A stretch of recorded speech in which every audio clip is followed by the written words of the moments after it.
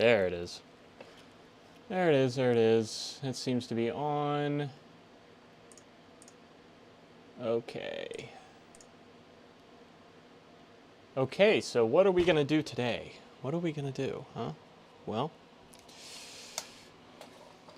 we got our order in from Console 5. Now, we did not get our CRT test screen generator. Very sad, so I moved the CRTs off the bench. But what we did get is our 5200 4-port bypass kits. And we have 5 of them. And we're going to do all of them, hopefully, today.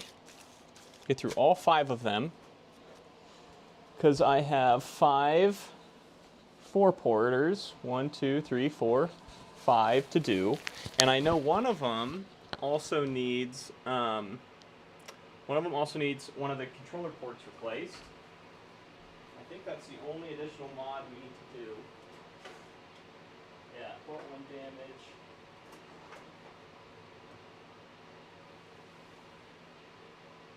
That one says controller fire intermittent, so we might have to look into that. Maybe just reflow connector on that one, but that's pretty much it. So this box can go to the side. And as much as I would like to say that I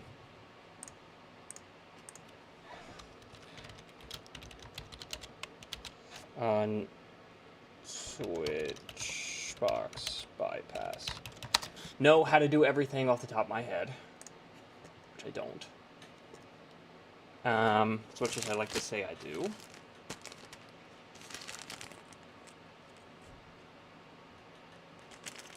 We still need to watch the guide, because I have done these before, but man, it's been a long time.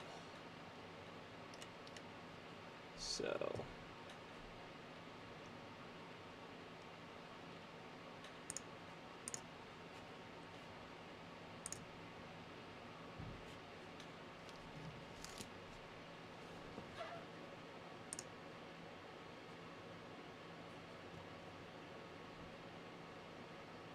that is a switch box modification. That's not what we want.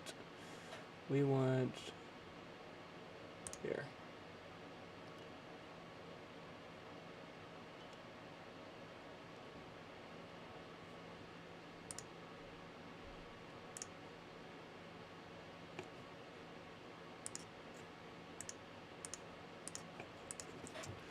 Let's get the Atari age up.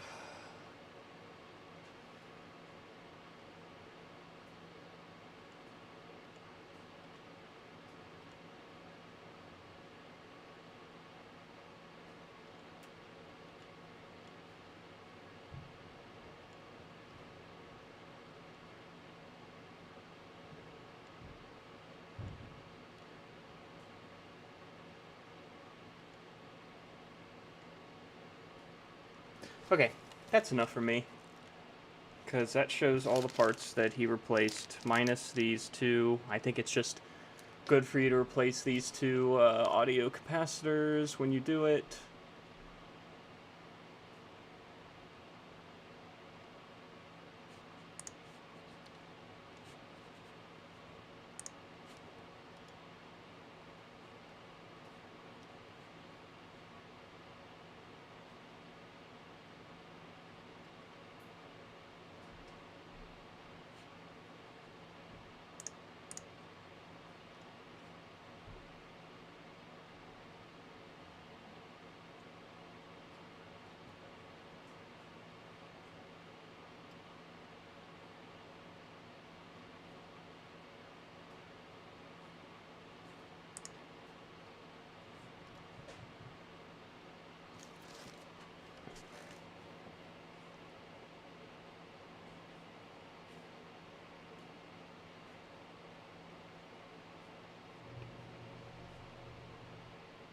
Oh, and a little tiny capacitor goes between positive and negative, I'm pretty sure,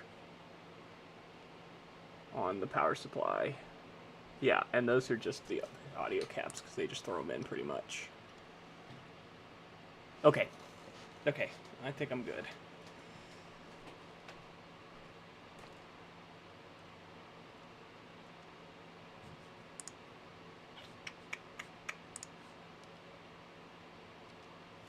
So let's get one of these taken apart. Here on the bench. So that's the bench.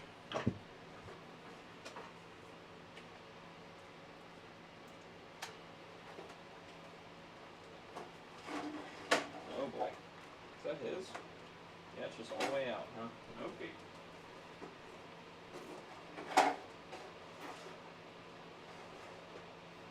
There we go. Everybody hold on.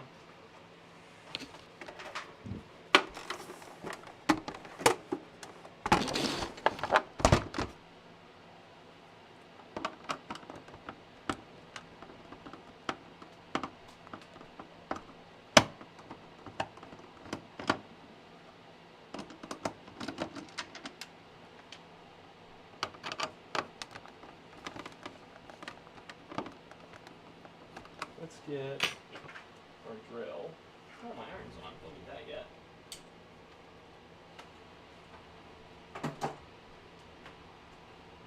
I didn't take my drill upstairs, did I? No, it's right here. Okay.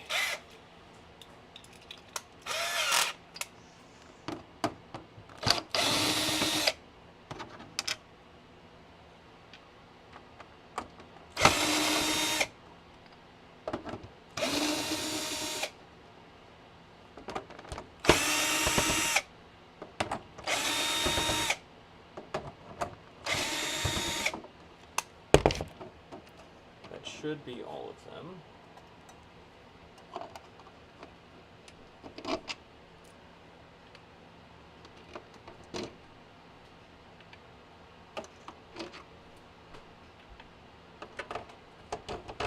And everyone remember that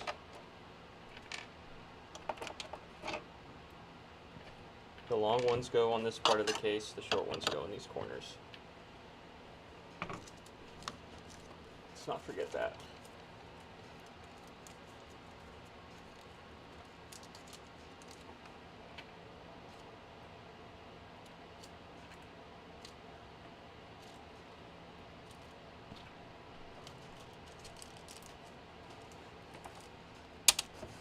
Okay. Flip her over. Lift. There's your board. This needs to go into a pile to be cleaned.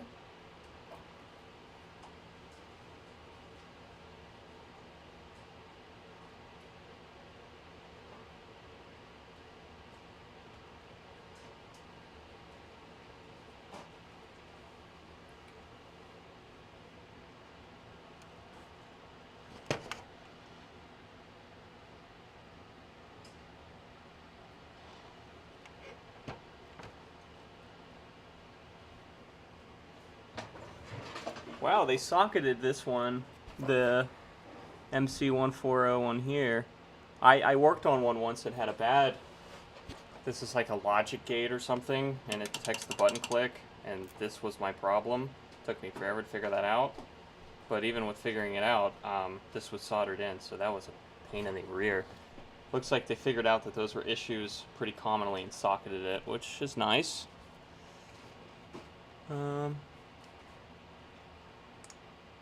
So if we want to switch out the audio caps, then I think we have to take this cover off as well. I'm pretty sure the audio caps are under it.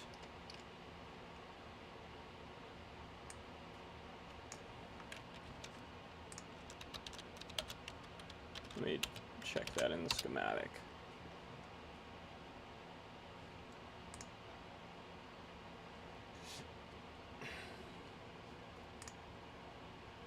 Yeah, there's the modulator. Come on, computer. Hi, Yank. Yeah, it's those two guys right here on the inside of the modulator, so. Let me get A super long needle nose.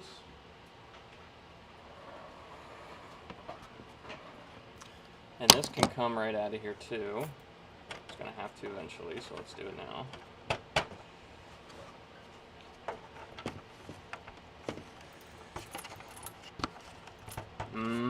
French fried taters.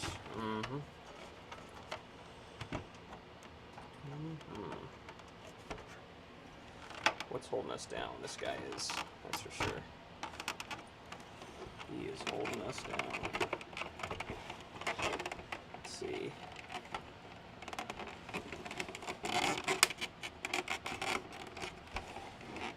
Where's he go? He's up under there, huh? It's not awkward at all.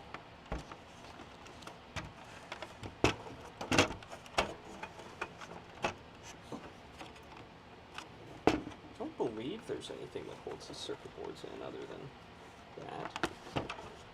Let's take this cover off and double check. I don't want to rip the board. I think it's just the tightness of this cable that's keeping us stuck in here. These damn cables. But we'll straighten these out so that we can get in here.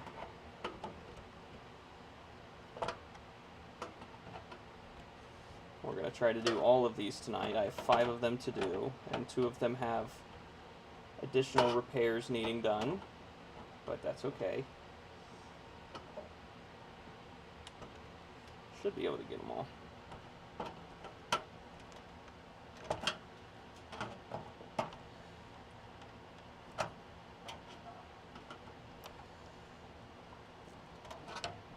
These ones up here in these corners, these are the ones that suck. These ones suck to get to. You need a really... Sometimes get the hemostatics out for these, because you'll hit this. You hit this. You don't want to break your heat heat shield off.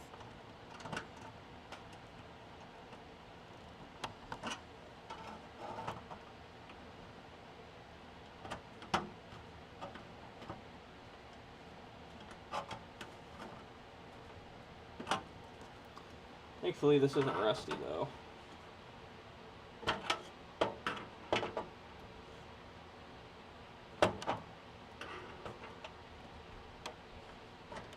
Okay. Let's see how we did. Awful. It doesn't move at all. Great. Really just have to get this started. Once you get it started, they're not so bad. Starting them is a pain in the ass.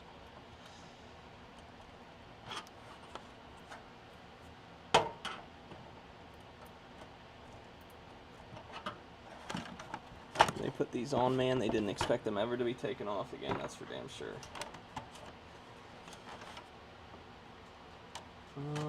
Let's get underneath this with some this.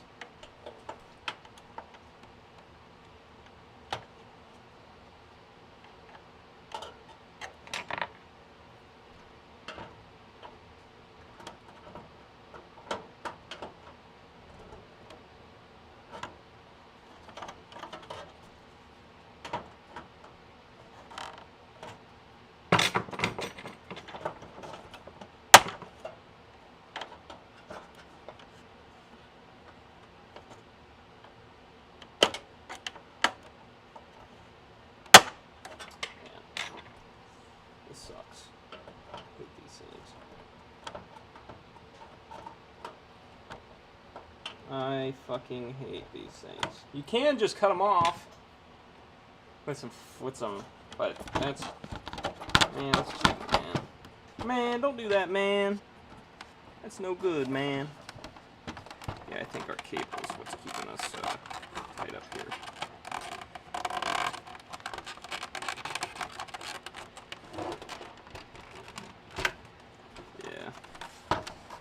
Goes.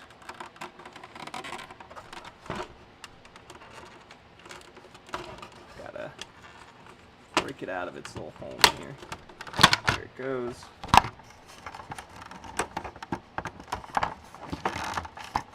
Alright, look at that. We didn't even break anything. which is incredible. Alright. So now we can pull this cable out, and we can put this in the pile to be cleaned for the cases. And this mark on here actually tells us how far deep in the case this goes before you clip it in, so right about there. And we'll desolder this from this board. And that desoldering this will allow us to get this cable out of here, which will free our case. So let me get our best friend. Actually, bring our best friend over on this bench today.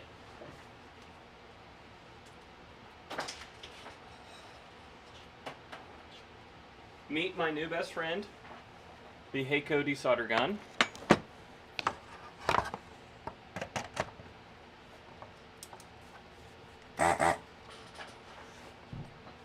So we remove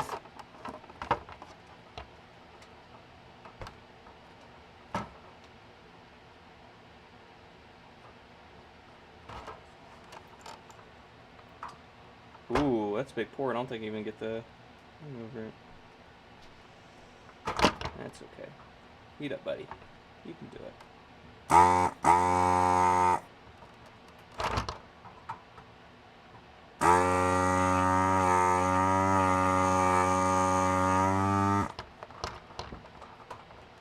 And then he also has a ground lead, doesn't he? That was his ground lead. That one back there isn't one, is it? Well, it might be. Does he have 3 connections? He does have 3 connections. Wow. Okay. They did not want this thing coming off. Let me flip it all the way over so you can see what I'm doing.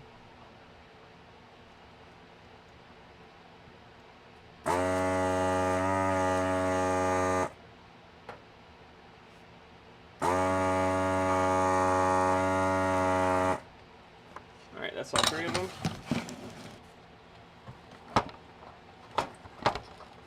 Will it come out now? That bottom one's bent down. Bend him back up if we can. Need something smaller than that. That's not strong enough. This will be strong enough.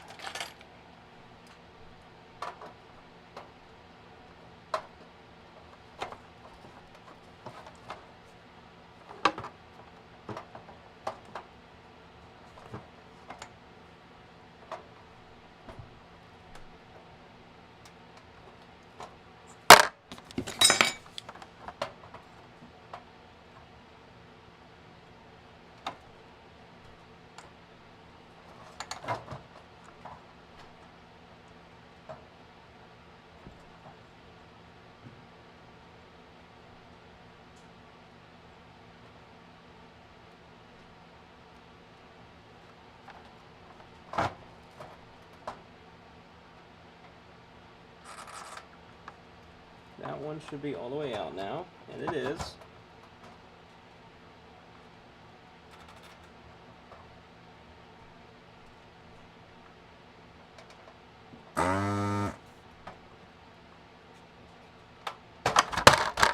There it went. Don't mind the scratches. Don't worry, cat, we'll buff out those scratches. Alright. And now, I can pull this out. And this board can go to the pile to be cleaned.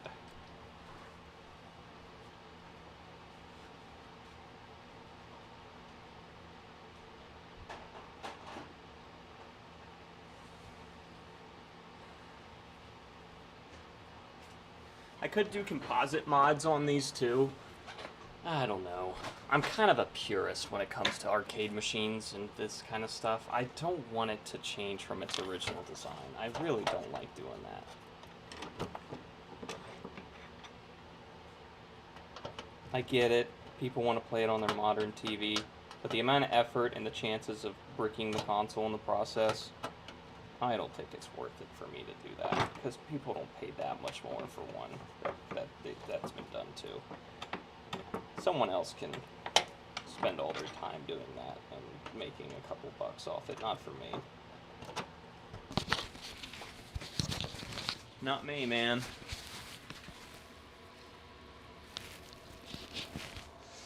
Not me. Leave the RF modulator alone. It's doing a fine job.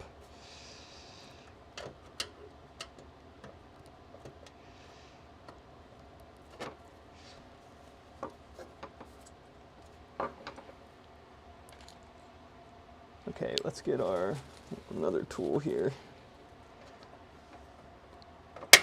Come on. Man, these things are on here so good. That really sucks. I need a little metal. Like, look at that. Why are you on there so good?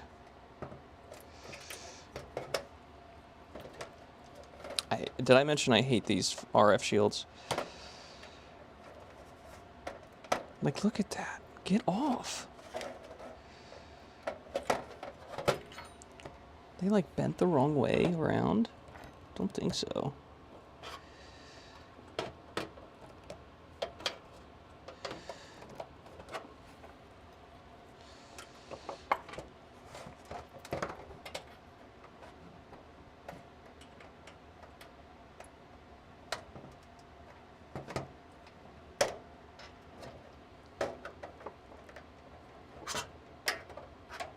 All right, that corner is lifting, which is great news. This one's still...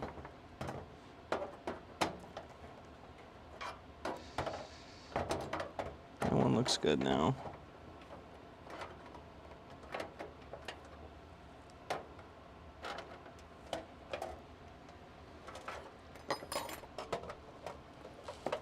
All of this just to replace some audio caps that aren't failing. I don't know. Do I even do that on all these? Is it worth it to replace the styrene caps? That means I got to take the RF shields all off them. If I don't do the styrene caps, I can just leave it. I can leave the shielding and not do all this work. Probably just going to leave it. Because I've checked, they all have good sound. It's not like the styrene's failing in any of them. I think that's what they're called, right? Styrene caps? Styrene, yeah.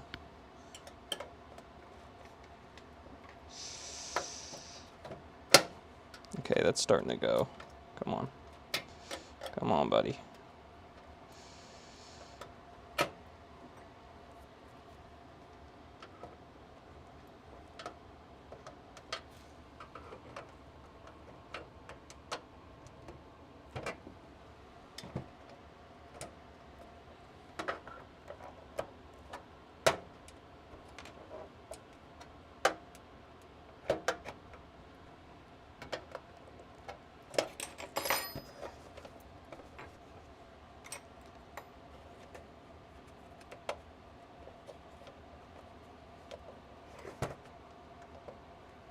Yeah, it's definitely stuck on that one, this third one somewhere.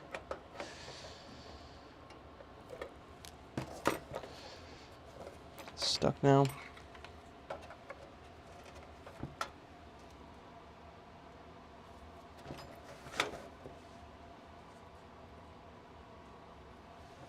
The camera looks really dark. Why does that look so dark?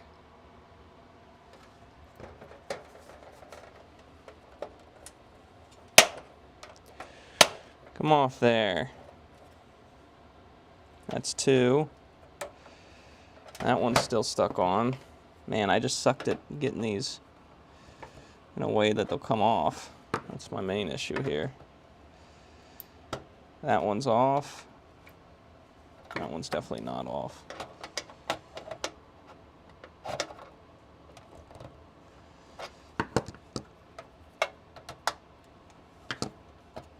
That one's off now. Alright, see, like I said, once you get this in a groove, not so bad. It's just getting those little tabs of metal to cooperate is hard. But once you start them, they want to come up.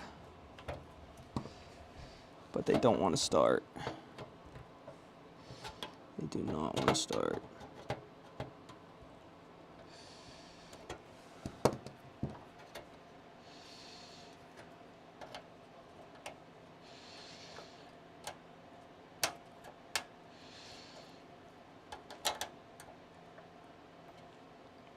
man.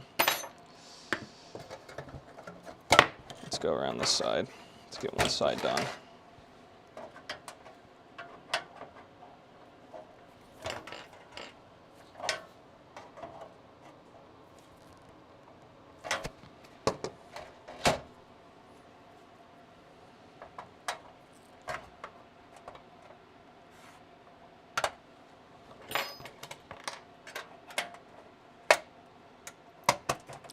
There we go. There we go. We're cooking now, we're cooking.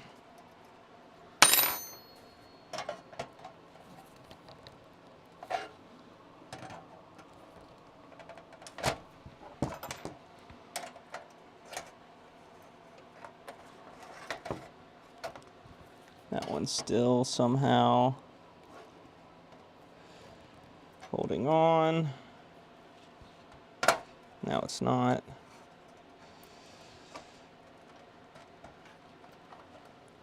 This one as well is somehow holding on.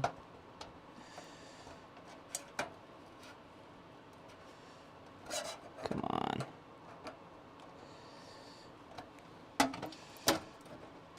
There it goes. That's off now.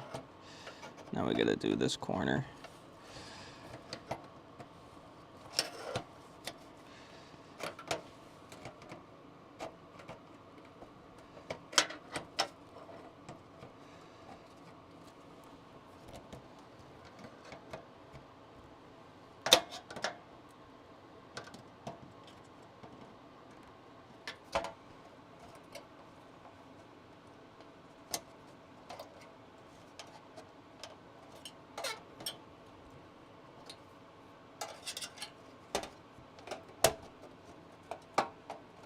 That one's off. Gotta get in here. This is the hardest one right here.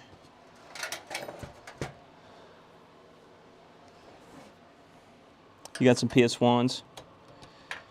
You got your, when do you set up your new internet? You got that all set up?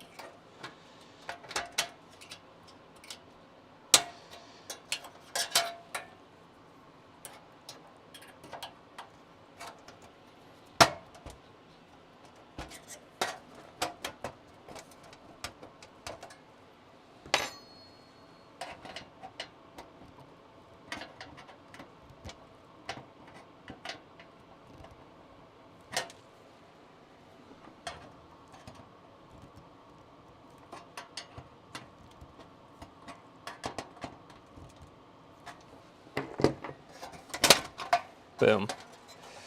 Boom, boom, boom, boom.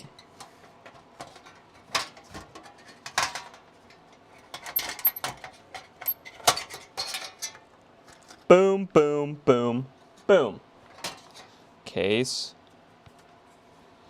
Look at that. Beautiful Atari circuit board.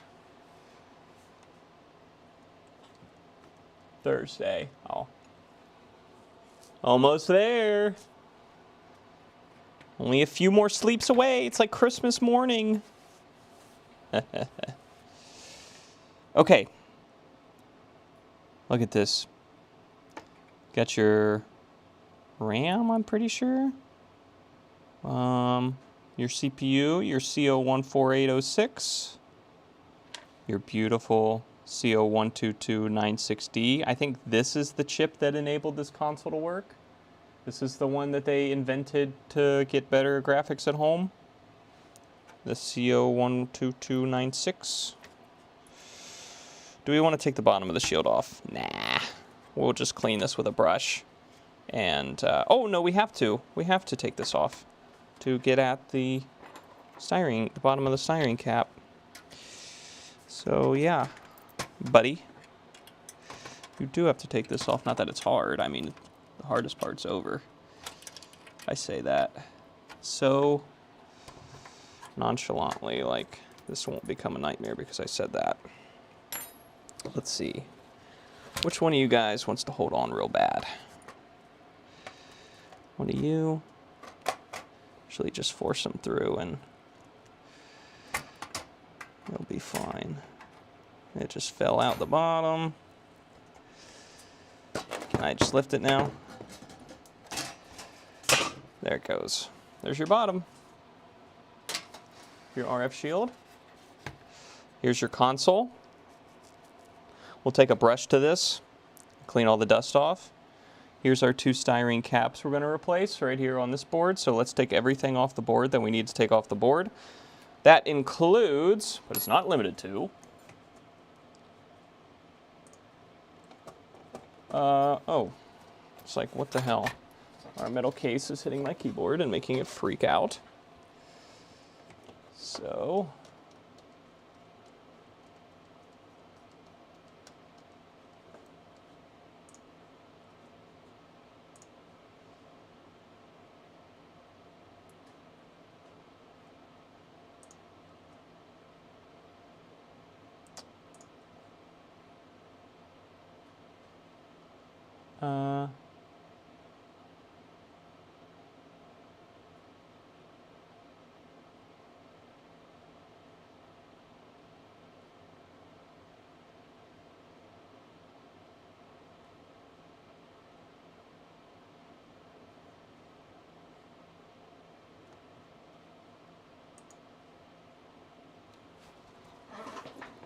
So we want to reuse our cable because I don't have many of these. And I'm pretty sure that is possible because this is just a basic RF cable. It's just doubly insulated. Yeah,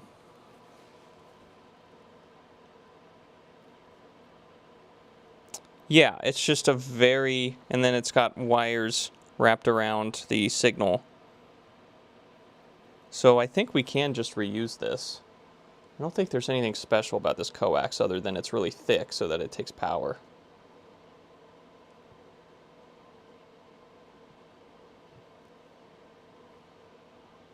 It's got ground and power going through it and that's it. So what else can there be? Okay. So this big capacitor here has to go.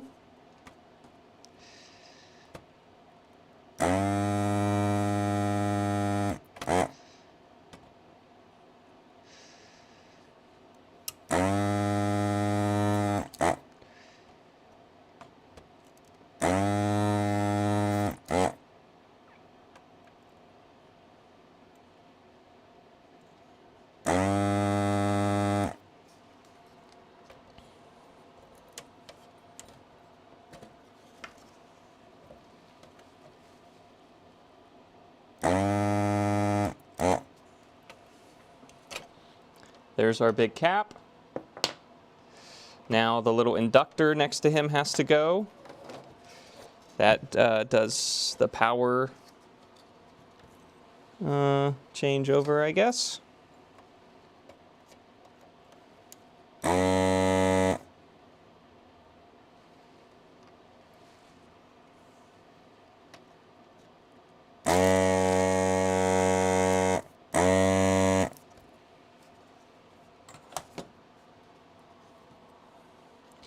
Goofy little bastard.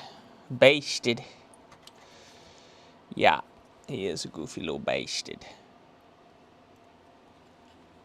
All the way up here, that's him.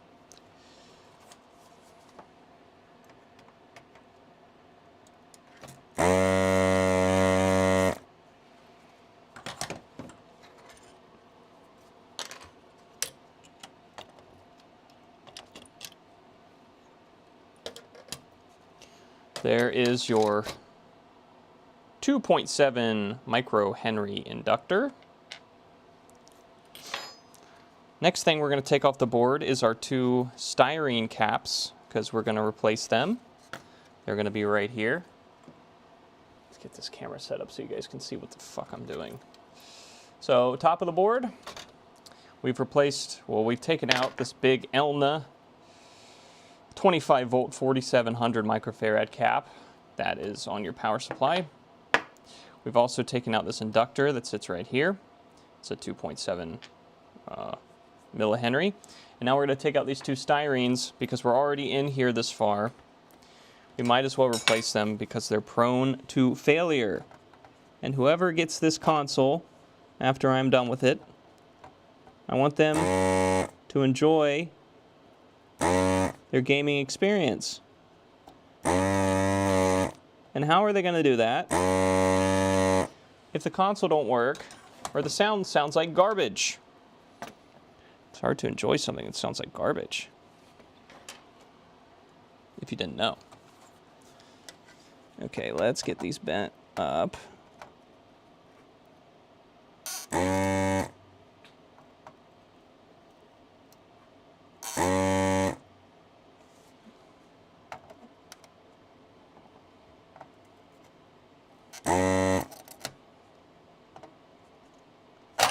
Curse you, Atari, for bending your legs down like a psychopath. Why must you bend your legs down? Oh, why? There's one. That one looks like it's still in there. And it is. It's still in there.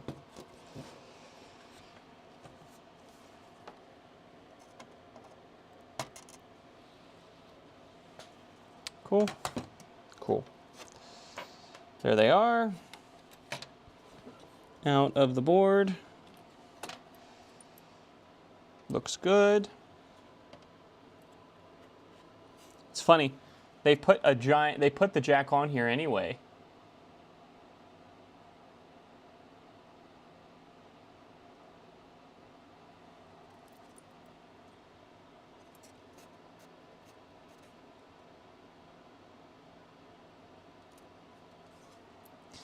Okay, so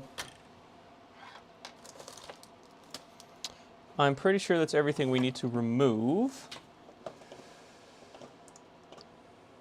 And now we can just slap everything in here and we're done.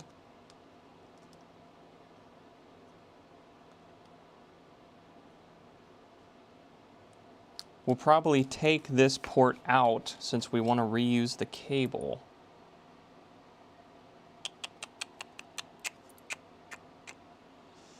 Because that is just power and ground for the signal. I'm pretty sure that is fine. Turn you off for now. We're not going to use you for quite a while.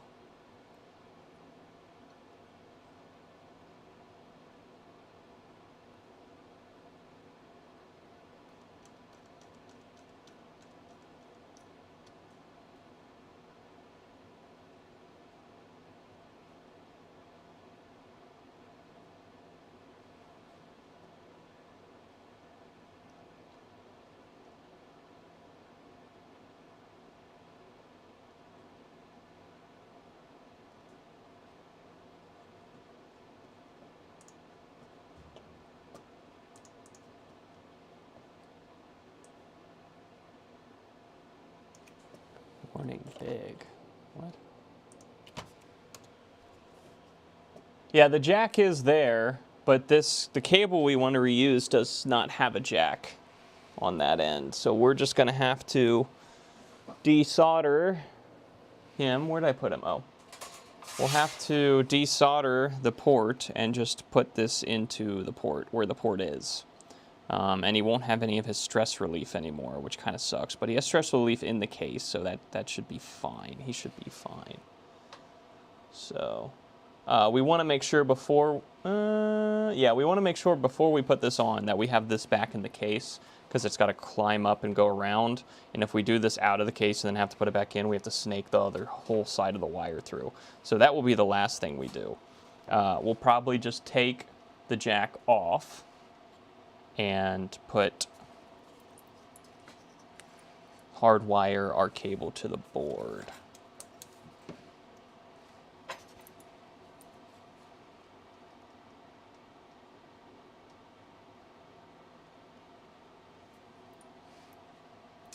How's that sound? How's that sound? Because I don't have any RF cables lying around. We want to reuse this cable. We don't want to just pitch it.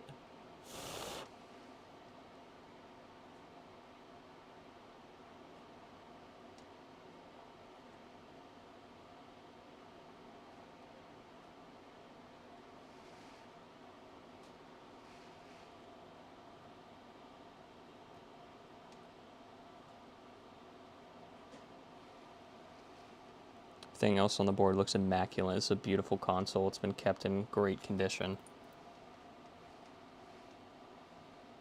Other than me poking and prodding through it.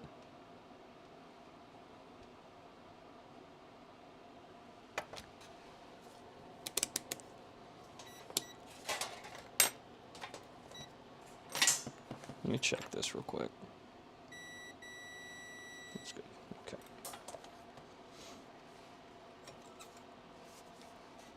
What do you think, Yank? Think we reuse it? I did order a shit ton of RCA cables. But I think if we can reuse these jacks, keep it with the original jack. I don't know. I don't know if that really buys us much of anything. But oh,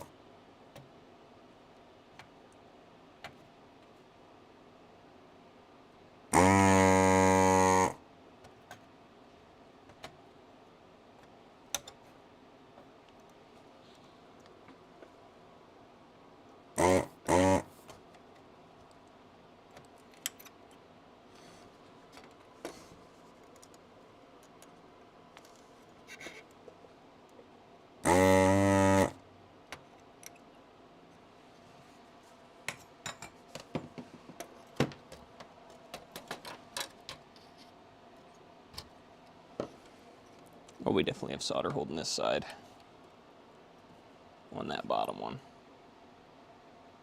Oh yeah. Oh yeah. We sucked all the other shit through though.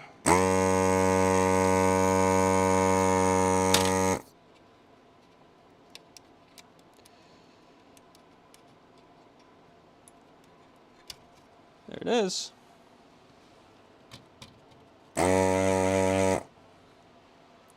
There it is.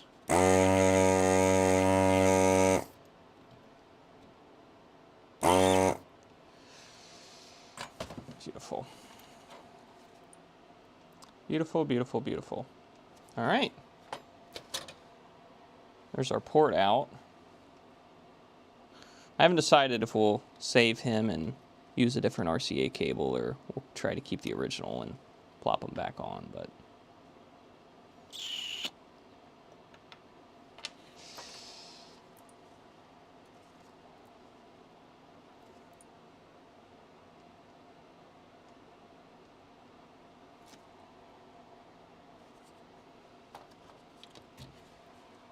there he is, ready to be modded.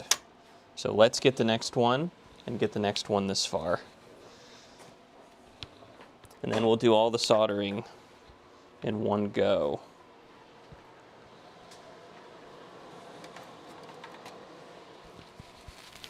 What do you say, lads? What do you say, lads? So here's our RCA.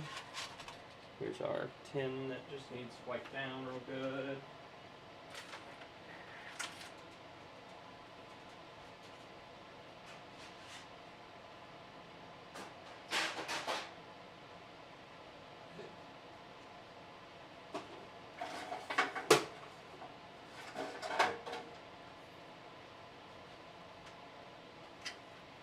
Here's our next 5-port. This cable feels flimsy compared to the other one. That other one was beefy. This one feels like a normal cable.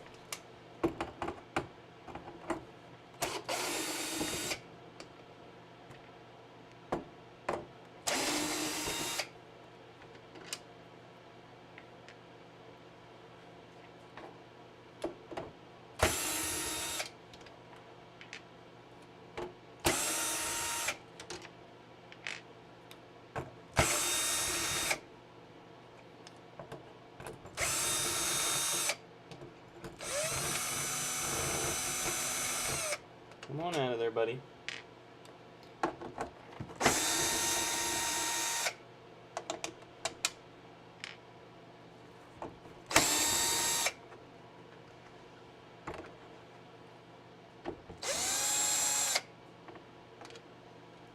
Okay.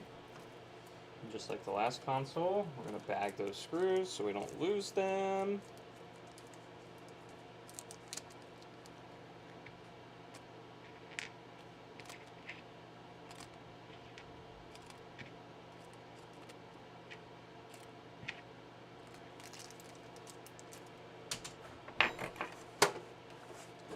them over. Top should come right off. And it does. This can go over to the to be cleaned pile.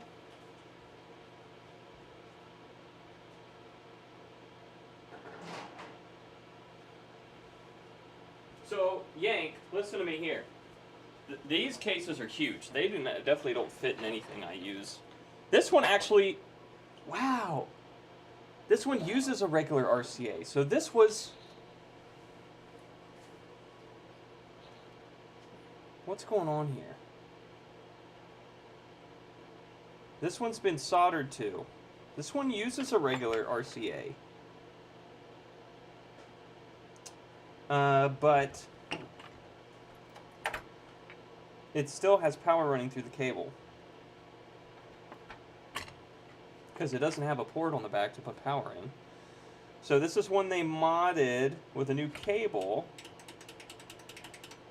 but did not change the fact that the power goes through it, because the inductor and the big cap are still here.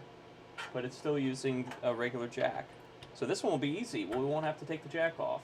We'll just run the cable back through with the power removed from the jack. So that can come right out. Look at that, how easy that is. You can pull the cable out.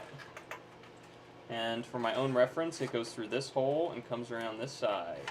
So when I'm trying to figure this out later, I can look back at this video.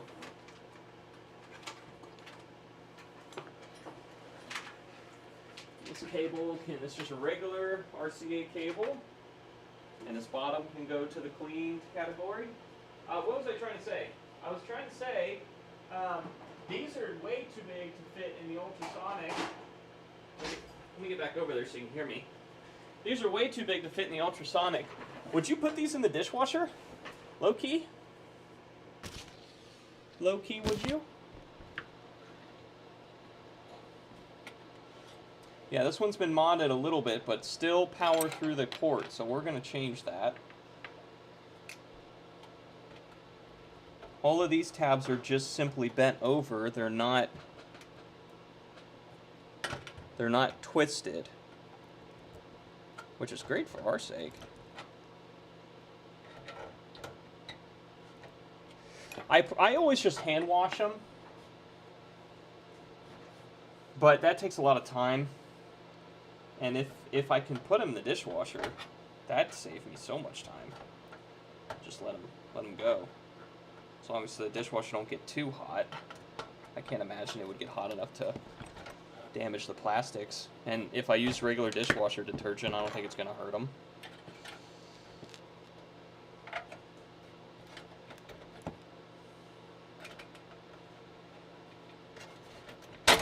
Look at that.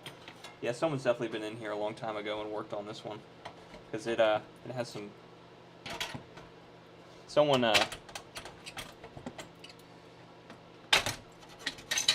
Someone cooked here. Look at that. Look how easy that was. Look at all of these RAM chips. Man, oh man. Crunchy. Alright, let's take out our two styrene caps, which, wow, do we even want to replace these? They've been soldered to. They have flux around them. Someone has repaired this. They replaced Q5 or Q4. And, ooh, the one styrene, that's a bad solder joint. It has no solder joint in there. That is floating in the wind on the other cap. He is just touching on the top side. So that is just, not that it matters too much, the signal goes through that side, but look, whoever touched this up, this cap, you can see the hole's just open.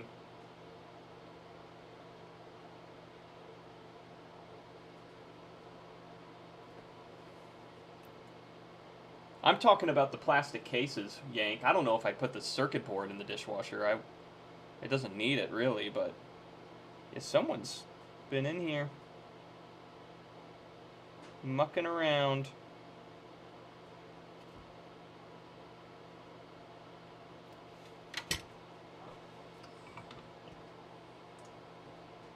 one time.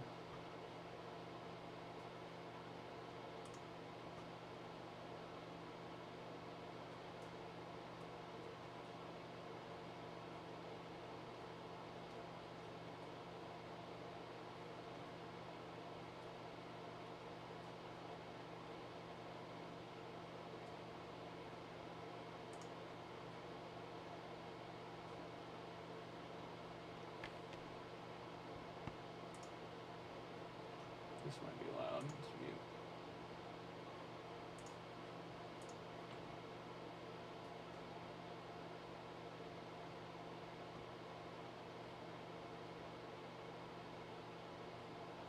Flying away.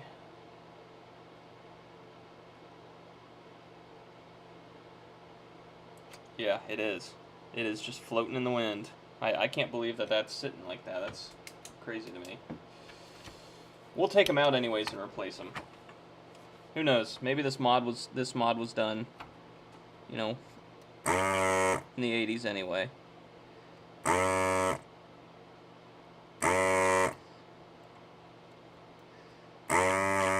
Then it can have my seal of approval that it's not going to fail, no matter what. And that's what I want. I want things I can guarantee, not things I can say, well, it looked fine. Yeah, and these actually were facing opposite of each other, which I find interesting. I don't think the styrenes have polarity. At least my new ones don't seem to have any markings of polarity on them. No, they don't. They do not. But these have a red side and a not red side, which makes me think that they have polarity. But I don't think they do. I don't think these have any sort... I don't think it matters.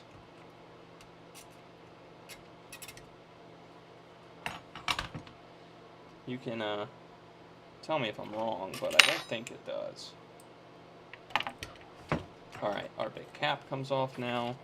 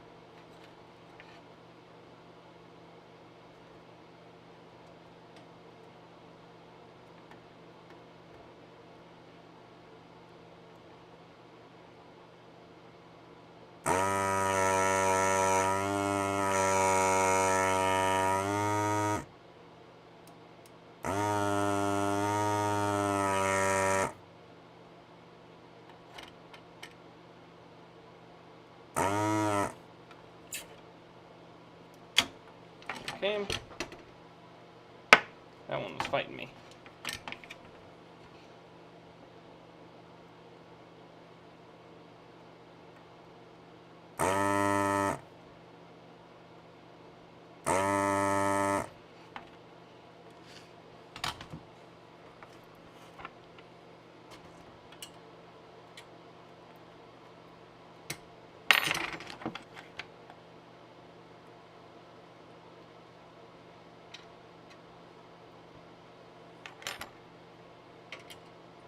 They don't have polarity. Okay. Thanks as always, Yank. Set me straight. I didn't think they did, but confirmation makes me feel better. Are those completely free down here, young man? Are you free? Are you free, man? Shut up, multimeter. Yep, you are. You're fucking through now. There you go. Out you come. Okay. And that's all we got to take out on this one, because we don't have to take the jack out. So, that's all cleaned up. We can move this guy over to the ready to have mod kit installed pile.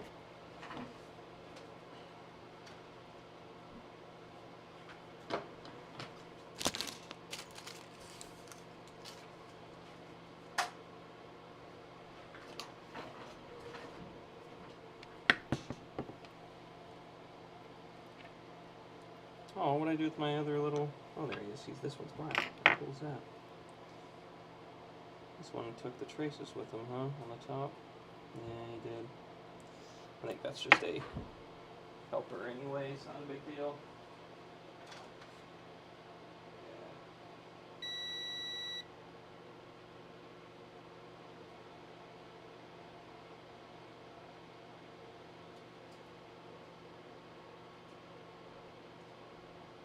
Yeah, it's not connected to anything at all.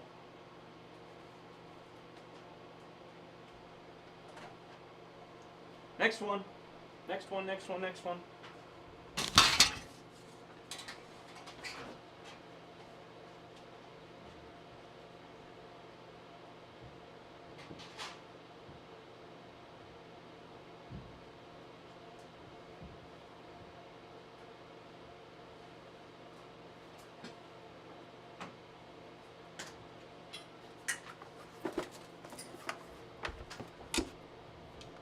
This one's dirty. Ooh, this one's rusty too. These ones screws need to go in some rust remover. Looks like it sat in the dirt. I got some rust remover upstairs we'll use for this. Try to save these original screws, but we'll see. The only notes I have on this one is that the power button was finicky. So this console works. Surprising to me given its state. So that's the small ones, long one, and 3 more long ones. And these are all going to go upstairs into a bag of rust remover, Rust-Oleum, or whatever. I don't remember what the fuck it's called. Alright, leave me alone. Okay, and it's still got the... Let's see, you guys ready? You guys ready for the reveal? It's hard to get this console in frames. It's so freakishly large. It's not that bad. Honestly, not terrible. I thought it was going to be worse. I also have noted that controller fire was intermittent. We might just have to reflow all the caps on the controller port. Have to check that out.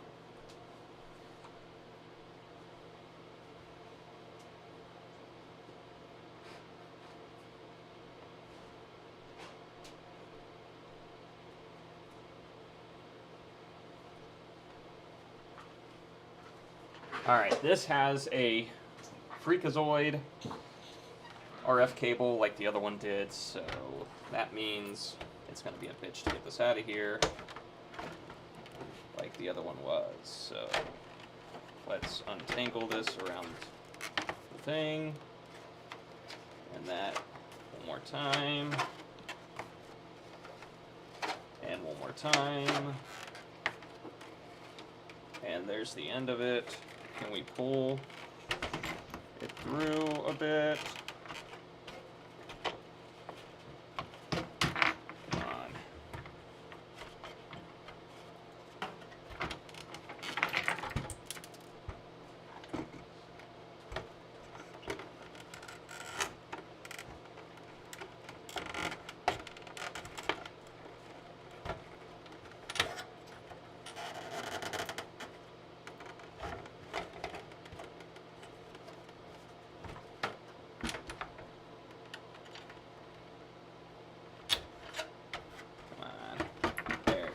Lifting.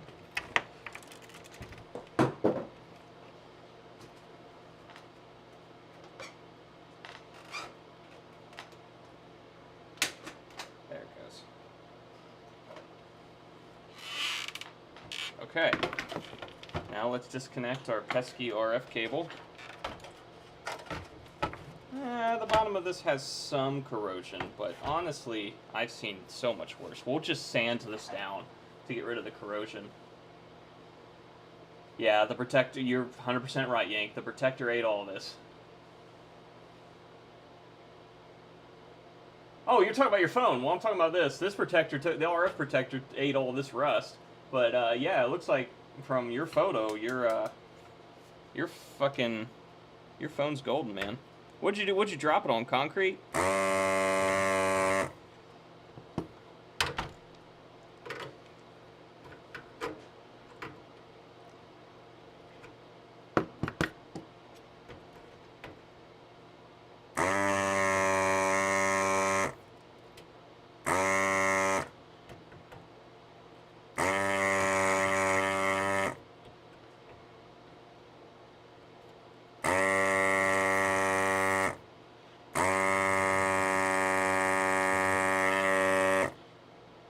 Okay. Let's get this guy. Sand and clear coat. Yeah. We will do that. We will sand and clear coat the bottom of this. That way it won't get any more rust in the future. And it will last for a very long time. And we'll definitely brush off the circuit board.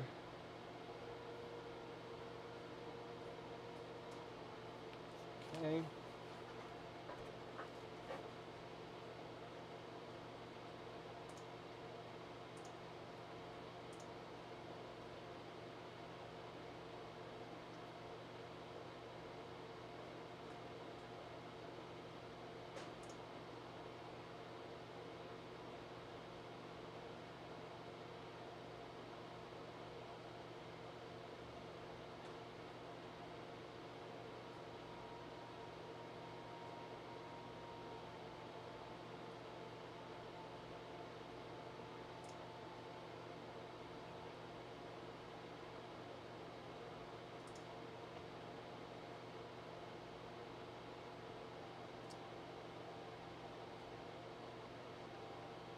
Sorry, 1 second. I want to see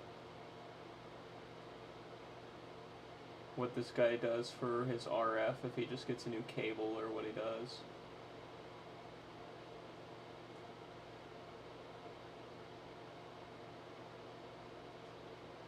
I think he shows it. Man, I tell you what, YouTubers not showing all their work, upsetting. Yeah, he totally doesn't. He totally just gets an RF cable and plugs her in, I bet.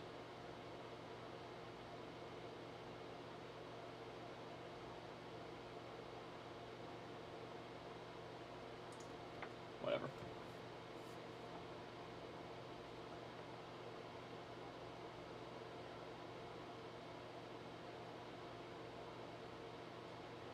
Wait, is that why the other guy in chat the other day was asking if you could, if sleep well if you can tonight?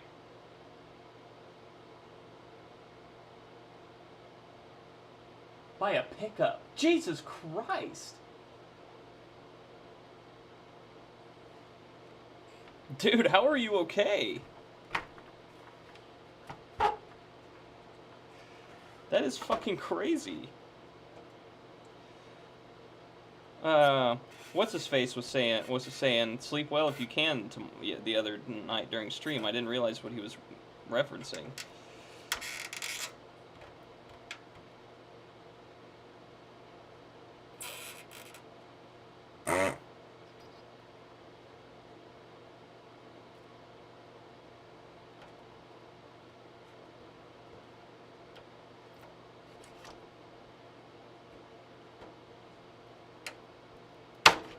Boom.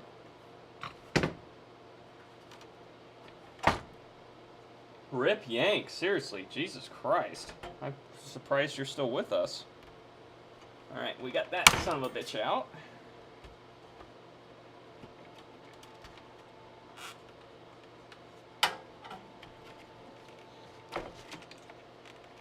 This definitely needs to have a deep clean. This one's pretty rough.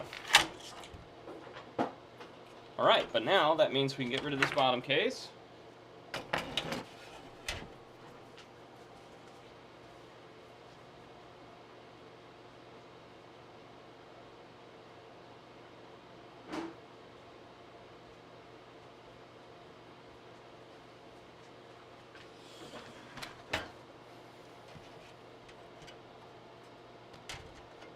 Okay, now we gotta take the cap off.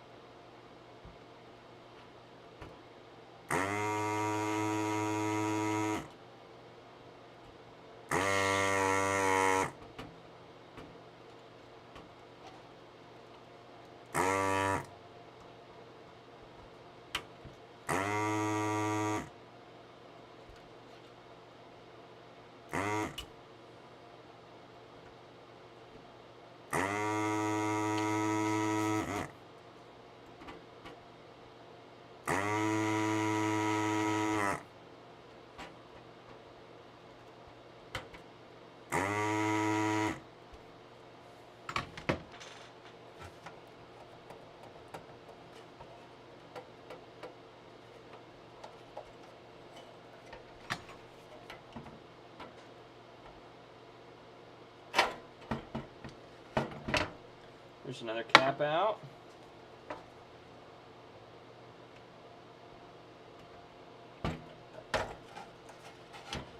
That's the right one.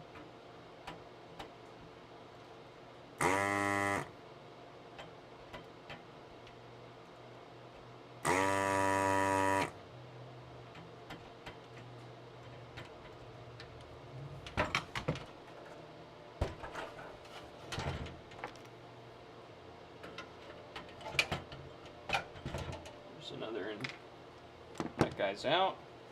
And this one has the fat RF, so we'll have to take the port out to connect the new one, or connect the old one back, I guess I should say.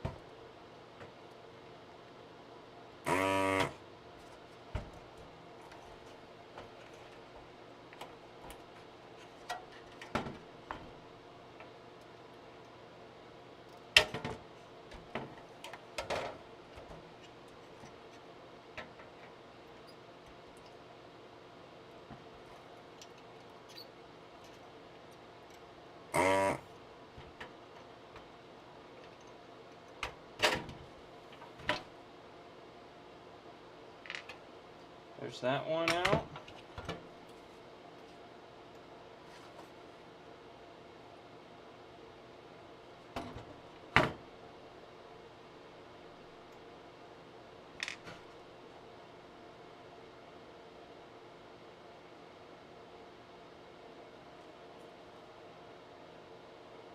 Yeah, all good there. All good there.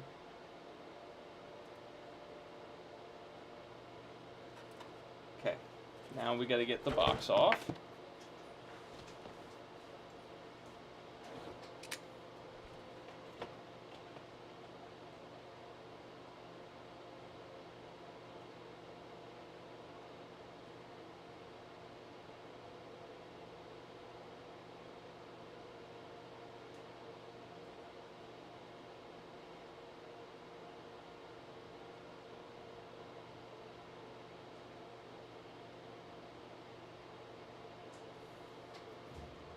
That's crazy, Yank. It's crazy you walked away from that. That is insane. Well, that's crazy.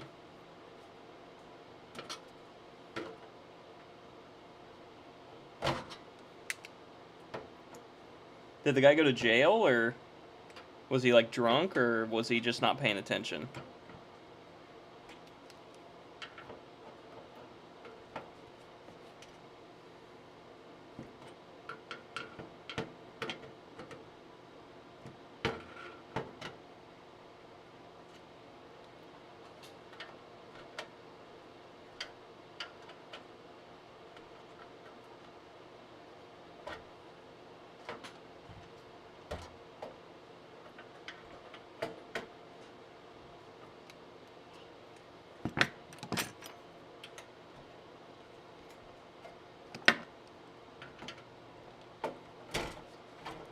They twisted these. That really fucking sucks.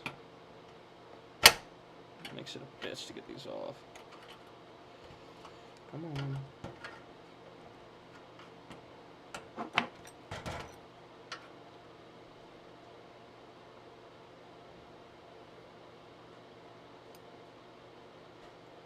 Right out on bail.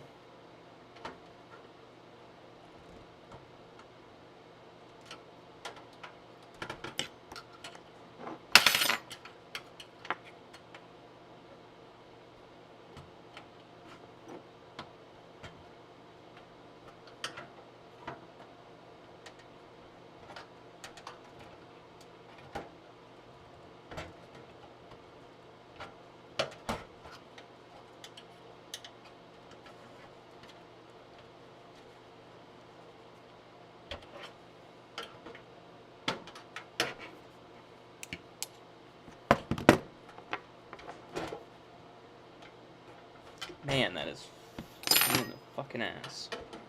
Get off there, bro. I know what it is. It's these little corners. They get theirself wedged, and then the metal don't want to pry up because it's caught on the tiniest piece of metal.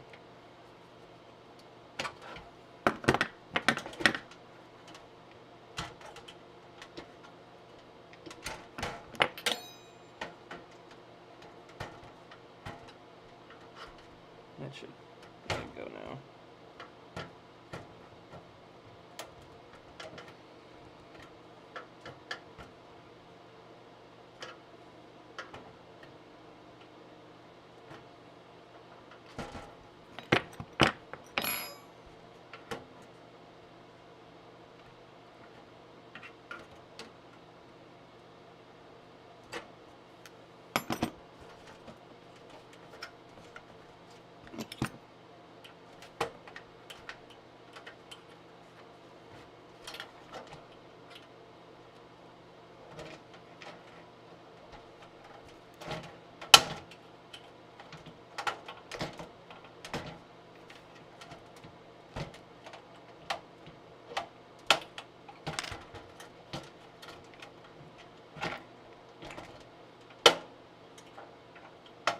Oh, we're moving. Oh, we're moving.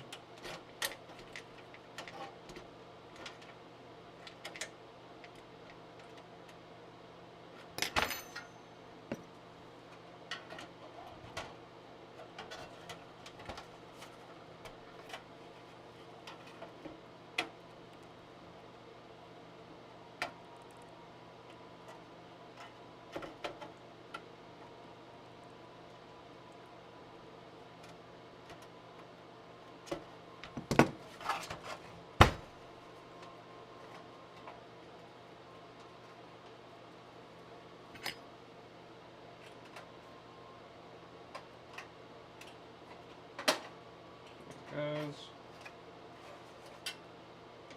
This thing is so dusty.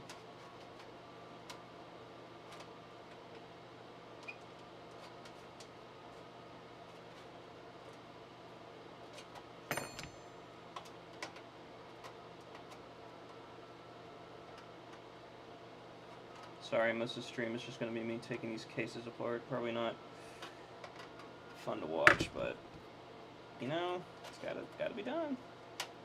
What am I gonna do?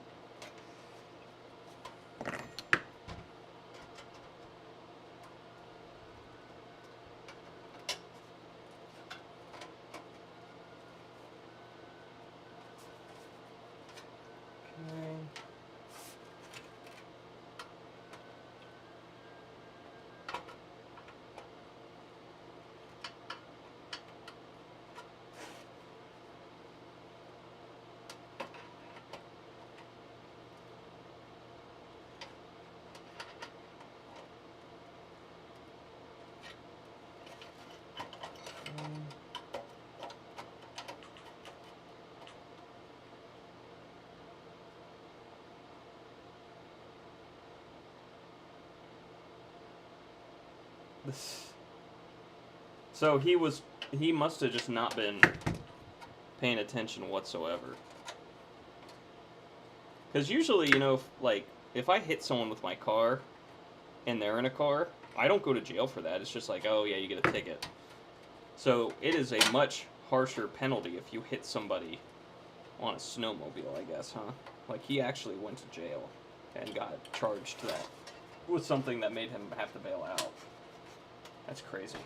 I mean, it makes sense. You hit someone on a snowmobile, man, their chances of walking away are a lot slimmer than in a damn car. I get it.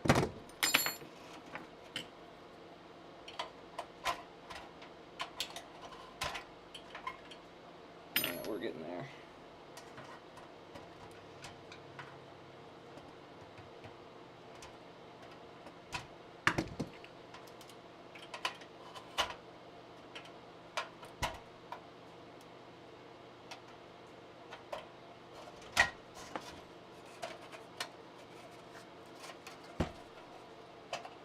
We will get this son of a bitch off, I swear.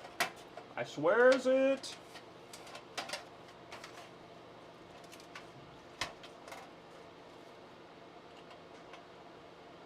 Just gotta make sure I don't hurt any traces doing this. That is the main concern. You don't want to get this tool in somewhere and scratch a trace. And man, that is the worst when you do that. And you gotta do trace repair and no fucking good. No fucking good.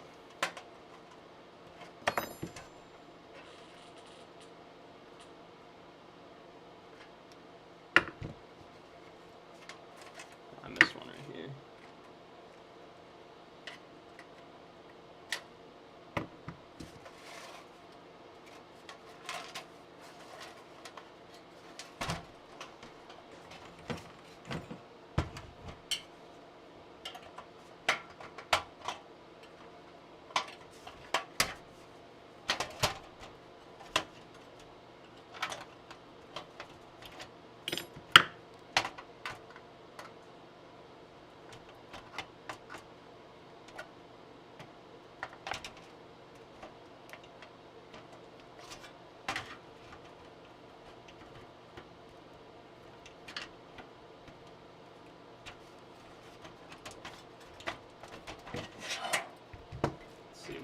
Side here. Yeah, see, I don't want to pry on this side because it's got traces. It's fine on the other side when you're just doing ground planes the whole time, but there we go. That's good. Man, that one does not want to come out.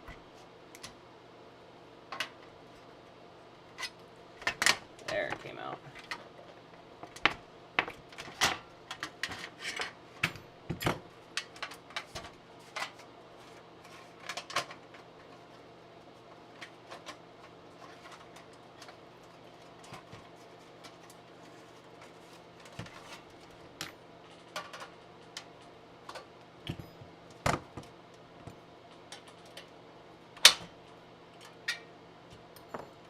And it's stuck on this little fucking corner again.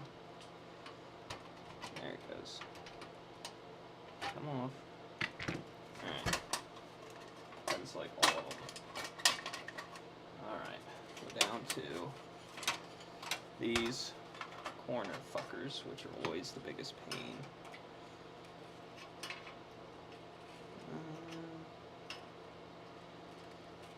There we go. And then this one. Okay.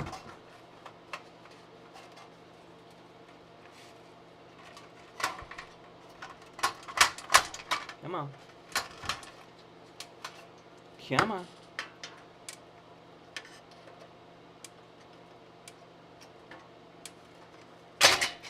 Ta-da! Now we're gonna look at our edge here, make sure I didn't cut any traces. Definitely not. Everything looks good.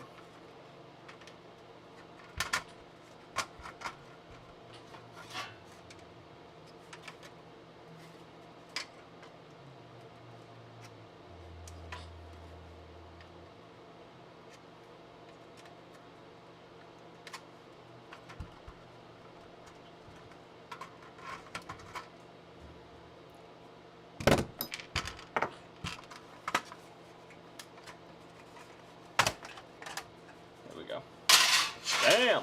That took way How long did that take me? 20 minutes? Jesus. Alright, now we just gotta take our 2 caps off here. Let's bend them up real quick and not just do it with the... Let's get our...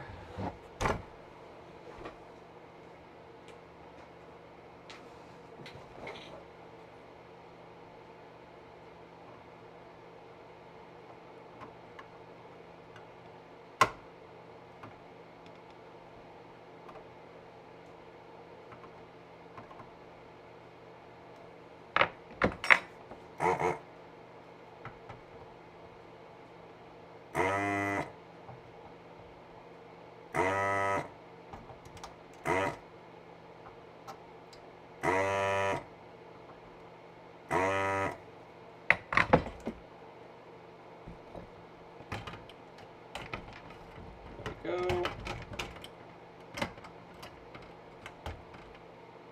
There's another one ready to go. That one took a while. Bag those screws, and we're going to get those screws in some Evaporust because they are pretty rough.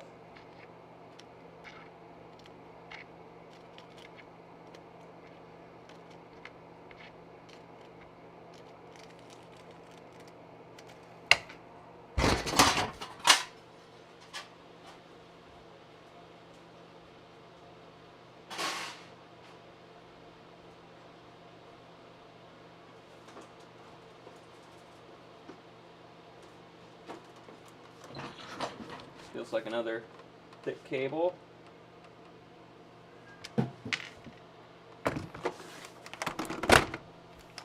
This one looks immaculate. I don't even know if I need to wash this one. My God, this one's clean.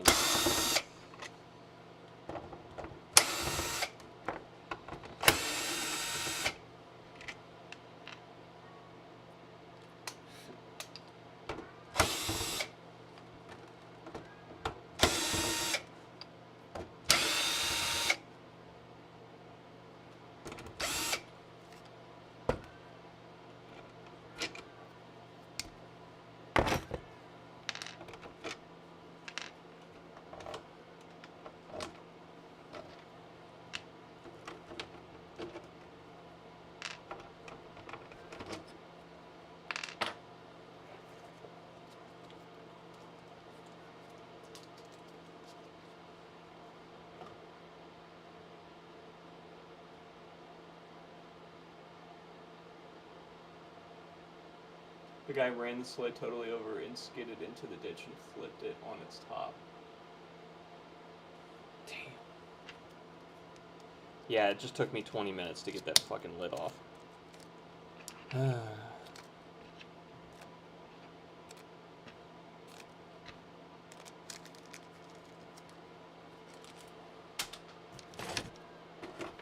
this cable all the way undone.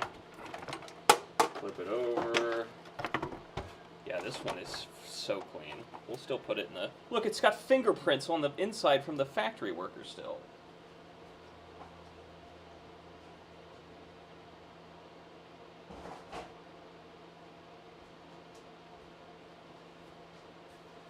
Look at that.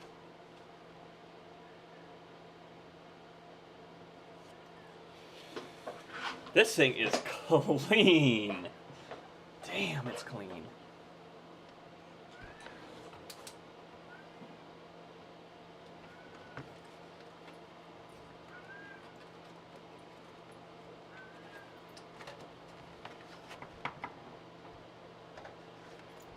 Yank, if I put all these cases in the dishwasher, would you just use regular dishwasher fluid?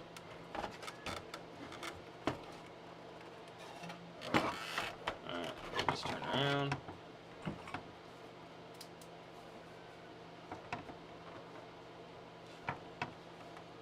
Let's get this off here.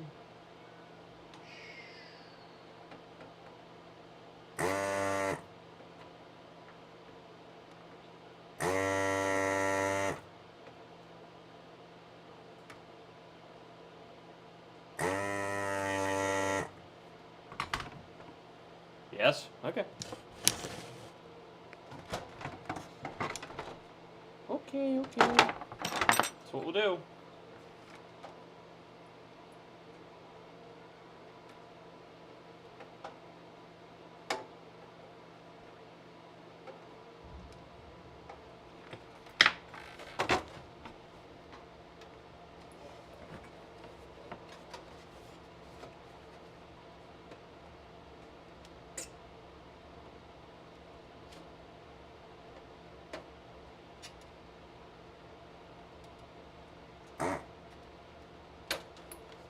There it is.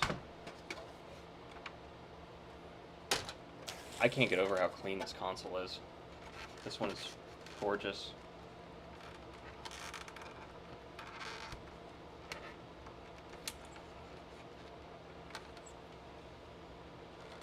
There we go.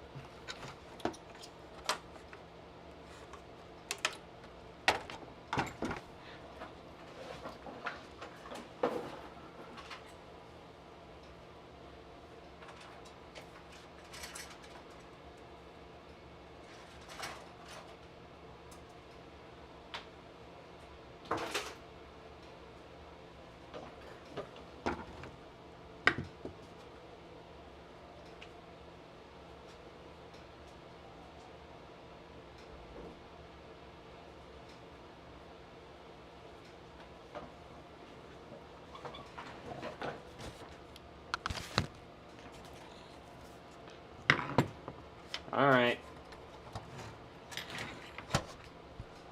Let's just get this over with. Fucking RF shield.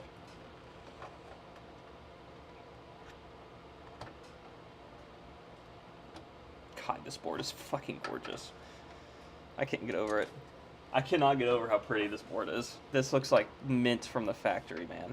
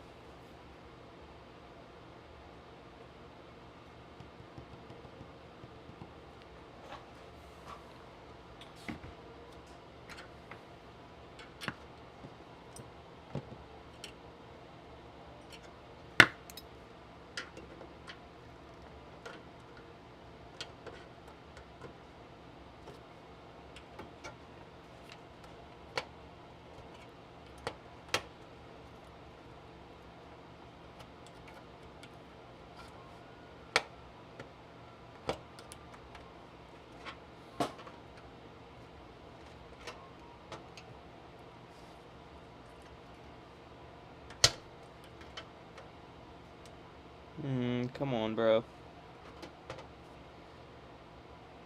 Come on, bro.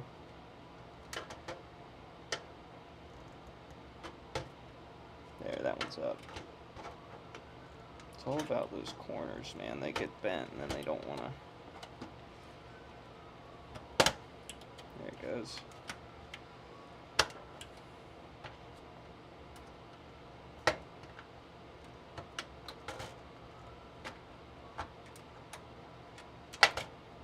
Okay, let's go this way now. That one's up. This one's definitely not ready.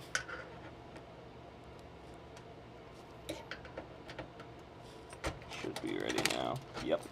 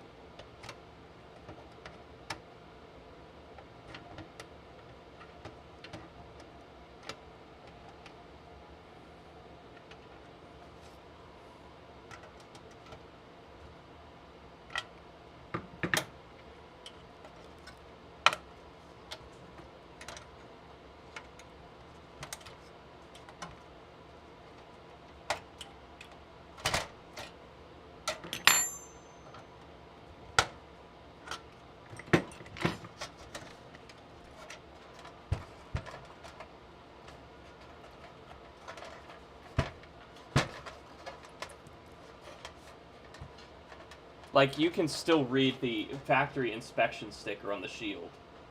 I've never seen that before. That is how clean this... We should steal this guy's fingerprints. Look at them. They're very prominent. We might be able to lift those.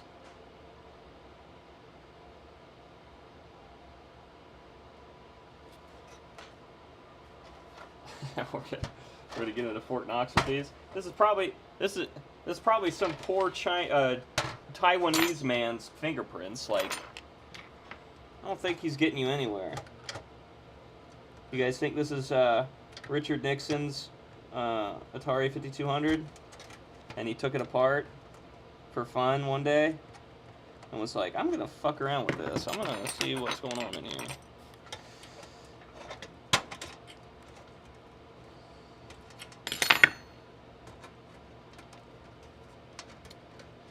Minutes later on every fucking RF shield, bro. Like, just lift up. Stop being a bitch.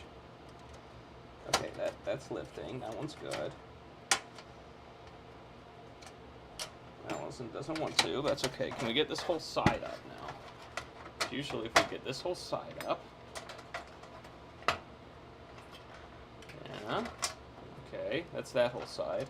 Now we just gotta get the front going, which I have neglected thus far.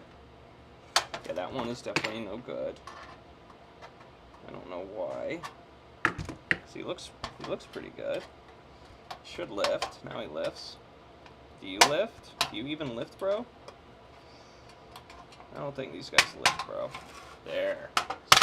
Once it starts coming off, once you only got like one left, it really wants to come apart. There's not much holding it together anymore.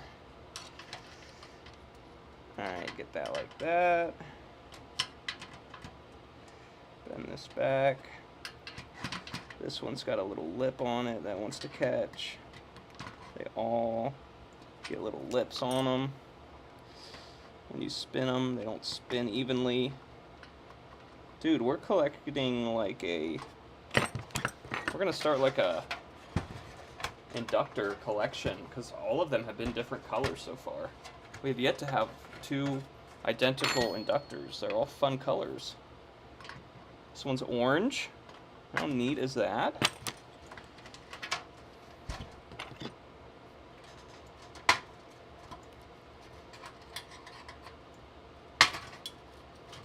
Okay. Boom. And the bottom came off. That's how you know you did it right.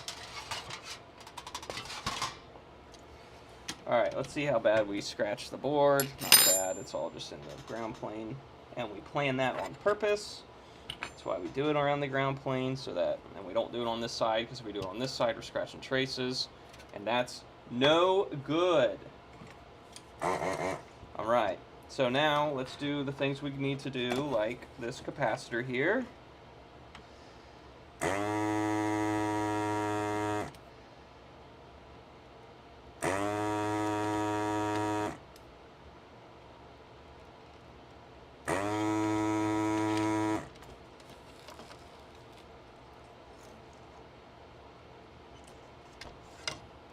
There's the cap. Now let's get our friend the inductor.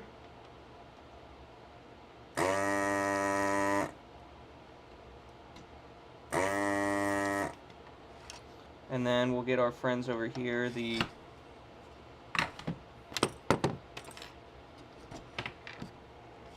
caps. We need to bend those legs up like that.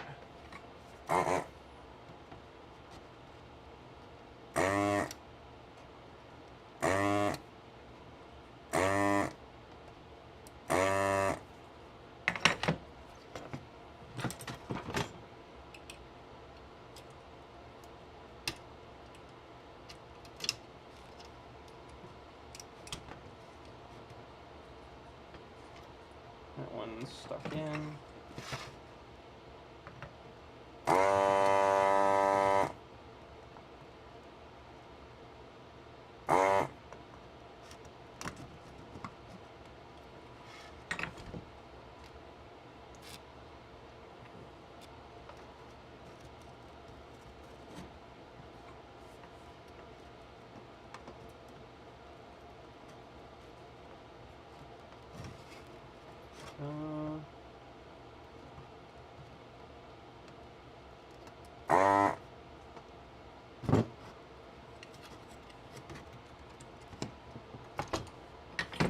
look at that.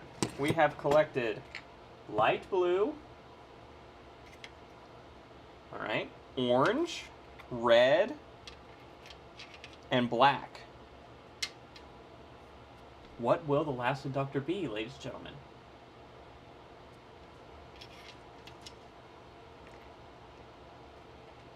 What will it be? Place your guesses now.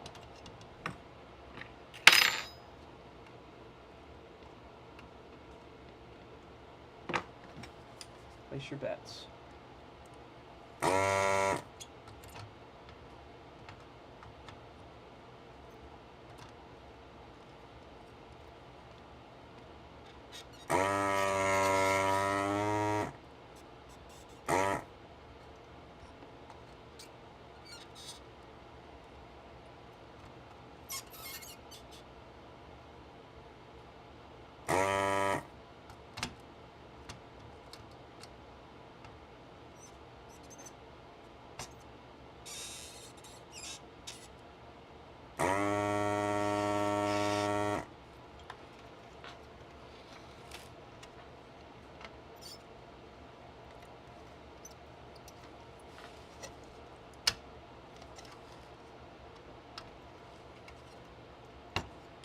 Oh, the one leg came off that one. Not that it matters, we're not using it. But... oh, no, it didn't. Oh, I think that's hole's clear. That's what we need. Alright, that is everything removed on this one. Very clean. This is the beautiful game.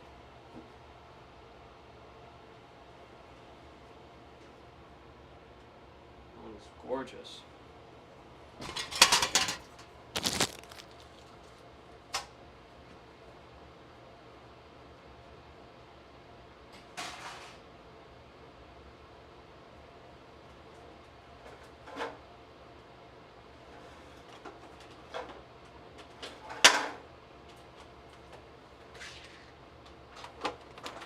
Last one. And we can get over to... oh, this one's got no screws in it. Interesting.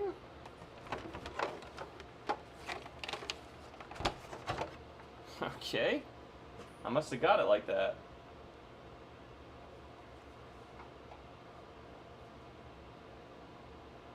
Also, the top of this is broken off. Both hinges are broken. That sucks. I think it still works because it can't come out. Let's look. No, it just comes right off. I might have another one of these.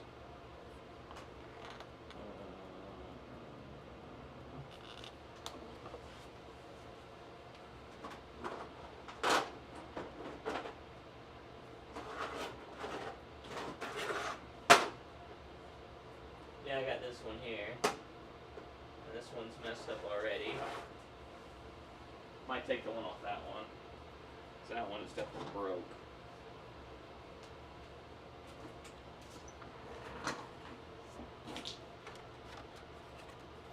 This needs to go clean though.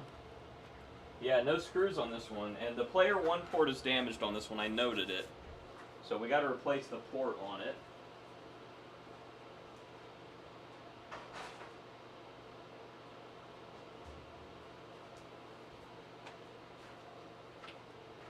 Player 1 port has a pin missing. This broke off. So we got to replace the player 1 port, which I have a donor board to do that with. Over here, I'm sure. Let's look. Let's look together. Yeah, it's right here. Here's one I was mucking with for a long time. Look at that. I've taken chips out of it and everything. And we will steal the port off him because our port is kafooey. So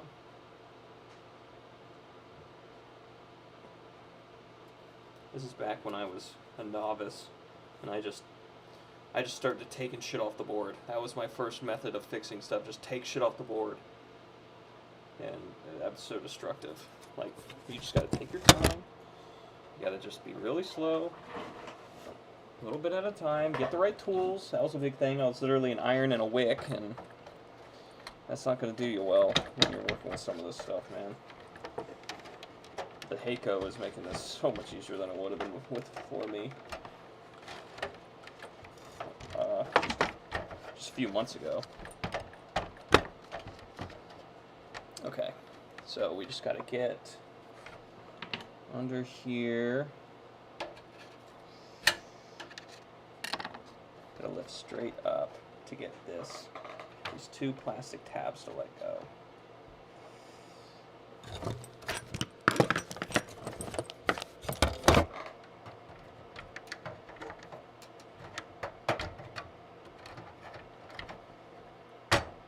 Alright, starting to lift on that side.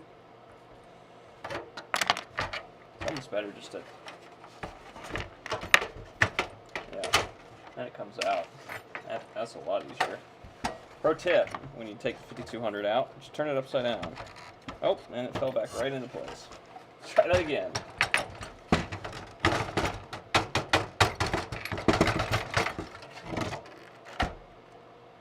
No, still on those tabs. Never mind, that didn't work. It's definitely more loose, though. It's definitely looser.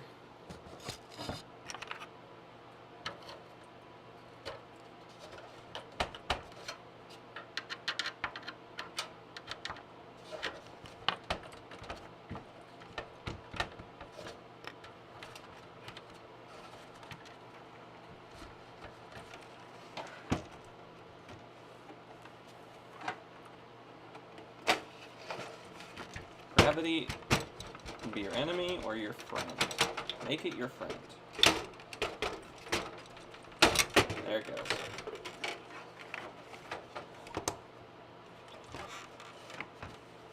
Alright, now we just gotta desolder our friend the RF cable. Oh man.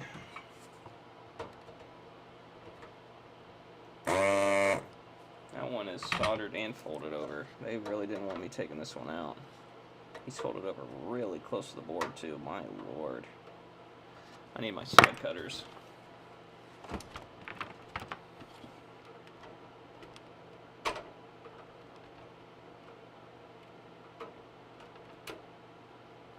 There we go.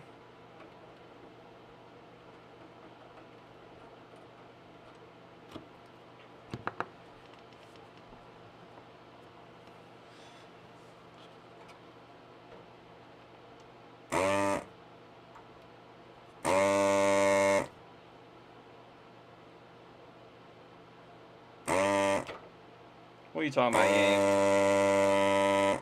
You're still a novice. Novice at what?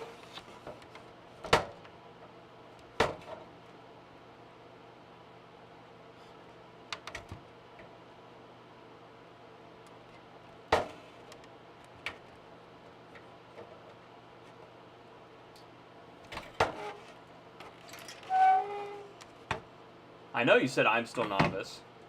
You're not. You're definitely not.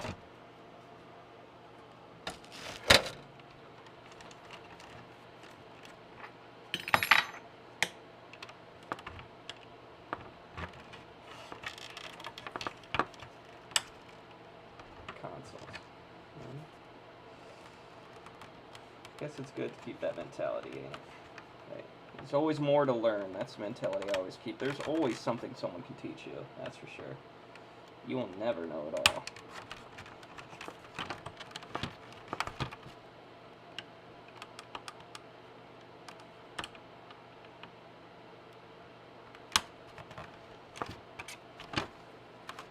Oh man, that does not want to come out of there.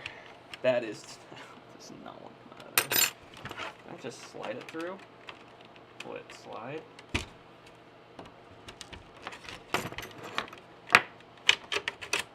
Yeah, there we go. Let's get this spun around, maybe.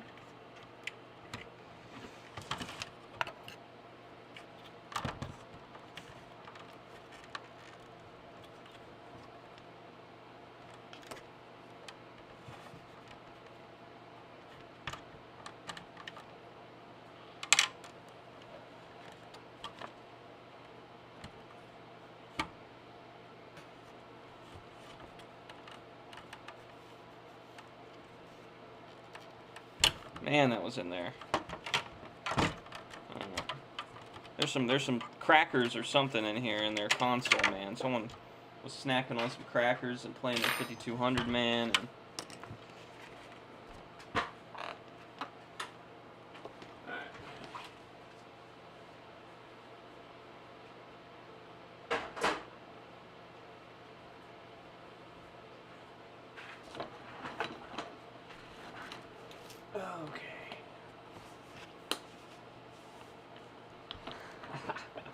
You're funny. You're funny. Picked up a thing or two, huh? Alright, let's use some flux on this. Let's not on this controller port. We've been doing a lot of the soldering dry just because our Heiko is just so awesome, but we shouldn't be doing that. We should be using a little flux, especially on this controller port. So we do not want to lift the pad on this bad boy. Well, we're on level 3. Let's go down to 1.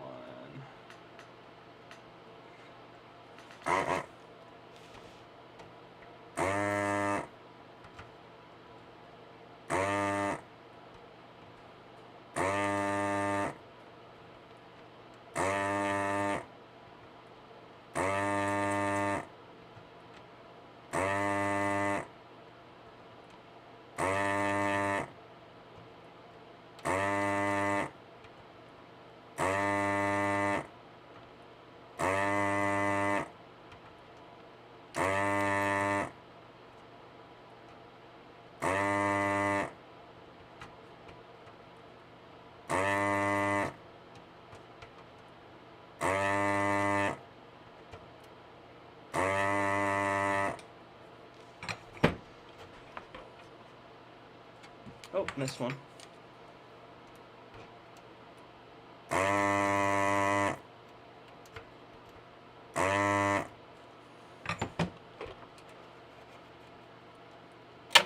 Look at that.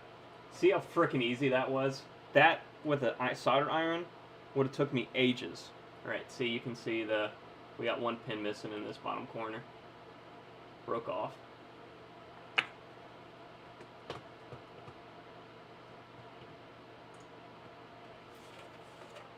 So that's the one where took the bad one out of. Now we're going to take the good one out of this 2-porter that we have tore apart in our past. God knows when I did this. It was a long time ago, though.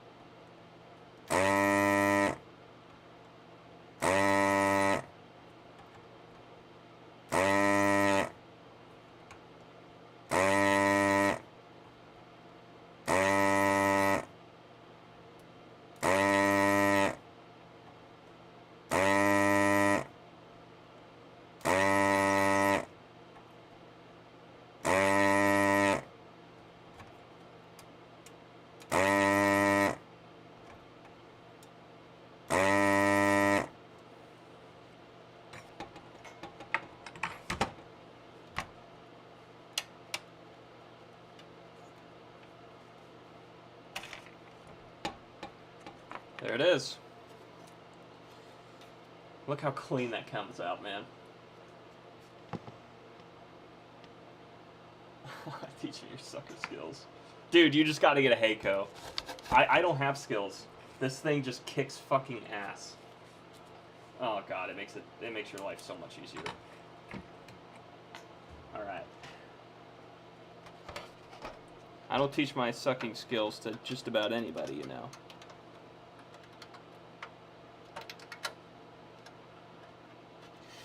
Alright, let's get this in here.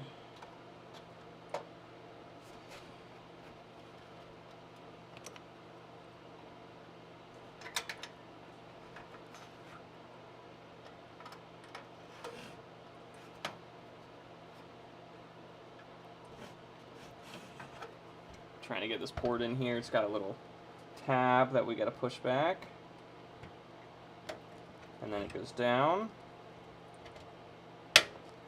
And there it is. Our new port is in. It looks good. That one needs soldered in later, but it's definitely not going anywhere because it's clipped in. So now we're going to take all our other stuff on. Yeah, this is a portable. I think it's a Heiko FR301. That's what it is, and it sucks. Man, does it suck in a good way.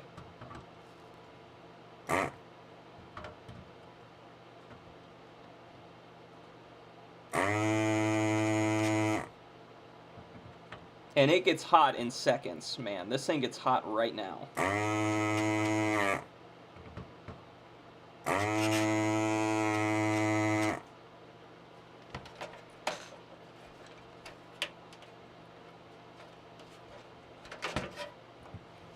There's the cap.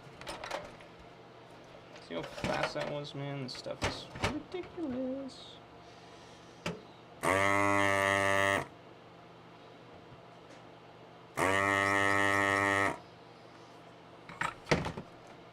That should be the inductor coming off.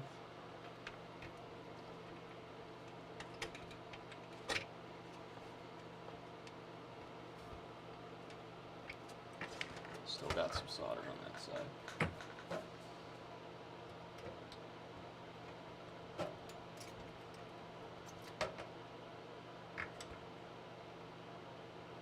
What's going on here?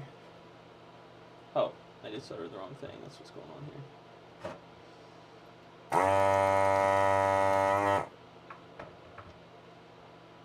There we go. Well, what'd you guys bet? Did you bet it was going to be red again? Because if you did, you were right.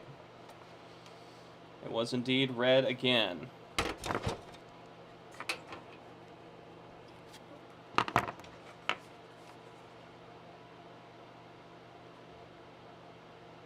So, I most of the time we've been working here, I've had this thing at 450, but I like it more, I like it less. I like it in probably about 400, 375. I feel like 450, especially on these older boards, is more prone to lifting pads and all that stuff. I mean, it's just, it can be too hot for these, I think.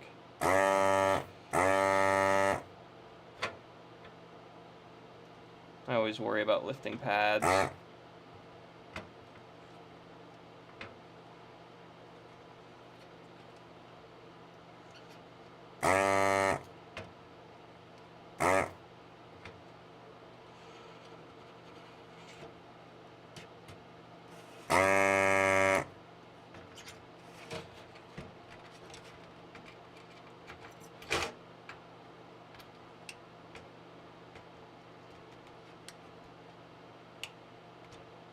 Come on, bud. This one's giving me fit.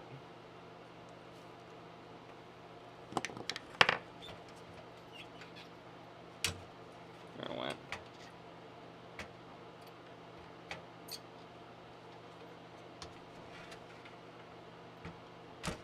There it goes. It's our last port.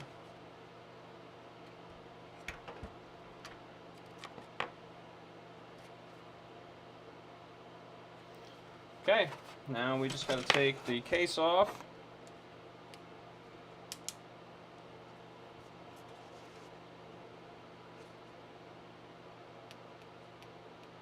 Oh, nice, grass puddle. Yeah, that's always the biggest fear when working on these vintage consoles, right? Is lifting a pad or breaking a trace.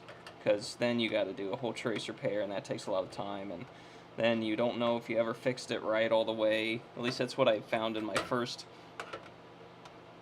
few years of doing this stuff, is, man, when you break a trace, that sucks. I wasn't good enough back then. I didn't have a microscope or anything, so if I broke a trace, I was like, yep, that's broke. Alright, game over. I had that was in my first house. It was a small little 700 square foot home. That was our starter home, and I had a wooden desk in the basement, and I just sat there with a radio playing and took shit apart, Ataris, and PlayStation 3s, and I had a hell of a time working on some PS3 Fats. I actually got a few to work that had red lights of death, and it's funny because I would get them to work and I'd have this moment of, like, I did it, and then it would, most of the time, it would stop working probably 10 minutes later.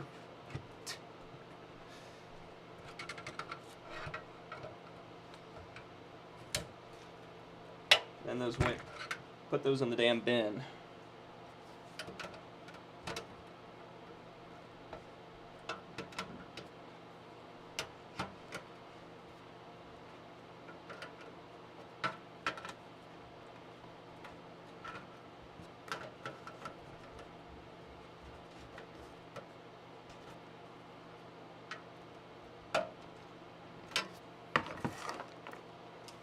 Okay, where's our friend, the little sponger? There you are.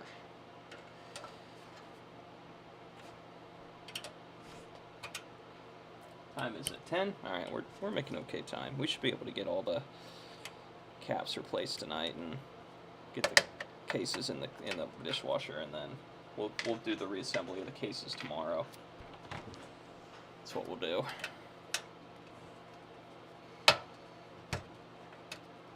I know the game store has a lot of shit for me to do.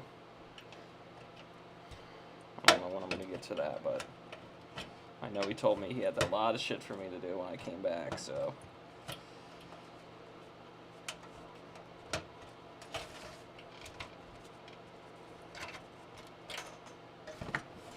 Alright, I see you. We're kind of kicking ass here.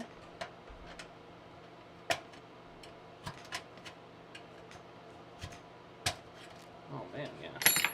That's what we're talking about.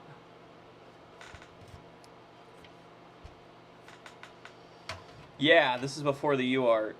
I literally knew that if I took it apart and I replaced those 4, or was it 8 capacitors next to the GPU chip, I had a chance of fixing it.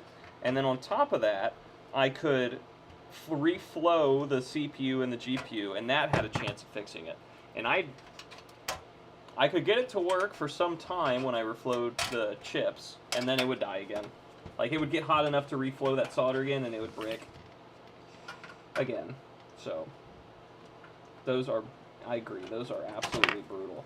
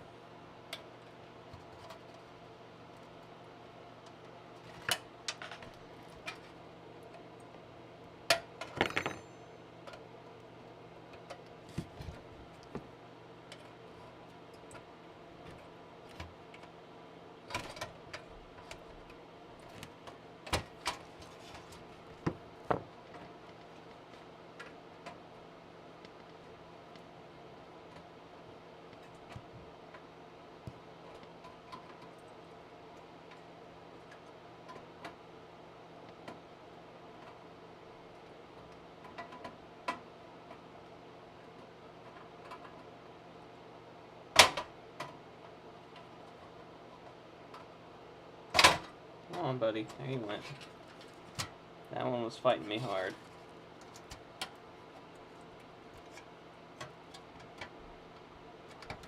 That one didn't fight me. That was nice of it. Alright, let's see what we got on this side. This one's fighting us hard. Stop fighting me. Stop.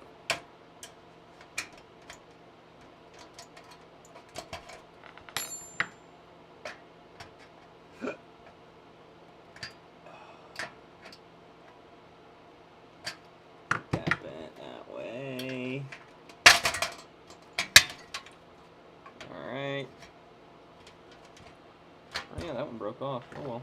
We don't need all of these, that's for sure. Got too damn many of them on it already. That one broke off too. Must have spun those the wrong way or something. Not a big deal. Ooh, this one. Yeah. There we go.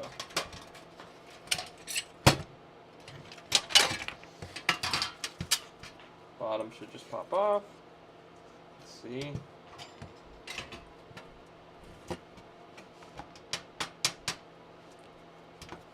Come on, buddy. What's going on with you? Aren't you popping off?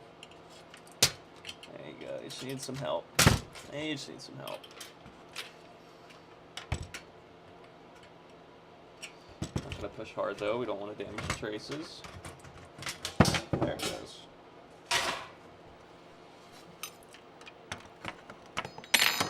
Alright, we're gonna bend these up.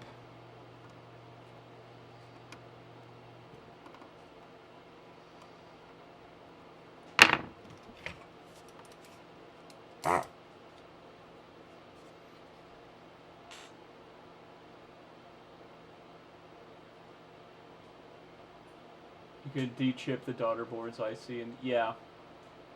You've done a shit ton of PS3 fats. I tell the game store I won't do them. Like, it's too much work. I don't have, like, a hot plate to do those ICs on or anything. I tell them I'm not doing them.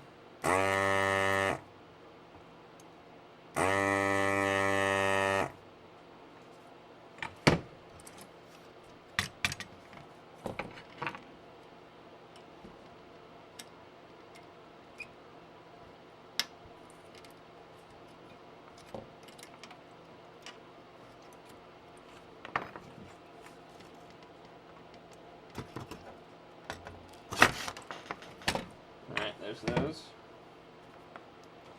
Okay, that's it. Now we can start putting stuff in. Can't we? It's our last kit. We got to solder his port on, so let me get that set up over here. We can turn the solder sucker off because we're done with it.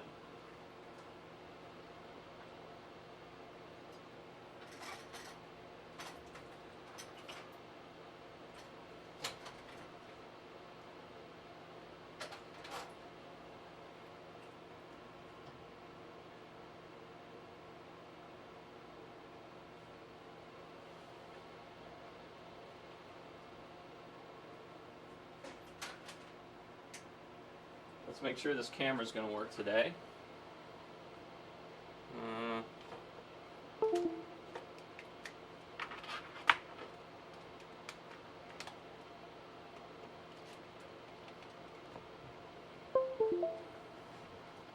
Let's see.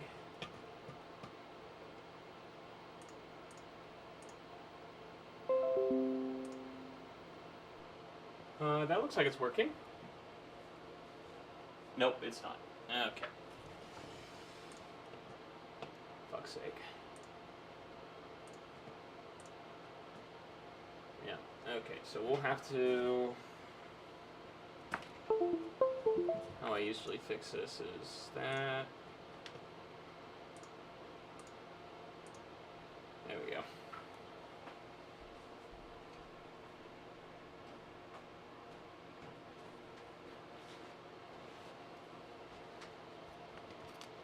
Alright, so we'll do this one first.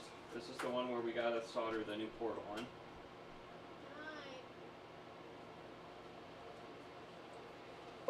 Oh, my camera's freaking out.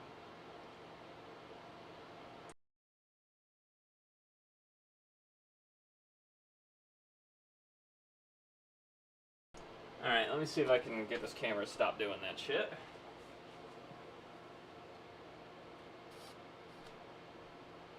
When I first started streaming, it was doing that shit. Let's see here. What can I do?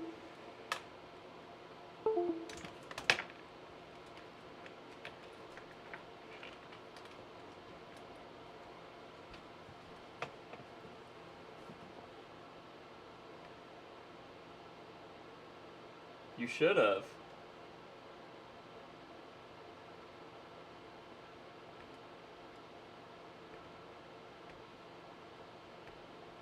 Alright, is that still... No, it's fucked. Alright. God damn it. I will change it to this camera, and then back.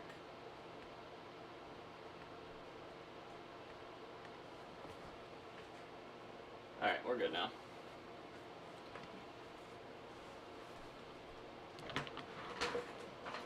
Let's get our chair over here. Get the mic so you can hear me.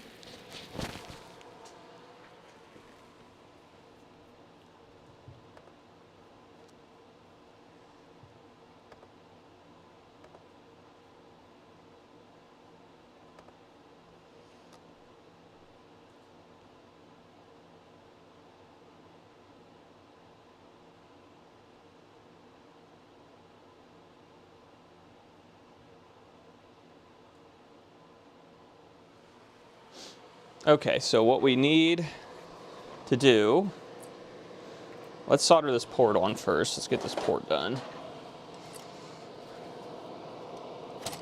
You guys see okay? Yeah, looks like you see okay. Probably bring it down a bit, actually.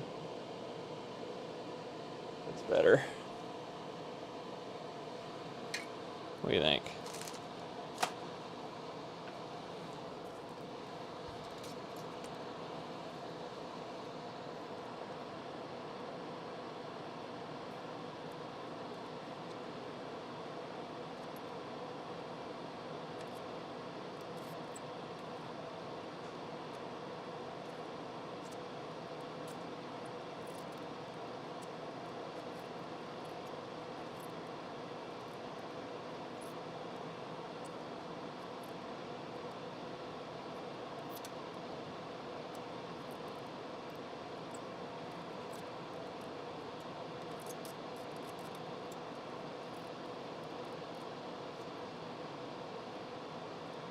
There you go, new port installed.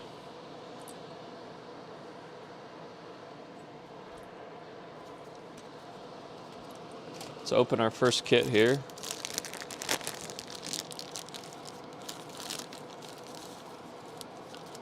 So, this cap goes like this, from positive to negative right here.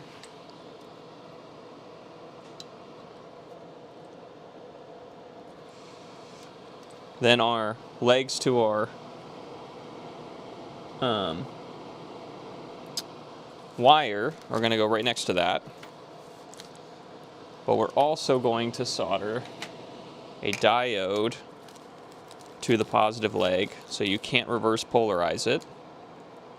So we'll put a diode right here, like that. And then this leg of the diode will go into the board.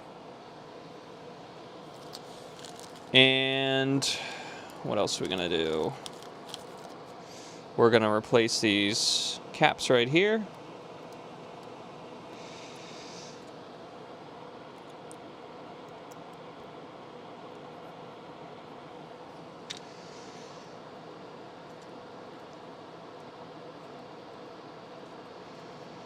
There's our new caps, our C-ring caps, or whatever they're called.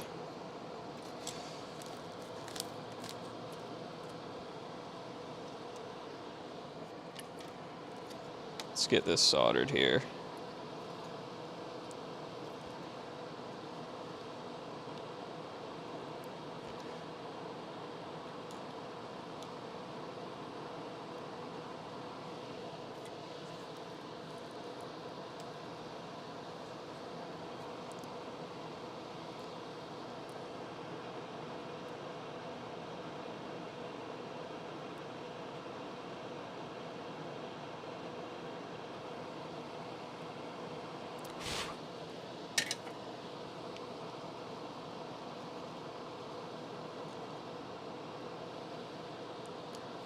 There's that.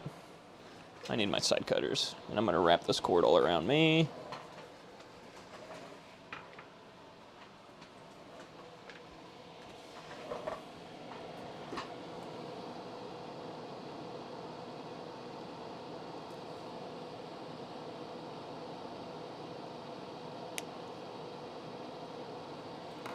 There we go.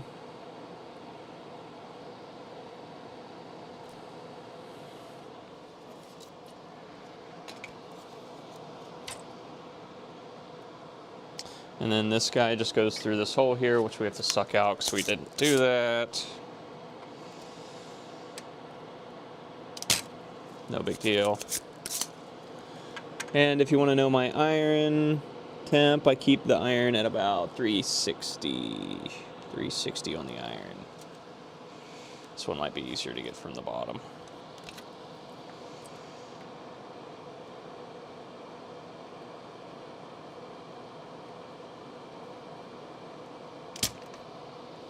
Might need some flux on him. Or let's just give it a little new solder, that will help. Heat that up there. Man, that hole does not want to clear out. Come on, bud. This is why the Heiko is so much better. Heiko would have destroyed that. All right, there, got it. All right, and now we just take our, run the wire here. We're going to put our positive end over here with the diode. And I might put some heat shrink over him just because we have a little piece sticking out there. I don't like that. Do you have any small heat shrink here? Yeah, some very small. I think it's the smallest I got, ain't it? Yeah, okay. On the diode. And I'm pretty sure I got that diode going the right way. It can only flow this way.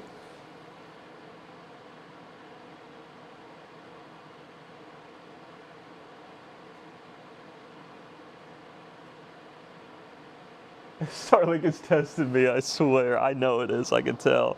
Yeah, so we got our diode the right way, right guys? So we got the striped end going that way. The power can flow this way, but not this way. And that is what we want. And that solder connection is good. That is definitely not coming off. All right, so we'll strap that over there. Like that. And then we can turn on our rework to heat that up real fast.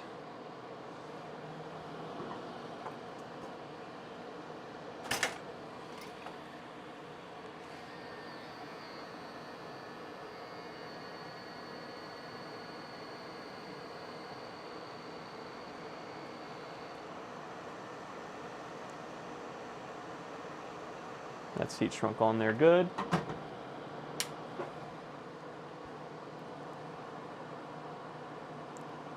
And we're going to put that right through that positive end. We're going to connect our negative end on the other side. And then we can flip this over, start soldering everything into place.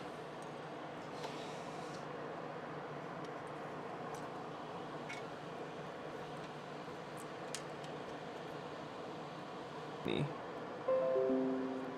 we go.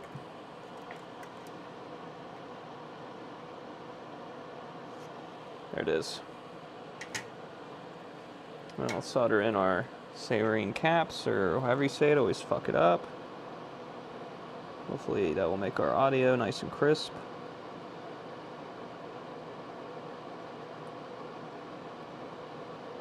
Hopefully it was worth it, because we had to take all these shields off just for that. God. We can clip those legs off.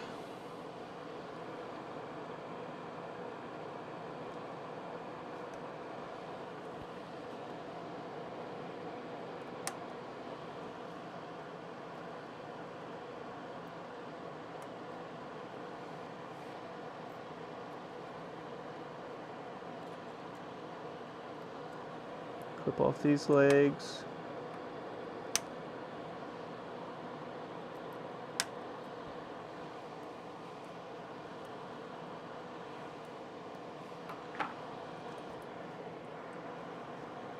All right, there he is.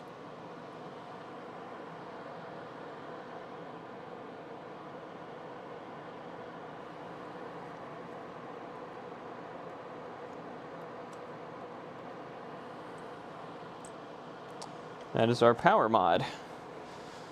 The only other thing we got to do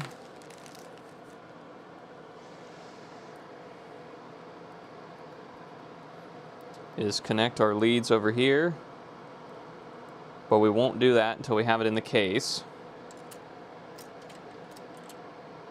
And this is our little cap that will go between our positive and negative lead on that. So.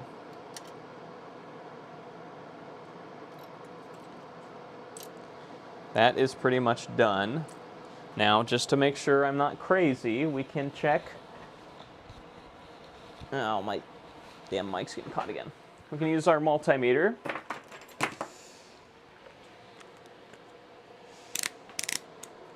And we can make sure that in diode mode, on our positive lead, we can go from the positive lead to positive.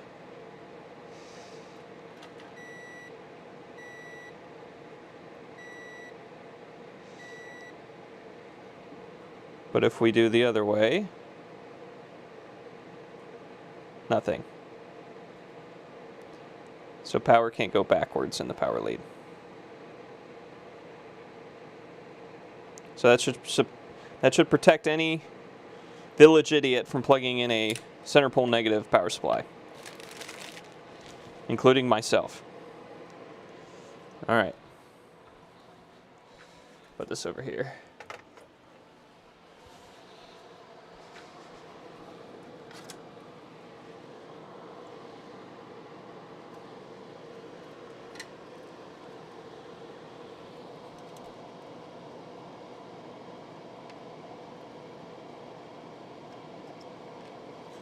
Okay.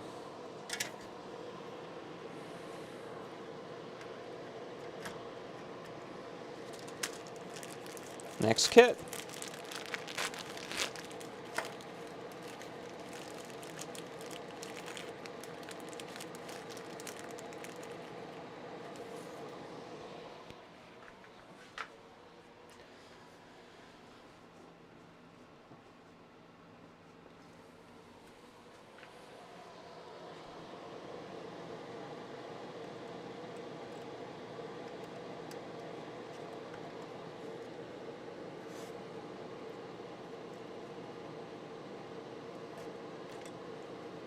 Got the cap in. Let's get our saline caps in, wherever the hell you say them.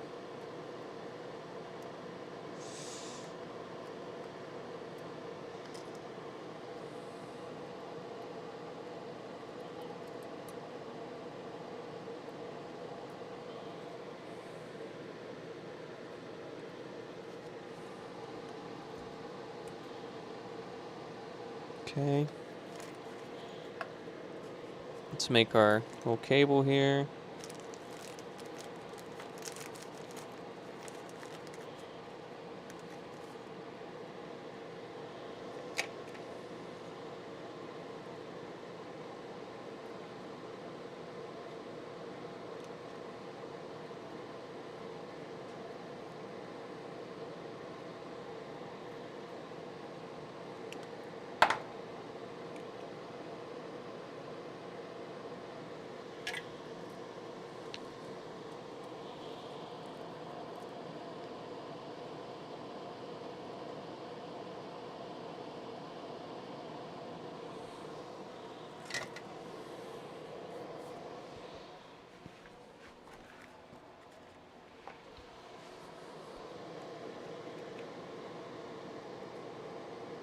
Good connection there.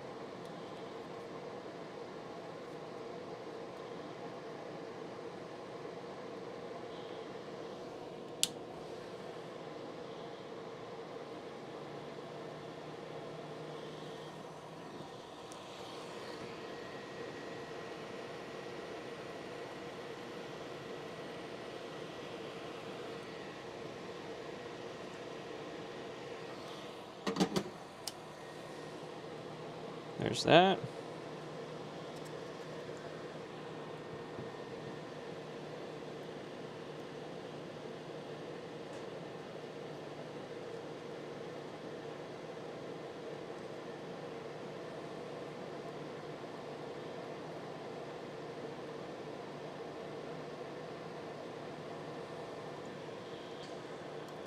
It's always a bitch to get that negative to sit right.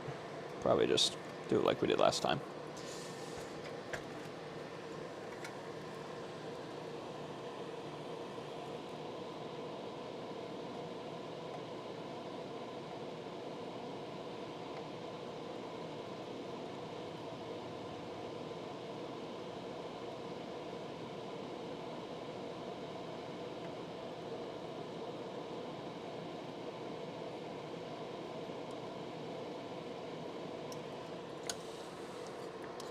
it on its side real fast to do this one. And just push this little cable through, heat it up on this side. And just push that right on through there. And let go.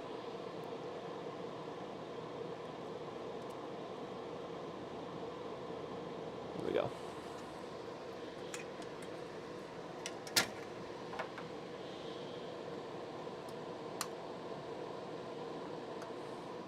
You always want to be careful with your side cutters. Don't push too hard on the board. That's another way you'll break traces. And no one likes breaking traces.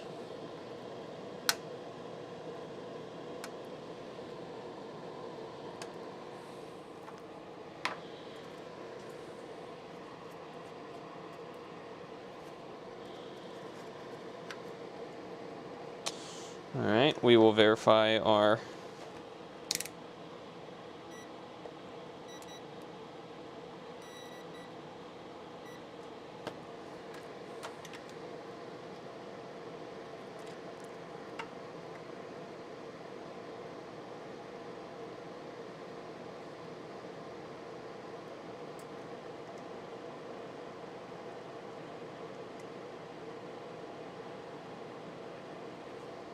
oh, I don't have it in diode mode. That's why it's not working. There it is. And we swap. Nothing. Good.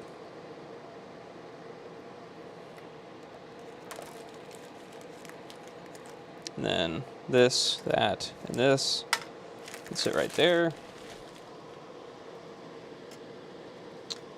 And there it is. It's number 2.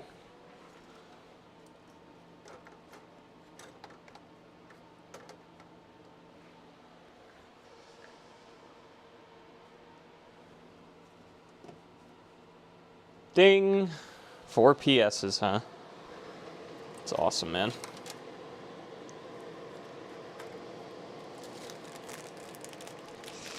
I'm excited to get these back in their cases and start listing my bundles, man. Making some damn money. Be nice.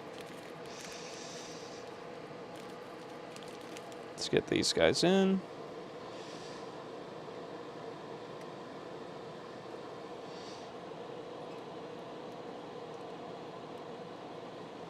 Let's get a picture. Put some pictures in the... Now that I'm thinking about the eBay listing, let's get some pictures of these boards out.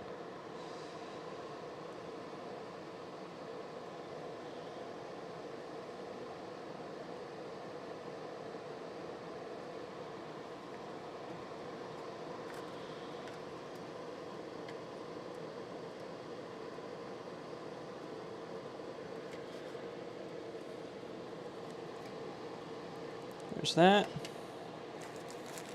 Let's get our cap in.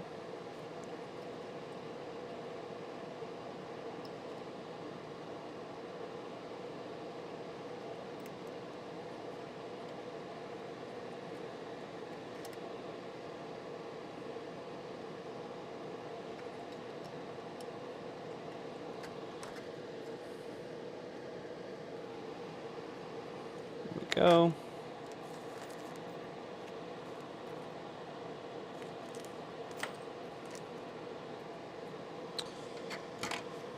Now we need this little guy.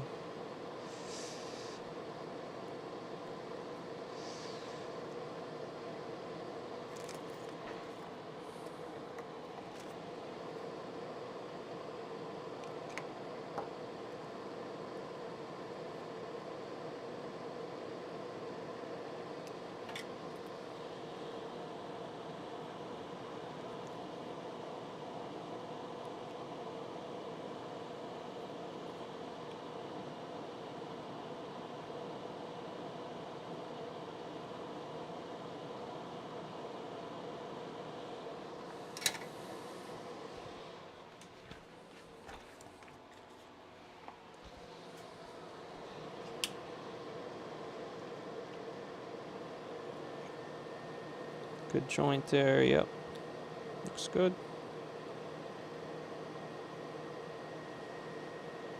Put some heat shrink on that.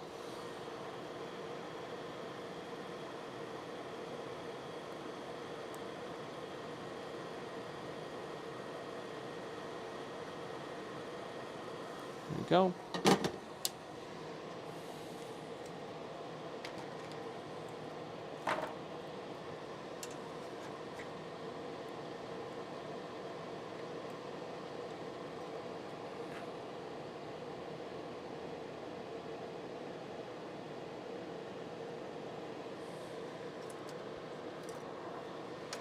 All right, let's solder all these guys in.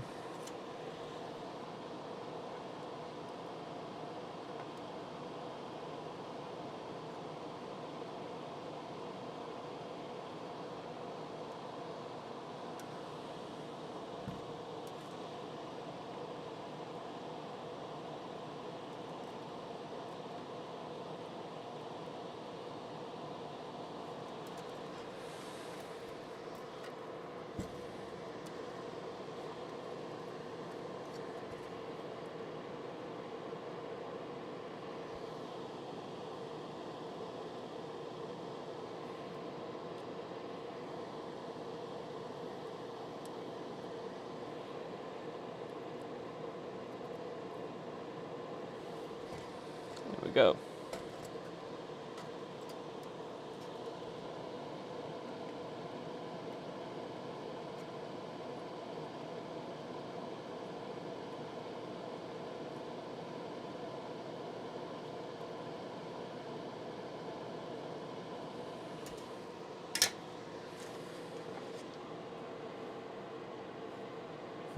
Okay.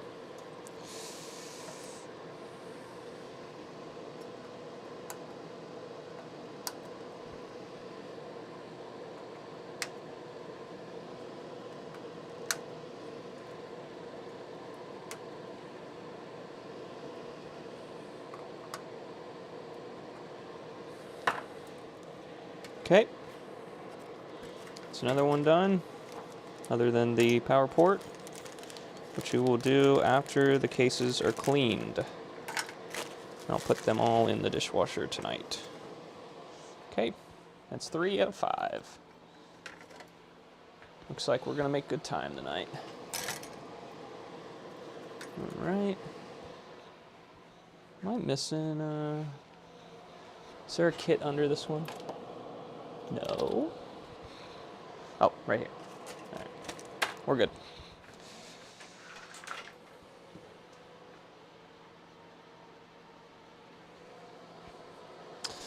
Minty consoles. I love a minty console. Minty, minty, minty.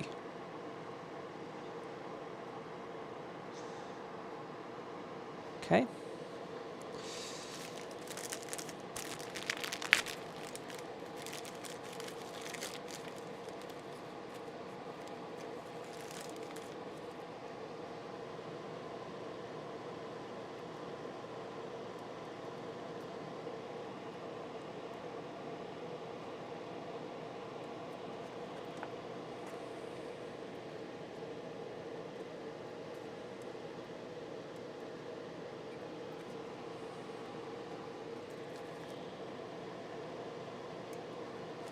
These two aren't cleaned out. It's clean. Let's fix that.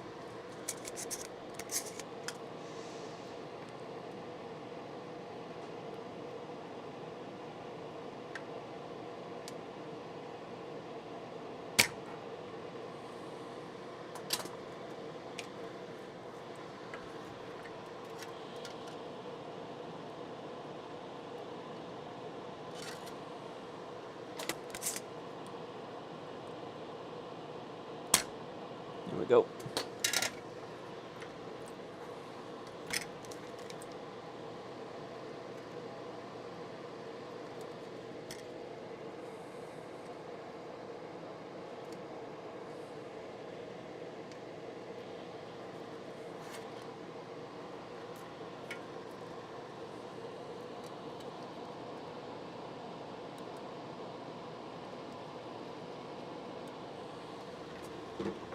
Get this hole sucked out again. There it is. Alright, now we're gonna get our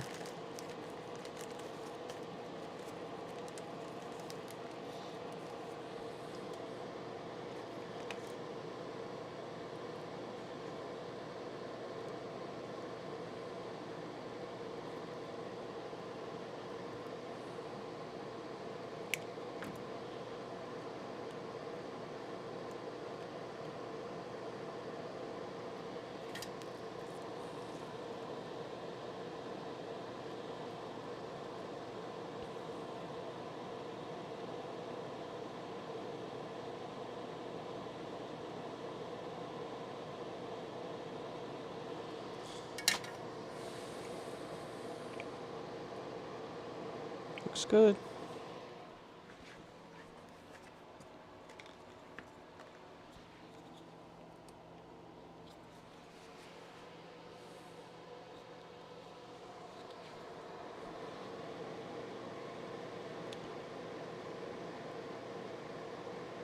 Does anyone know who won tonight? The Steelers or the Texans? Kind of curious. I'm a Browns fan, so not like it matters to me that much, but I do like seeing the Steelers lose, though, as a Browns fan. Because they've been owning us for years, so what the fuck you gonna do? Alright, and that guy right through there. Alright, let's solder all these guys in.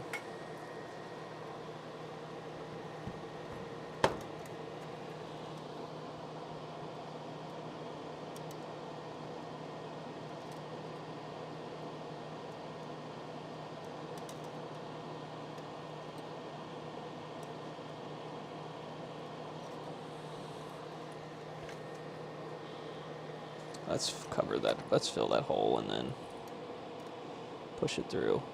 That's what we'll do.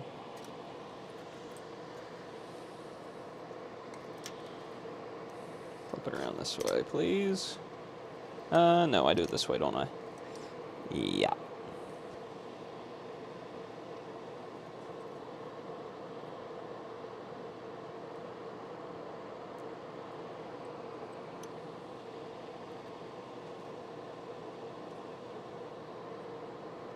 There we go.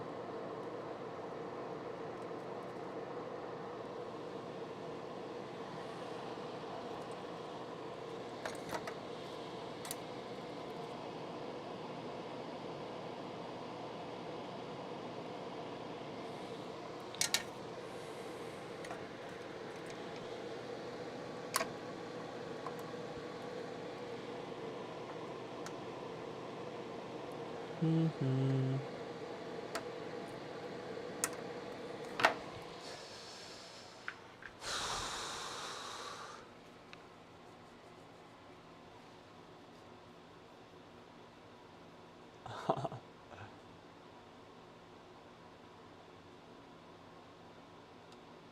It's got to be almost over, right?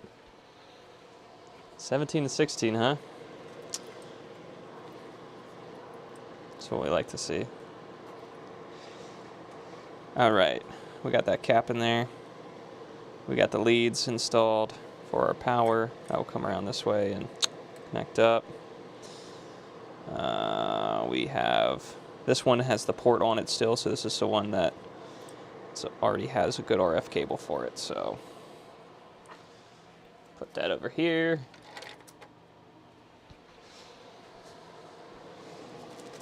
Oh, we forgot to put these with it, but I'll do that.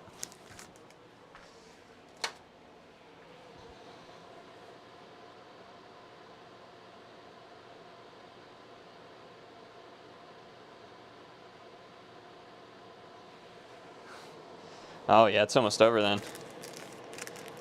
They're down 2 possessions. There's like no way unless something crazy happens.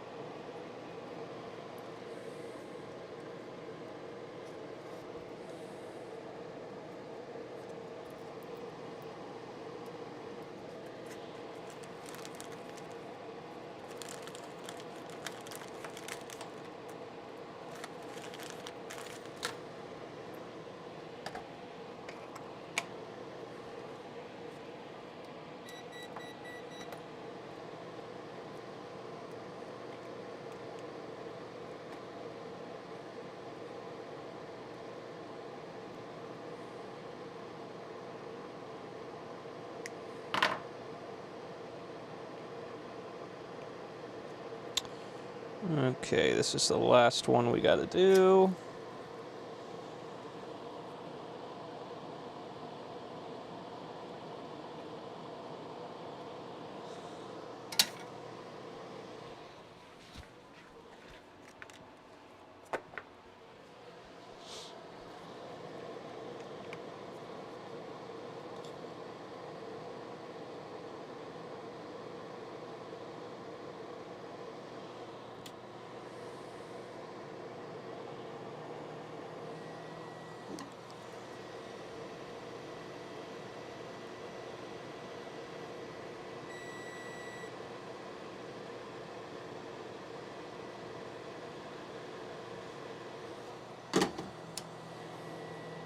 Alright. Now we just got to put this one in that hole, and it's got solder in it, so that's going to be hard to do. So we'll heat it up.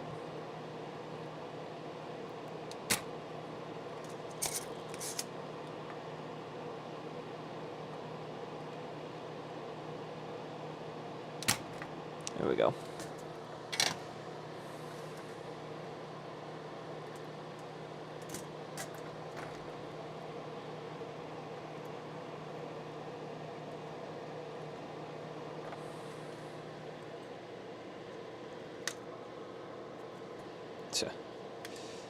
Okay, let's spin around this way, please, friend. Alright, now let's solder all this in.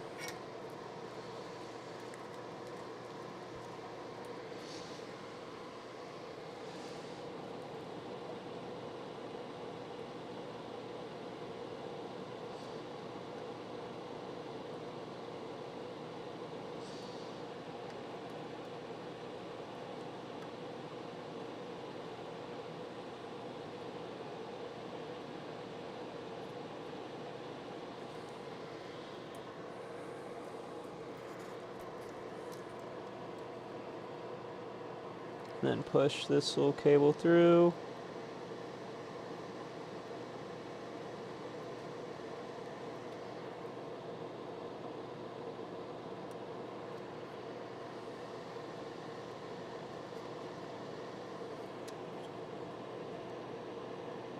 There we go.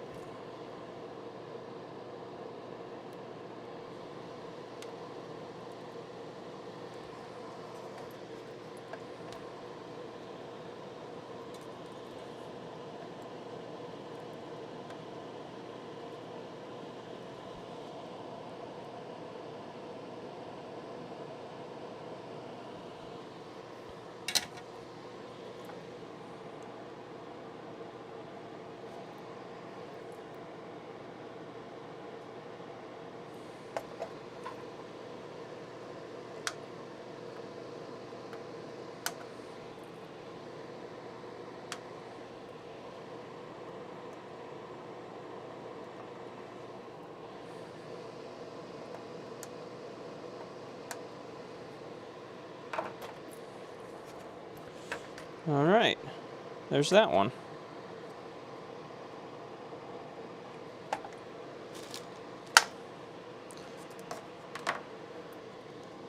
That's all of them.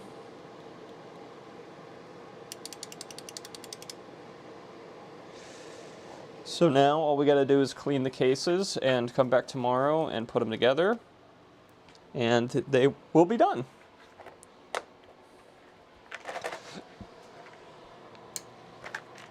Fantastic, fantastic.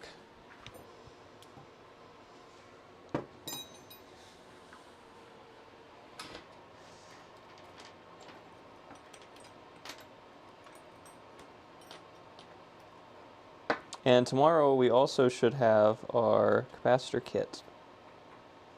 Or our, what am I saying? Our test generator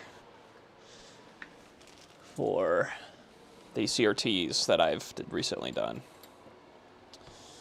Which would be awesome, because then we can do those. Move our Heiko back here. Because I don't think it should take us long to do the cases if I get them on the dishwasher tonight. Alright.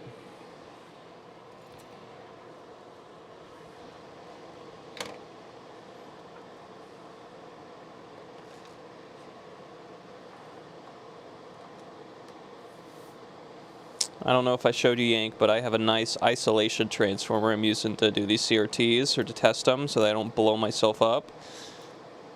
Because you don't want to be working on a CRT and short yourself to mains power of your house.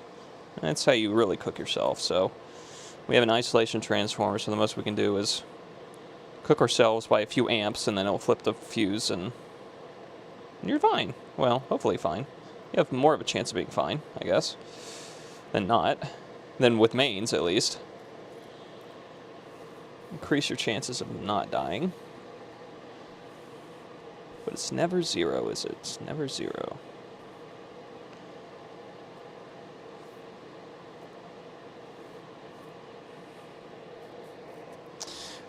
Last night,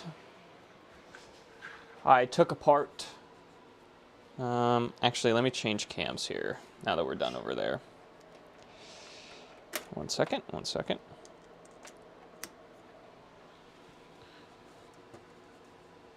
I gotta figure out why both cams won't work anymore. I got them to work at one time. I don't know why they decided not to work. Hello. Okay, so we're good again. No, we're not. Game needs fixed. This one.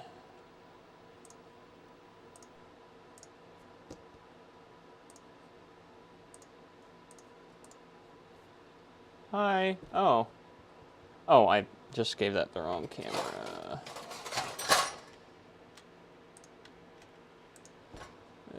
Yeah, make that back to me. Hi again. And then we'll select the right camera, which is desk cam. And hit that button. Oh, we gotta change it to something else first. Fucking love this. Alright, now it's happy. Okay. Okay. So there's our stack of 5200 boards. Yesterday I took apart the Atari 400 computer. All of the keys I put through ultrasonic cleaner. All the parts are been Rust-Oleumed if they needed it. I got to do the spring here. This is a spring for the top hinge, and I'm going to do these screws from the 5200. But if you wanted to see what it looks like out of the case completely, here is the Atari 400 computer, complete with its stacks of RAM. And that's the whole board. It's really not that intense. Power supply sits right here on these pins. This is the keyboard. The keyboard this one has is not the usual membrane keyboard as I've talked about before. It is some sort of aftermarket keyboard, and I might need to get online to find some documentation on it, because I don't think there's many of them, of these aftermarket, because this case actually says on it, factory refurbished. So this was a console or a computer that went back to Atari and was fixed, and this guy bought it, or yeah. And I'm assuming when they fixed it, whatever was wrong with it, they also put the new keyboard on it. I can show you what the keyboard looks like. I have all the keys off right now, but we can look at the back of it and figure out who the manufacturer is.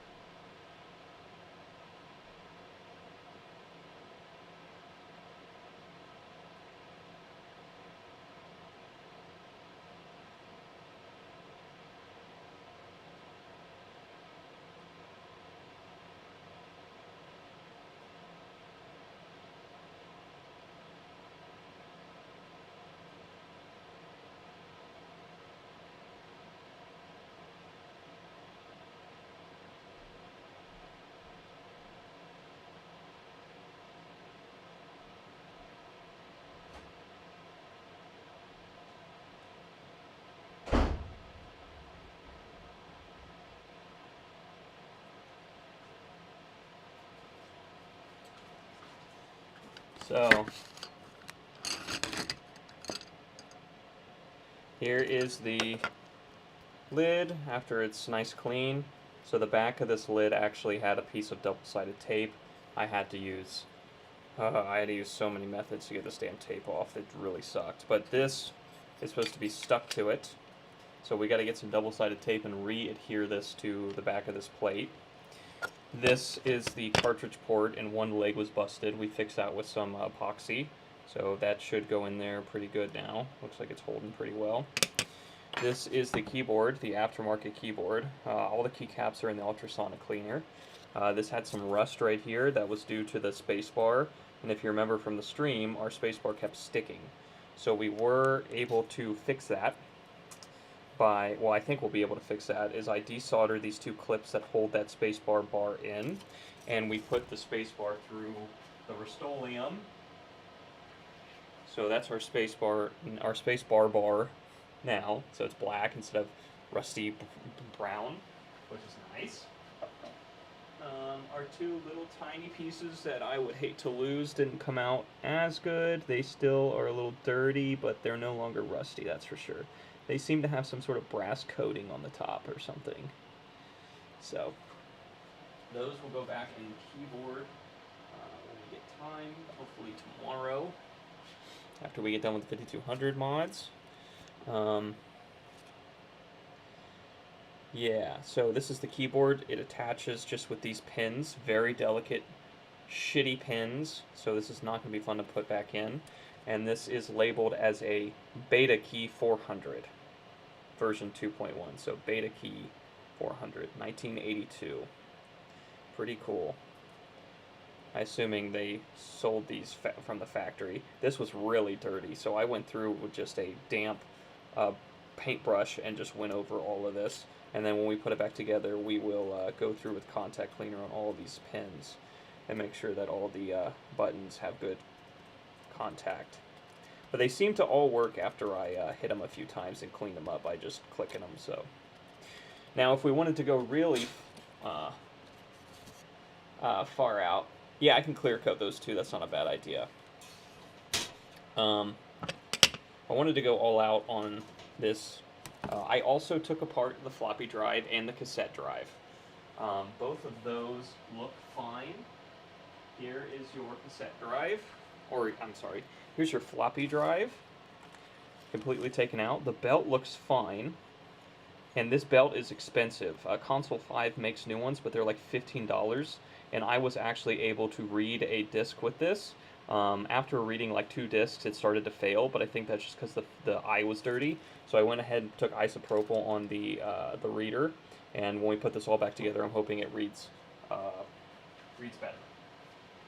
The cassette board was kind of the same.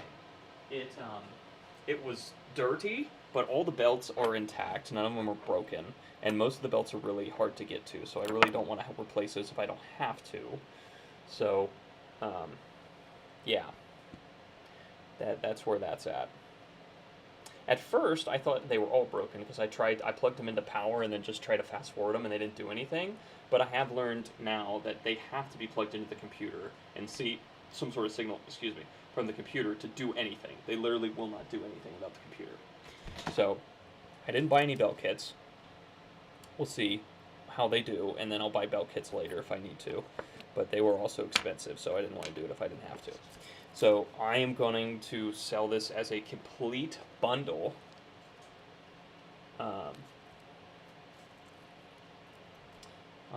Computer, floppy with games, cassette player with games, fully tested working. Not only that, but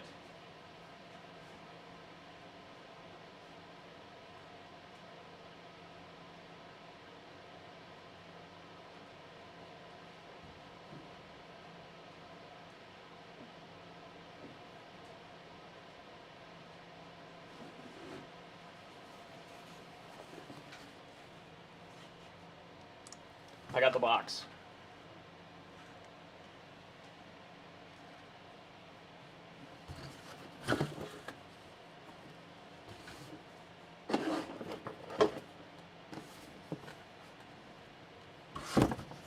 Pretty cool.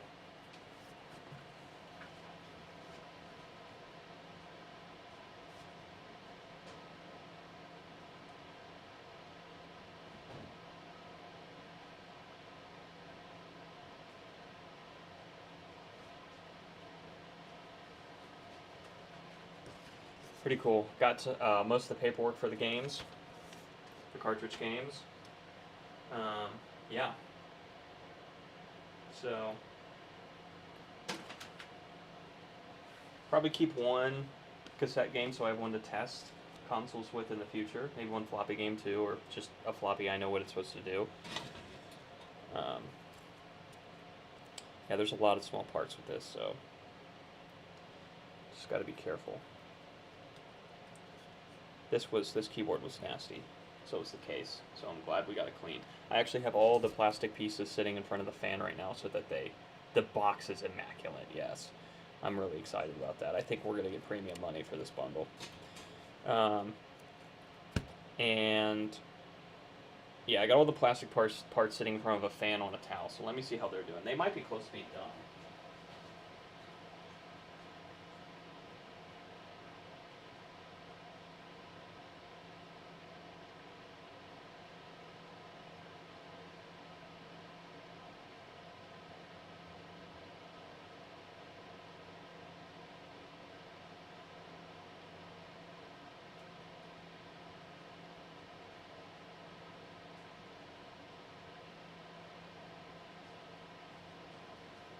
Oh yeah, this thing's bone dry. See, factory recondition. Oh, you can't see shit, can you? Not on this cam.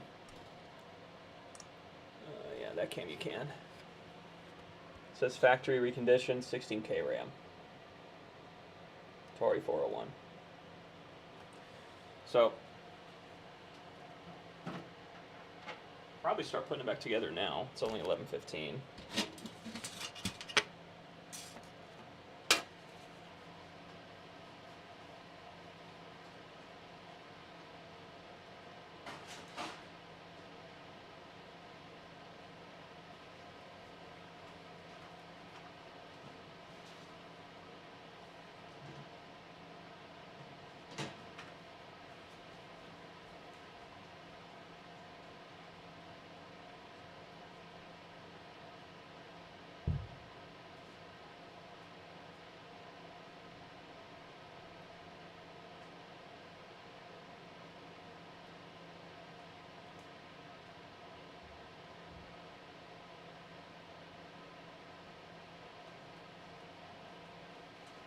Well, maybe not, because we haven't done that spring yet.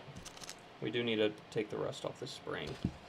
The spring in this is actually what holds the lid on here, like this. We also need to find our double-sided tape to do that part too. Holds on like that.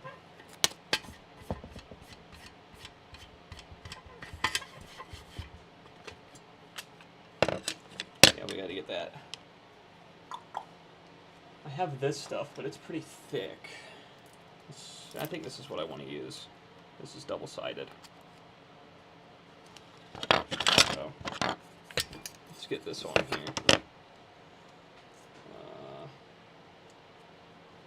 Use this to cut it.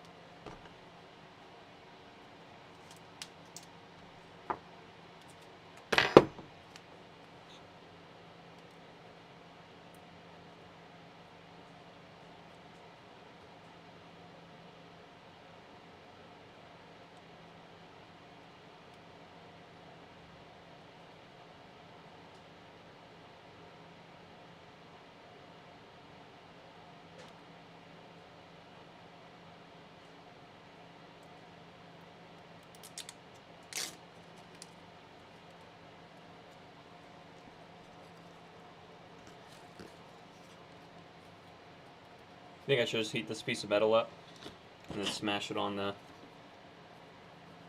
plastic. We'll heat it up.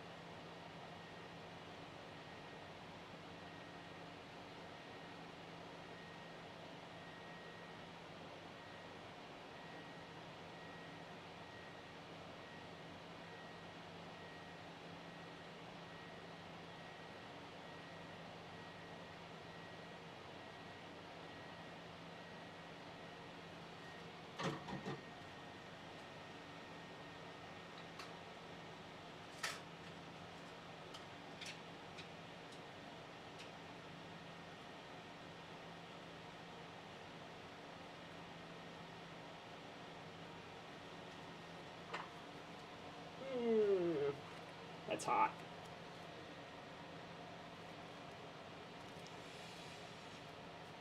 Oh yeah, look at that. That looks so much better. No more fuzz. That is not going anywhere.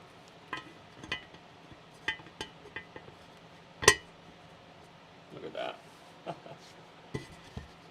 That is so clean. This thing was kept in a great condition, other than, well, I mean, it was kept in a climate-controlled environment, it seems like, because the caps are all good. The board boot's fine. It just needed a good cleaning really bad. It's just really dirty. We can put this back on onto the circuit board. Something else we can do.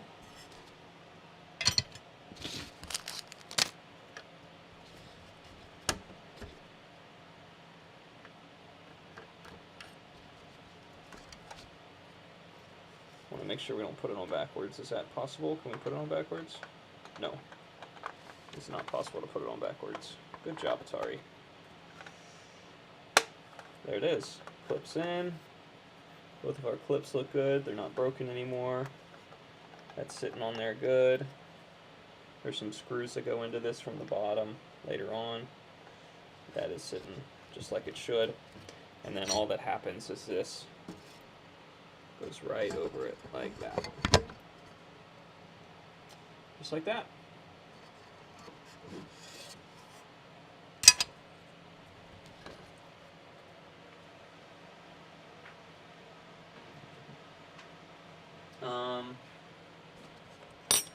There's a button we can put back on the front of this.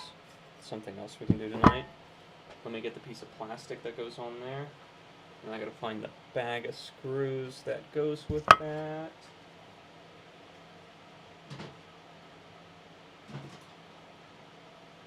That's it right there.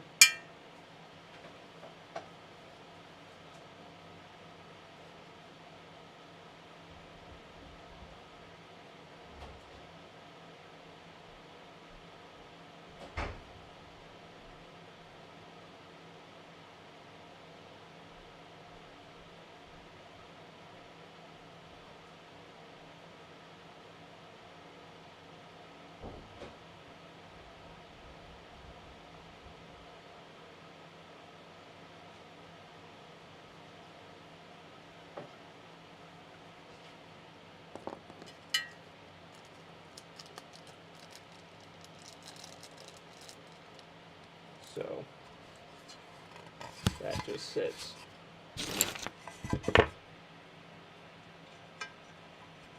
Like that right there.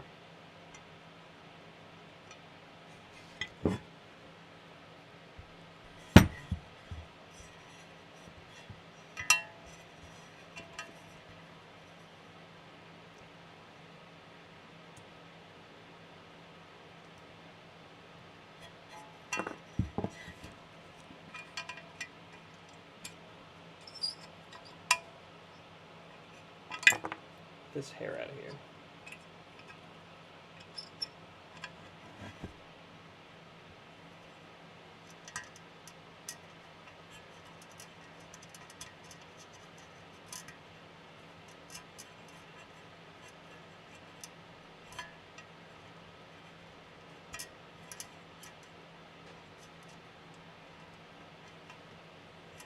Get a flat head to get that all the way in.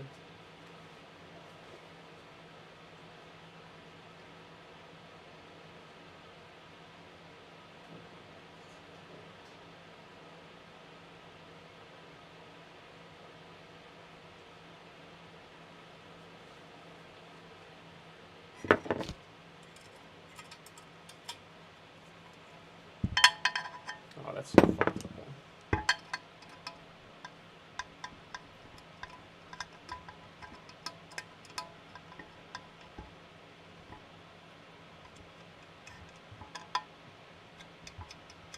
It'll just be pretty easy to pull that down, but not. That's good. So you can pull that down, but it's not insanely tight. So that's what we want.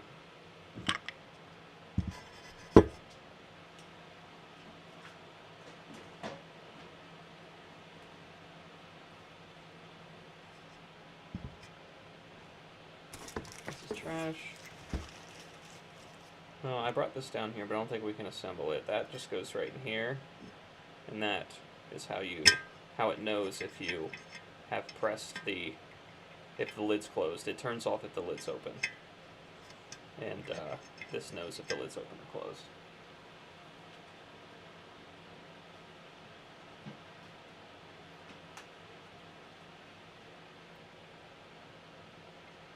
How does that work?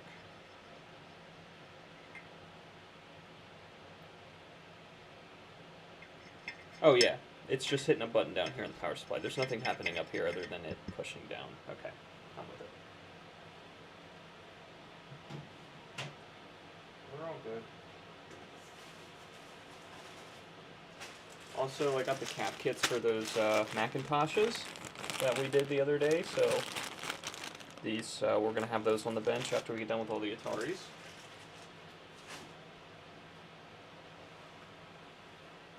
Is this not a beautiful case now? I mean, it's absolutely, I mean, it could be, you could tell me it's from the factory, I believe you. It's gorgeous. Really happy about it. No cracks.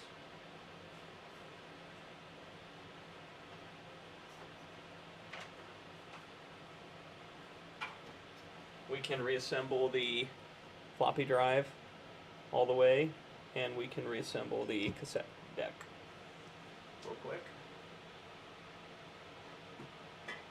Let's do the floppy drive first.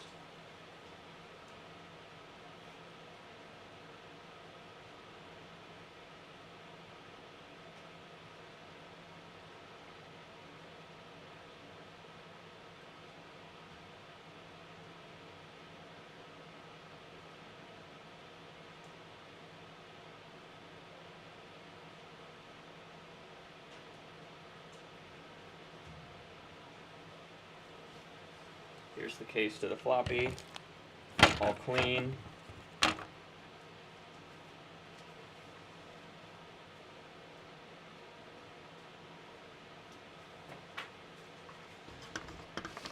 So we want to make sure that this sits just like it did.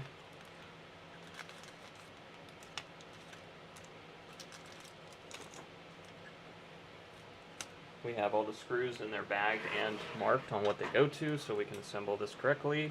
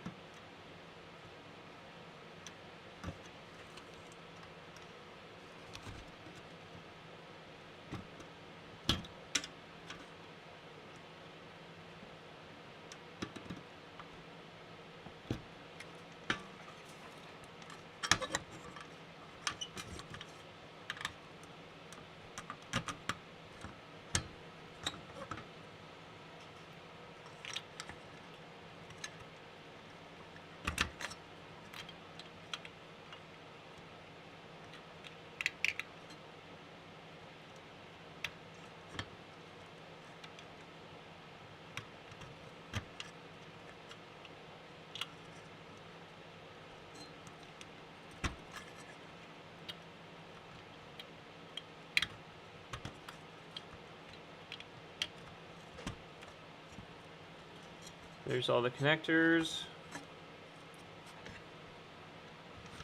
This front one doesn't want to sit right.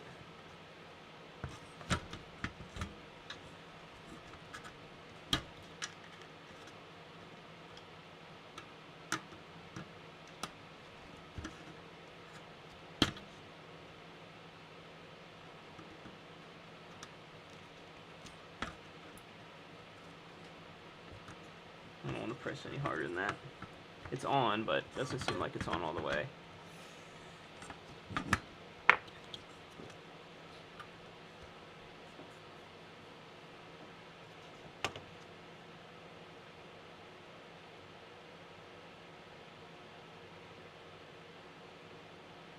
She's in great shape. Gonna test it later tonight. No idea if it works or not, huh? That's cool though. This is the top. So this just over there, clips in, comes around and feeds like that. So the first thing we're going to do is just take the bottom and put it in the bottom.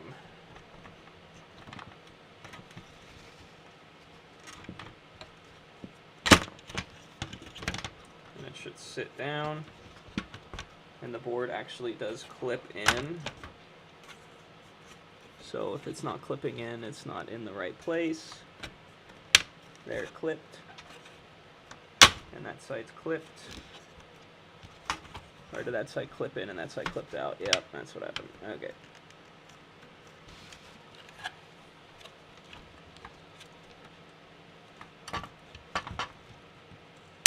There it goes. It's clipped in.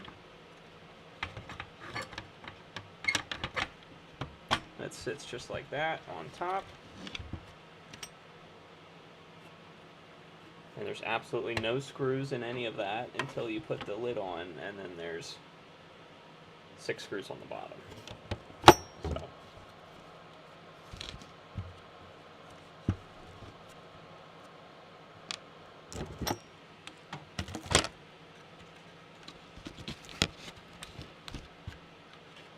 I just need to make sure that front cable's in the right way around, so I don't know if I documented when I took that out. So let me see if I can find it online real fast. Atari 1050 connectors.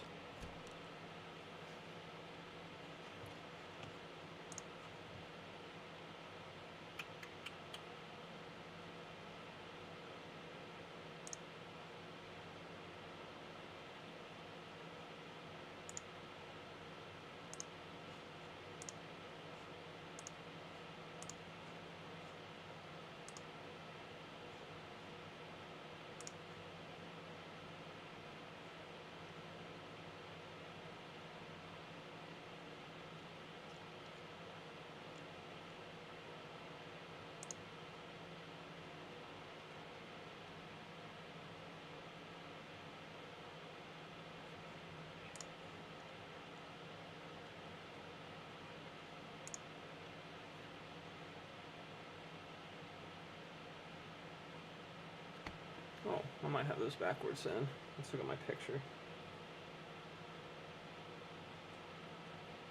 I did take a picture of the front cables when I took them off. Yeah, I do. I have these backwards. That's why you take a picture.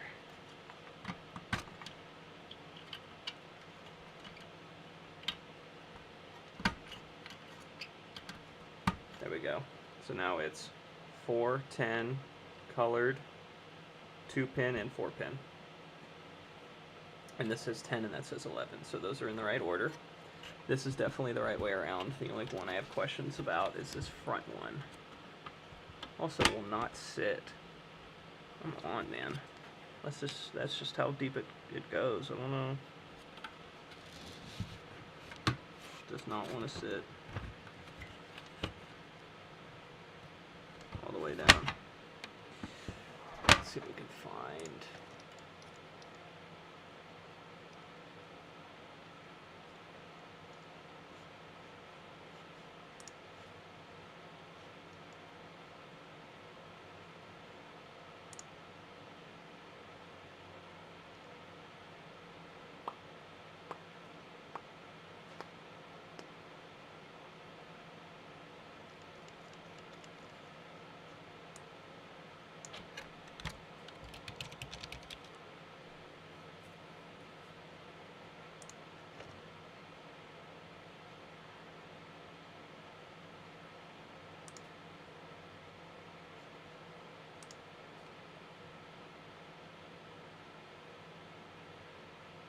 Yeah, I found a lot of blown motherboards too. Sucks.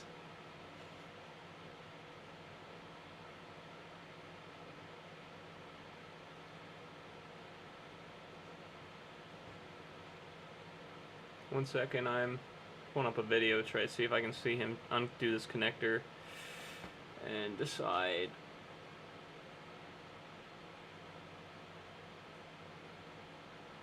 which way it goes.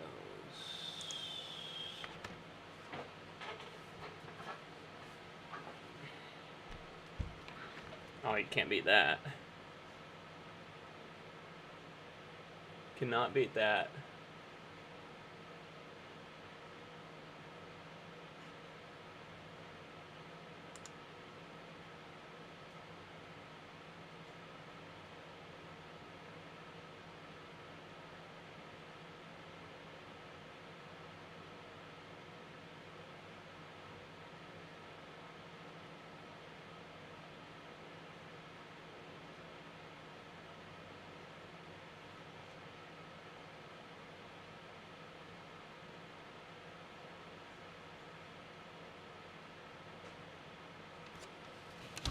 Man, he does like a look inside, and it looks so nice.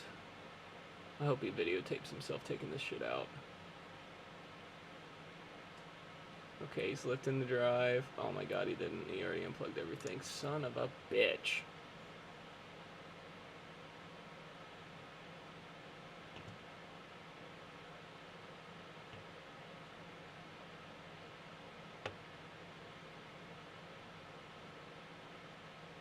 See if he shows it going back together.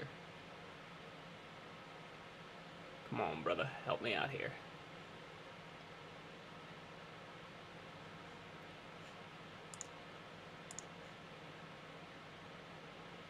His doesn't look like... Oh, no, it does.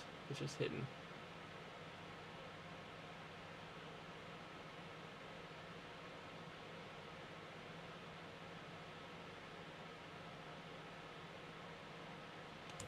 He just plugs it in, and he doesn't show it. I assume this is the orientation.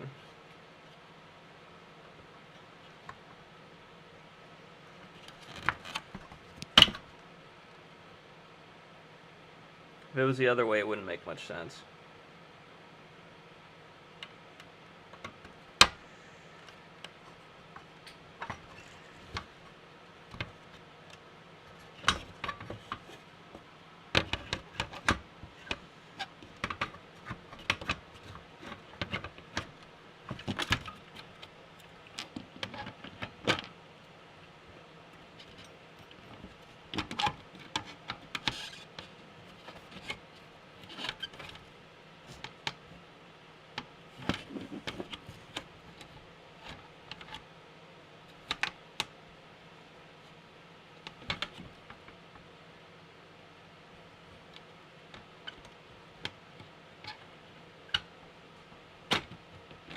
There we go.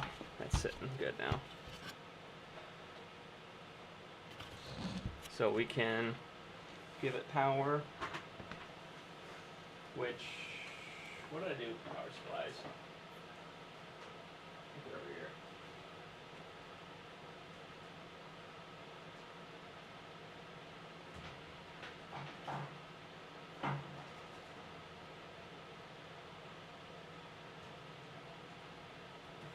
Something else I need to clean are these power supplies. This thing's dirty, man.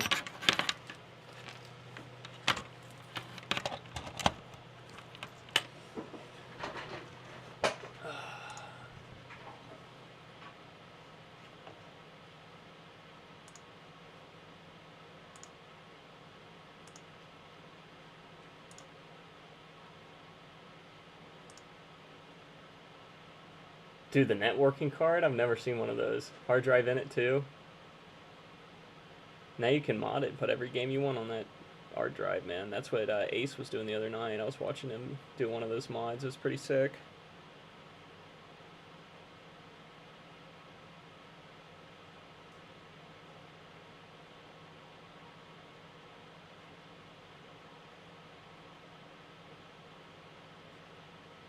This is the same fucking guy.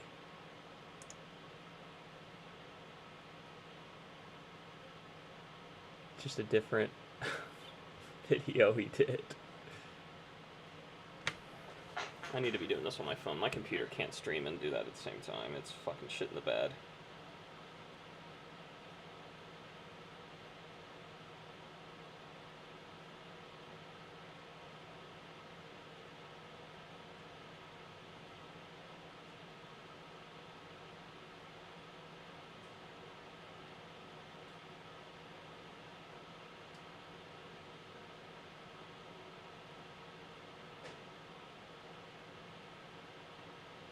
Everyone took pictures of the back cable. No one took pictures of the front one, huh? That's how it fucking is.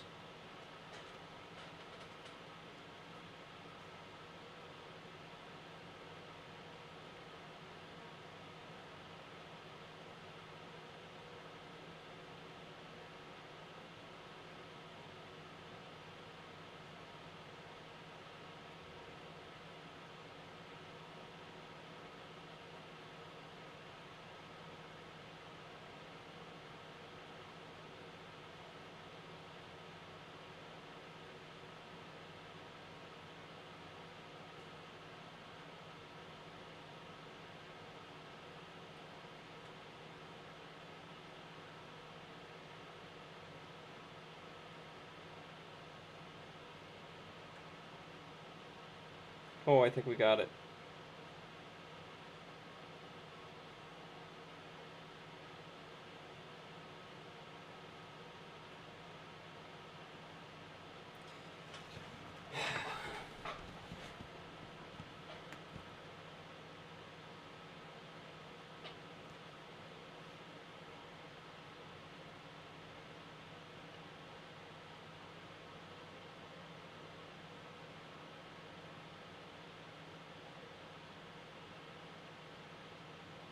Dude, none of these videos show you them taking it apart. They just cut to the drive out.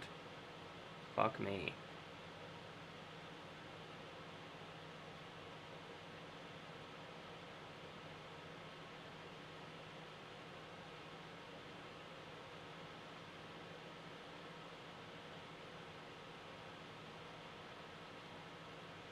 I just don't want to turn it on if it's backwards. I mean, we can look at a schematic maybe. See if we can find a schematic. Schematic. That might tell us. Oh, field service manual. This might do it.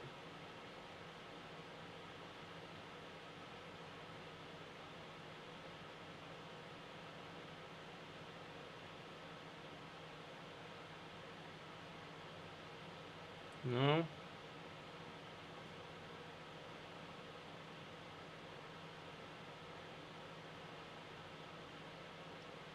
You don't help your engineers with how it goes back together, huh? That's not very cool. I just want to know what color the pin is, man.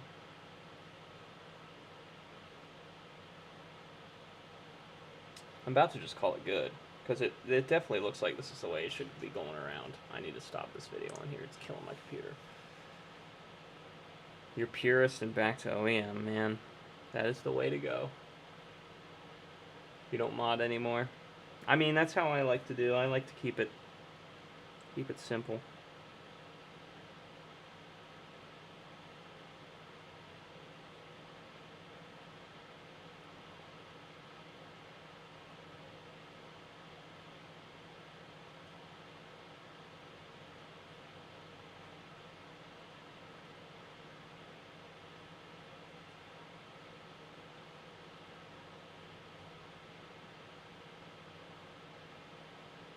Keep it simple. Okay, let's plug it in. I'm tired of this. It doesn't want to go in. Oh yeah, it does. It is in. Seems happy to me. And if I put a floppy in it, which I had a few laying over here, what'd I do with them? Here they are. Put this one in.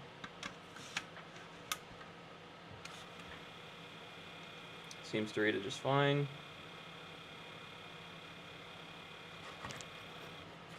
And then it's going to sit like this and wait for the computer to tell it to do something. I do have another computer that we can use to test it real fast. I have no idea if this computer works though. This is another Atari 400. But hopefully it will at least give us the signal we need to run the damn thing.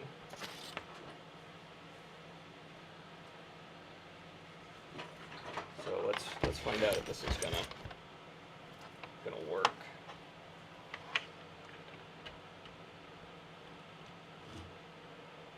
Okay, let's get our other power supply.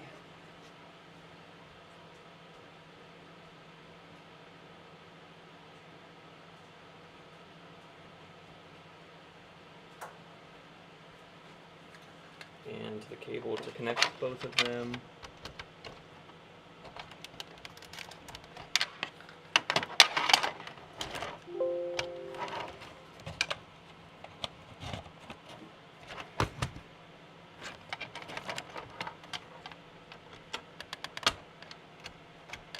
Let's turn on.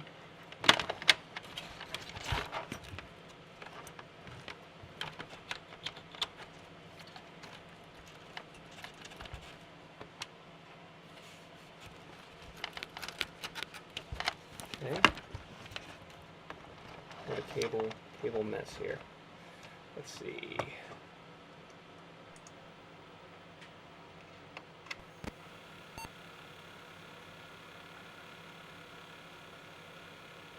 Seems to be reading. Gave up. Ooh. This is one I don't know that works. Let's put one in it that I know works.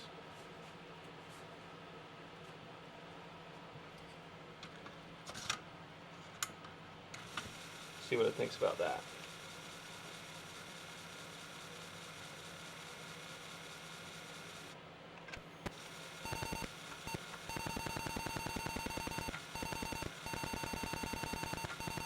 Seems to be seeking.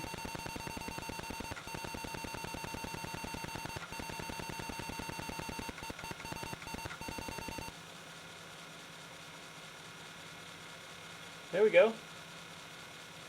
It's working.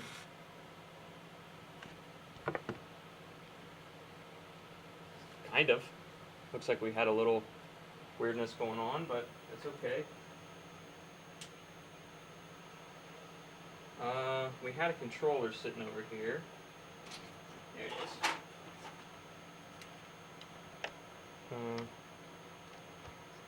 Oh. It went away.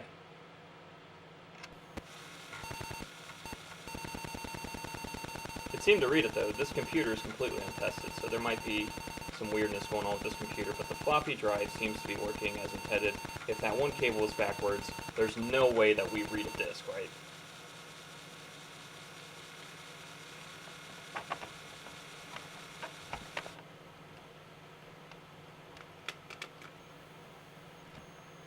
Yeah, it's doing some weirdness, but that might just be the computer.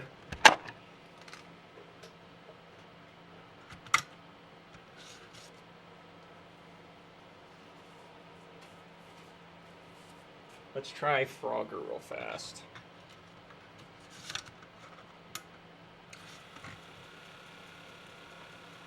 Let it spin, do its thing to start up.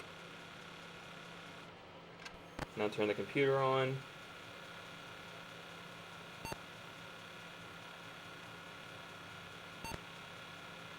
Huh, it doesn't like Frogger again. So I played Frogger. I played Frogger on here earlier, and it played fine. And then all of a sudden it didn't. And I haven't been able to get it to play since. And I don't know what happened.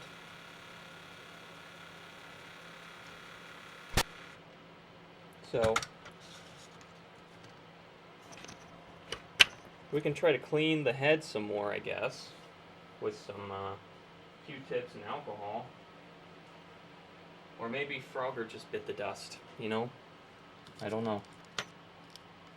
I don't know. I need to get some clean Q-tips. I'll be back.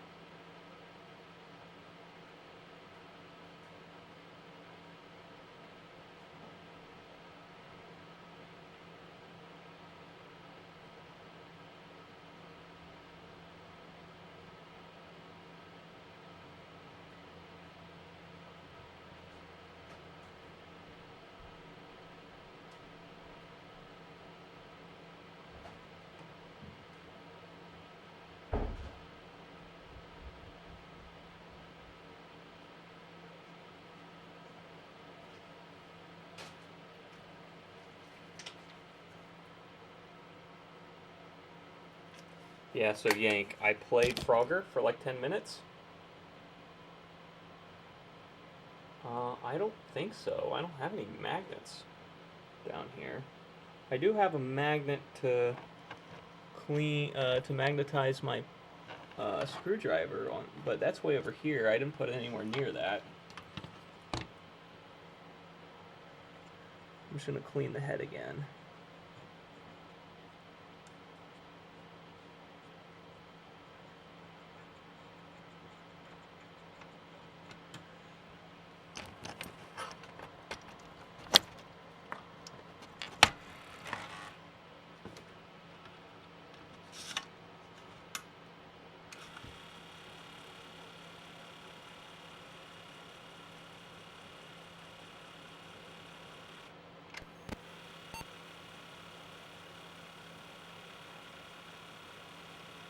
Yeah, it read Frogger once, and now it doesn't want to read it at all.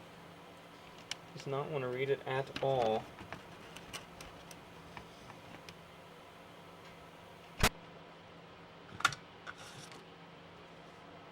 So weird.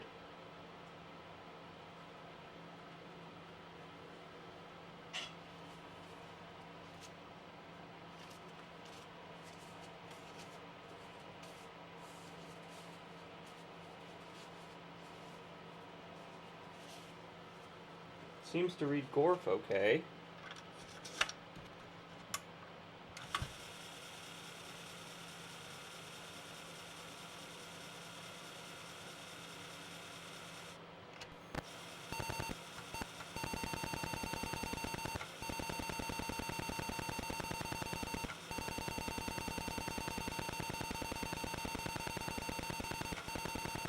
Yeah, it's definitely reading Gorf.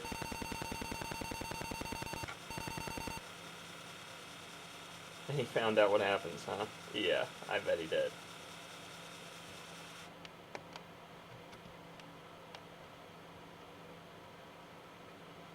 Yeah.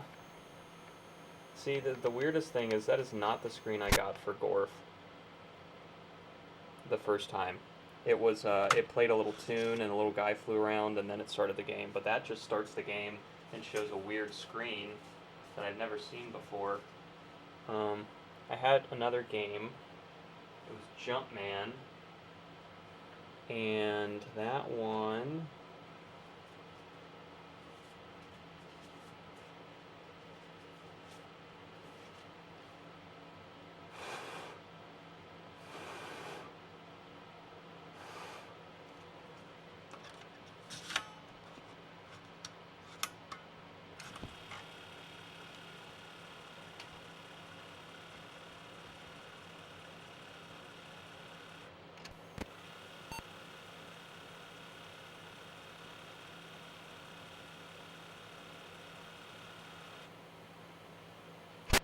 Huh. Yeah, won't let you put it in backwards. You can't put it in backwards, so that's not my problem. That sucks. I like playing Frogger. I played it for like 20 minutes. And it seemed very happy. And then... now it's just not. It doesn't even see a disk, it just boots the memo pad.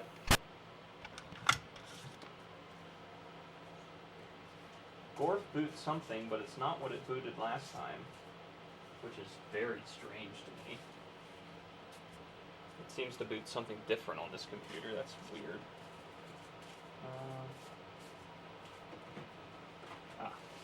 Here it is, Jumpman.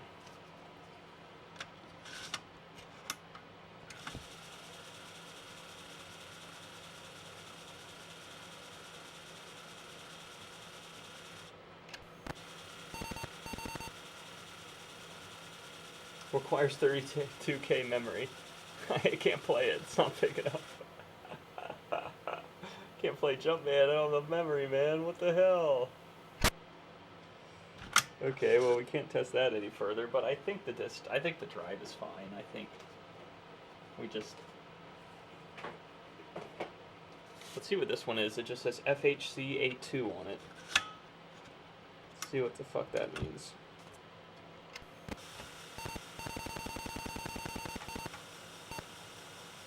It's reading something on there. The head's moving. Ooh, head's moving a lot.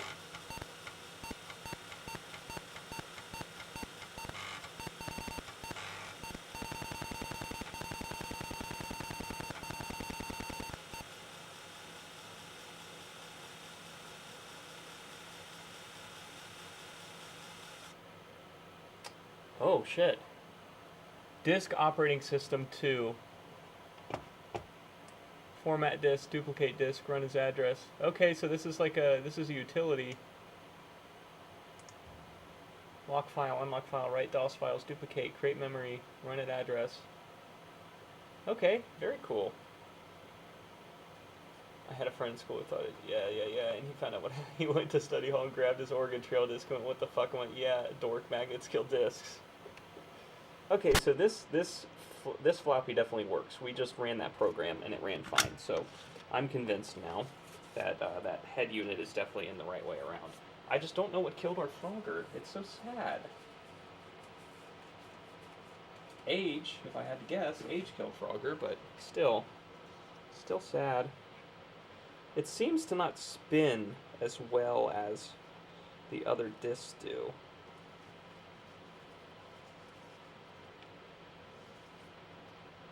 Like it's like stuck in there a little bit. Because it, like the sound that the disk drive makes when it spins it, it's just odd.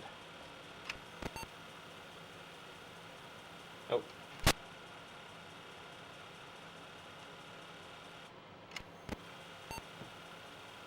Yeah, it goes straight to memo pad, which means it's like, there ain't no floppy drive in here, bro. Yeah, I can see at the very beginning, I can almost see through the tape. Maybe it just took its last breath that last time I played it. It's so sad.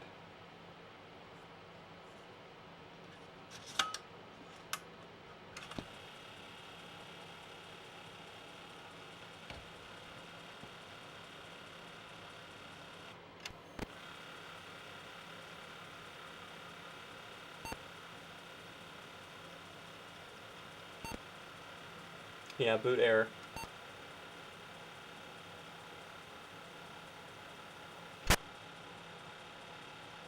Maybe not try it in a different computer. Yeah.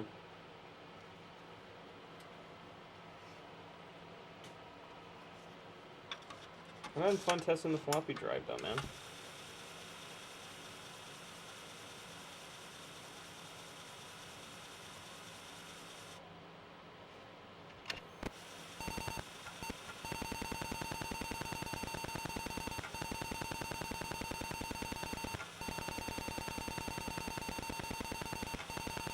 Yeah, like the first 3 or 4 rings are just like see-through.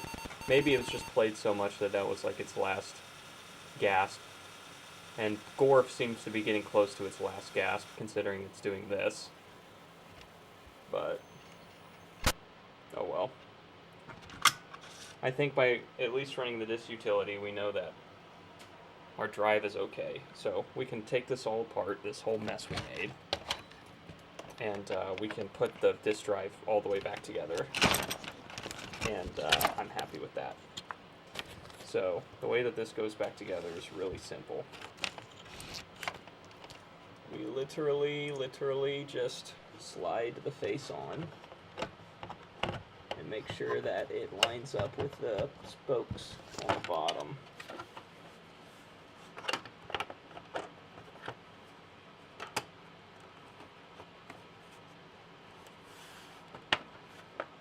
Like that.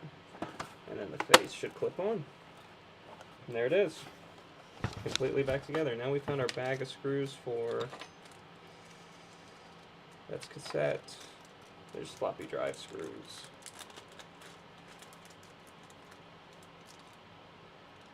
So this is our big 4.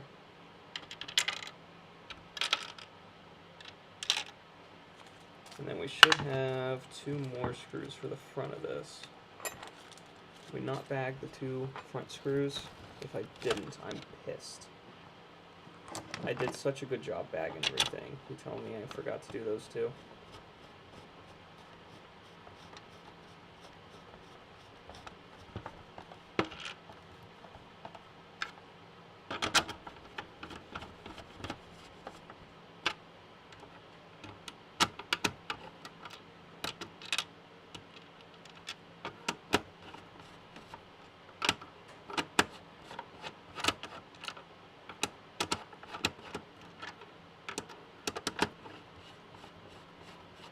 Oh no, I have them right here. They're all so long, I think. They're all 4 long screws.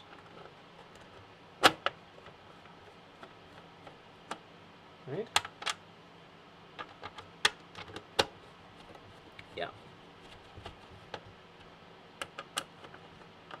Yep, they're all 4 long screws. They're all 6 long screws, I should say.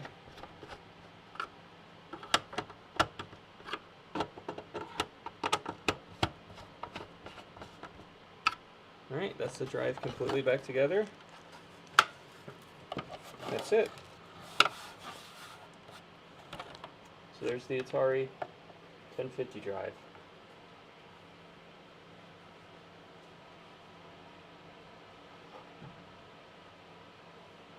Now we can get the case to the cassette and put that back together, but that is much more complicated, I'll tell you that.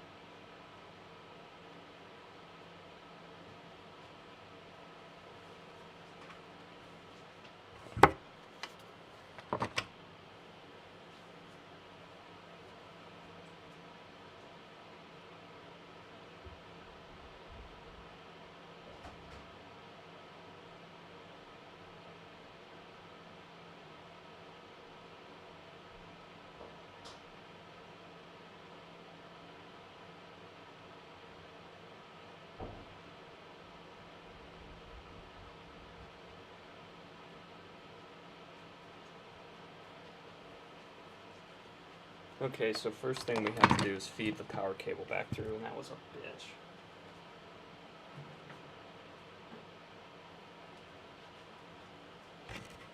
bitch. Just feeds through this tiny hole.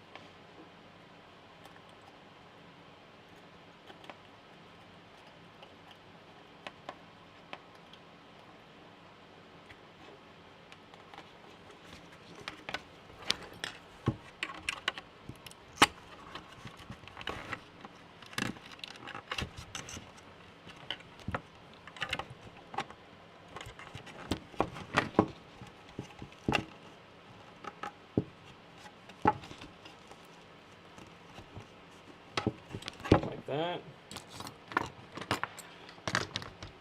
And we gotta find all of our screws.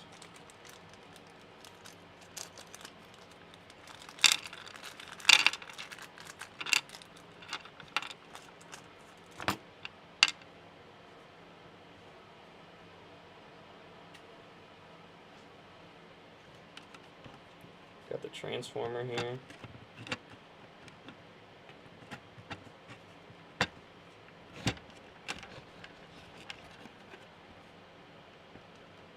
I gotta remember how this goes. I think this goes in. Oh, I see the bend in the cable. It's up here. Get more cable through.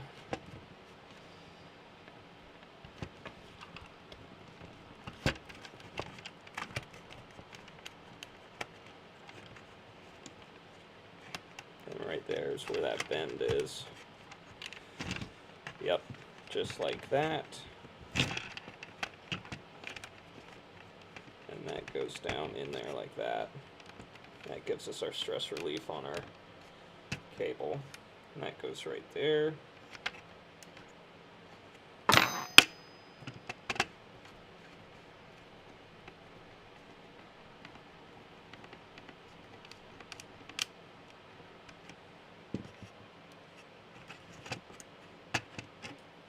I don't remember which way this went. I want to say this way.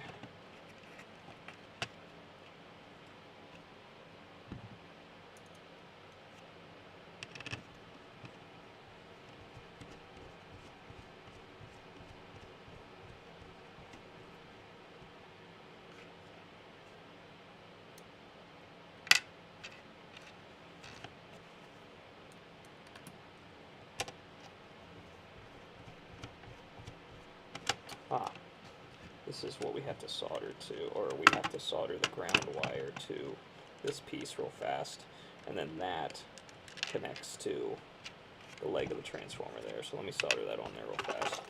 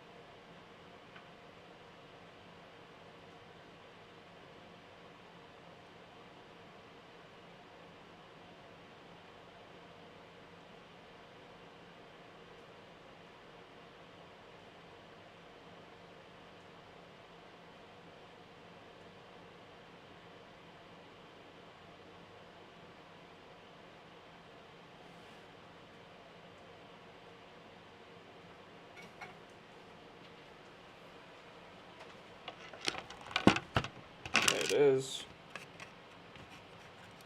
And then that comes around like this. Goes right in there.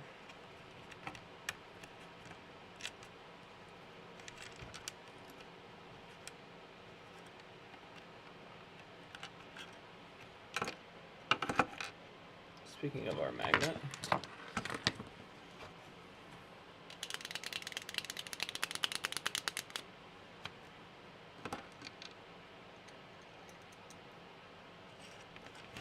yeah, this is for sure a yank knot, that's for sure.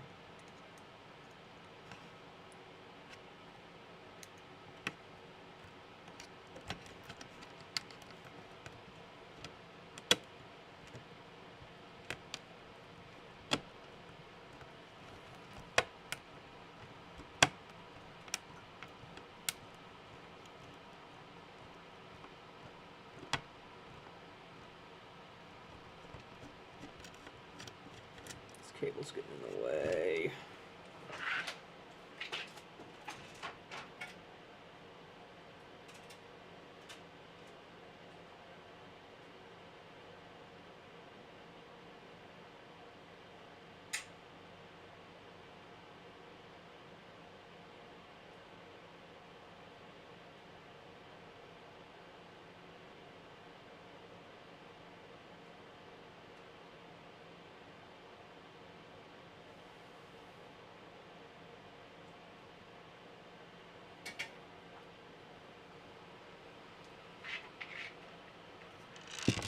Try that again.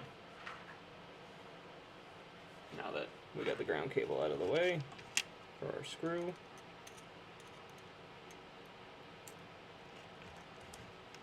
There we go.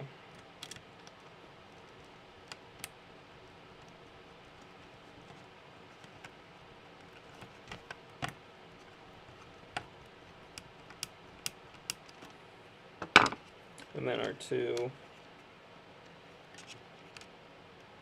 cables here get wire nutted on.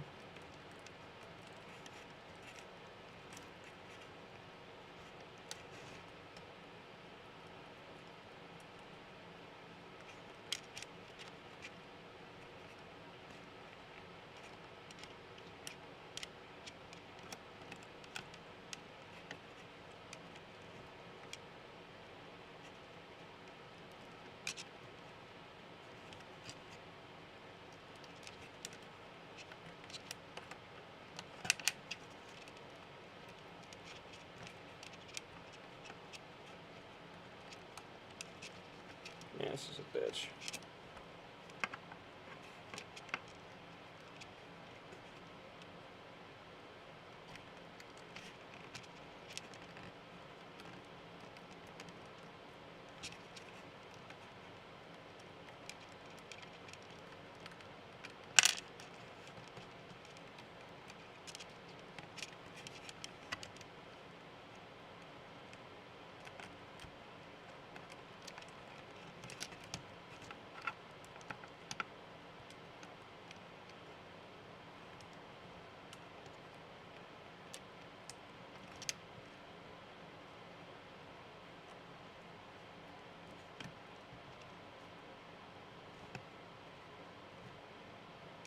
There we go.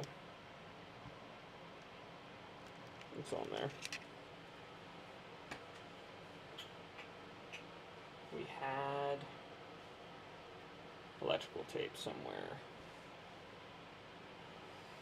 We did. I brought it down here and everything. Fuck me. I really don't want to just not do it, but it was sitting right over here by this fucking Nintendo. I don't think I used it. Oh yeah, I did. It's right here.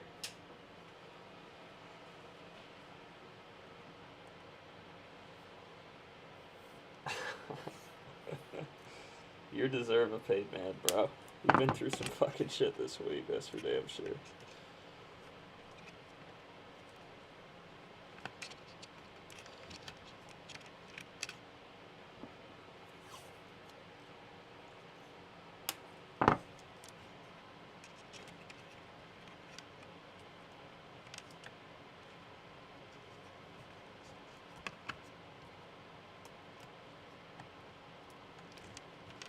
And then those are held. That's all held by this little guy right here. Look at that.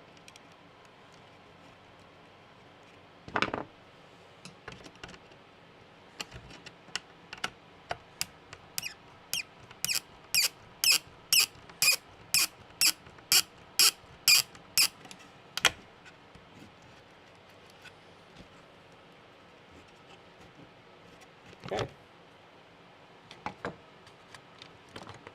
So that's the whole bottom. And now, for the fun part, the top.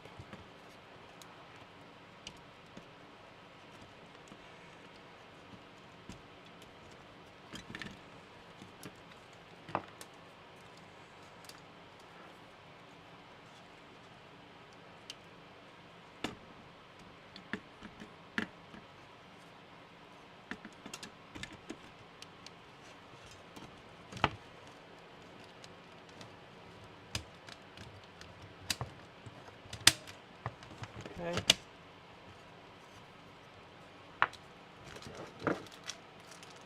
So this is the lowest screws. I wrote lowest cassette on this. So these are the first ones to go back. These are these metal posts. These are, right? These metal posts. Yeah, there we go. What's going on here? These are definitely those metal posts. Oh, they're these ones. I'm tripping.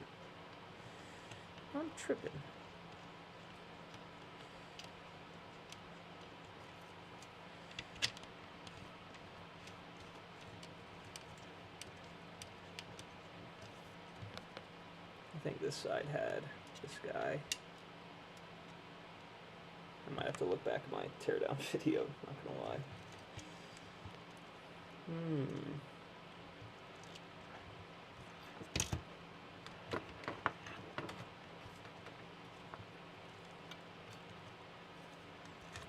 This definitely goes over that like this. Like that. We got a lot of screws put in before that though. That's the outer screws, that's the top. These are all the screws we need to put in before we get all the way down to that level. I know that this machine screw goes here. And these two go in these corners.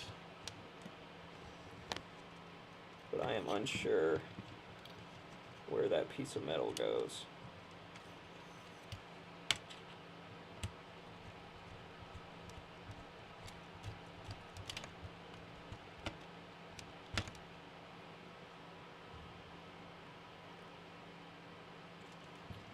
Head's ringing 2 weeks back.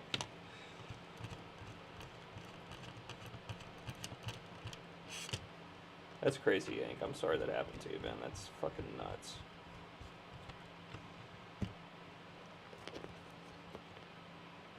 I want to say this one here like this.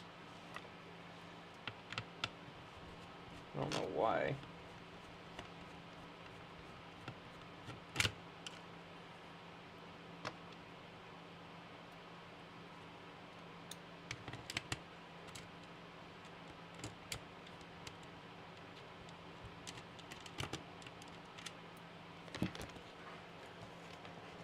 We can look.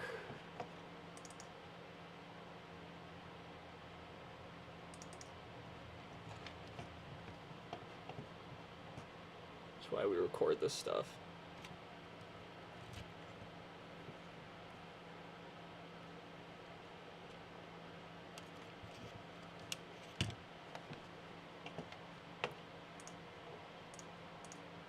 Yeah, it's just the disk drive.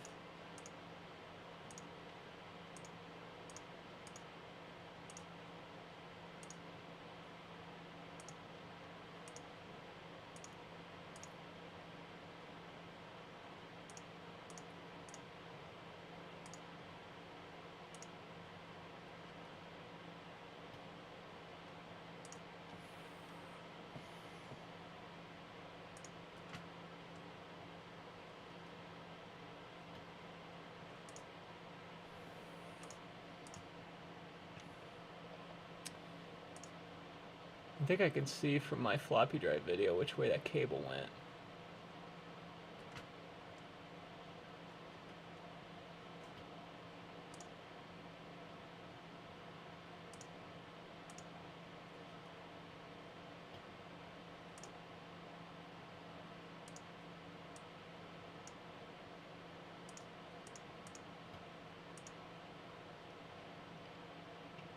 It's so hard to tell. I'll have to look back at that later. It's got to be the right way around. It wouldn't read if it wasn't the right way around. I'm just tripping.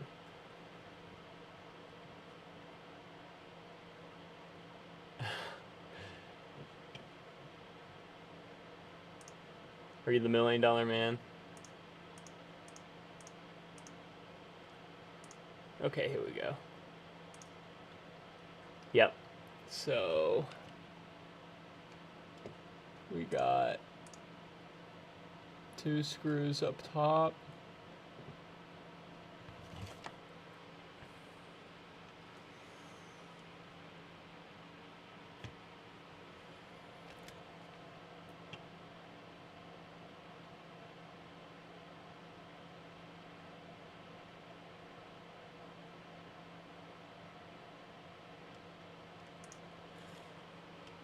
I'm coming over here. Oh, that's what that is for. That holds this in right here. Like this. That's what it is. That holds the door in. That holds the door in like that. And then this one just goes right here. And that's why we record ourselves doing this. Like that. Perfect. Right. almost done already. And then let's tighten those. Where's our flathead we were using up there?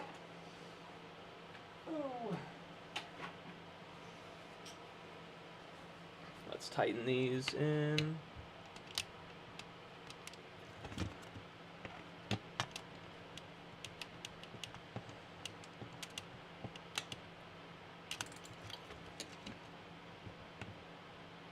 There we go.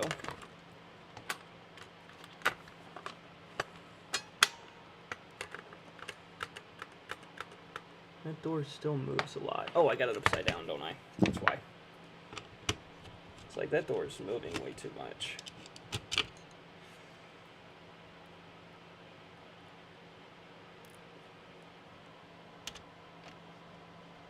Yeah.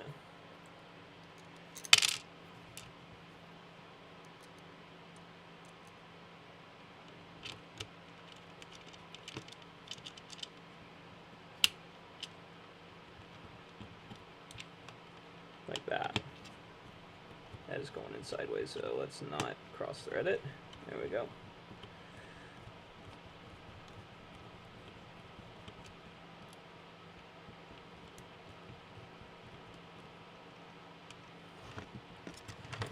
Alright, now that should stick in there and we can... Oh my god. That popped off. We gotta glue that back on. But I can do that, that's no problem.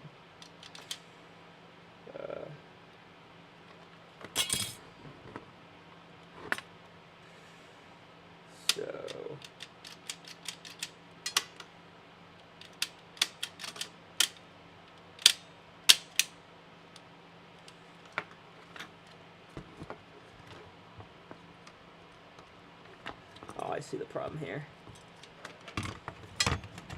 Some of these are not in their homes.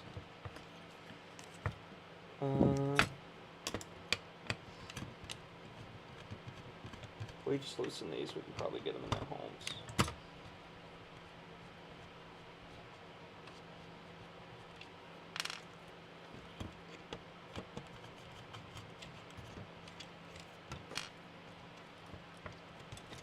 As long as we didn't break them, no.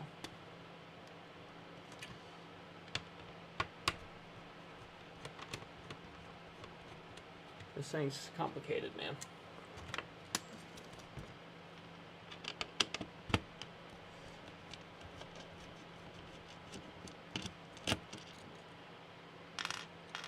Alright, do I need to take the posts out? I think I do.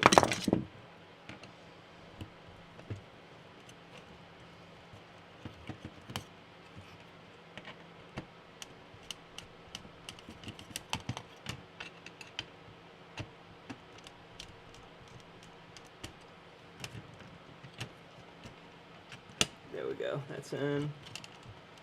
That's in.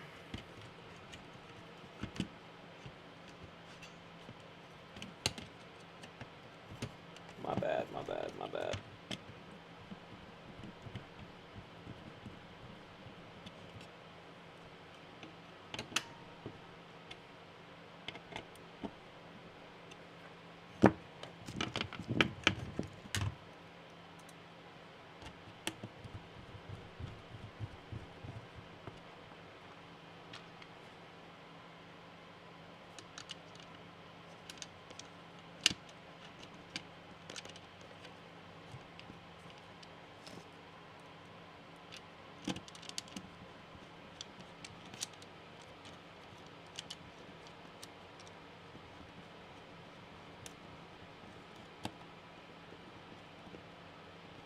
Right there.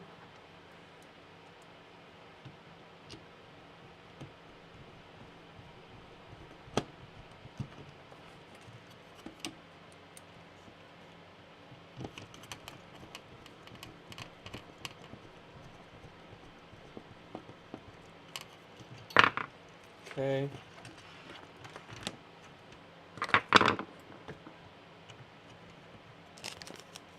Now we got 3 screws to put in this, and then this can go back all the way together. That goes there.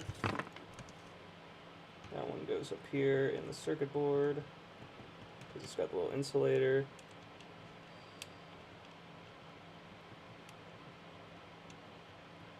$3.50.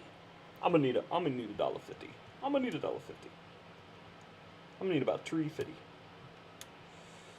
And I swear it was not. That's when I realized it was a giant monster from the Neolithic era. It was that goddamn Loch Ness monster.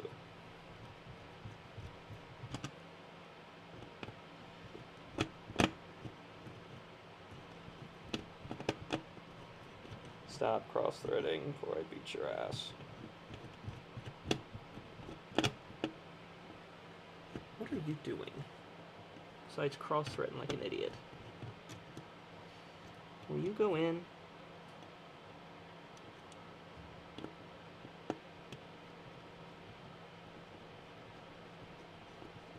There you go, buddy.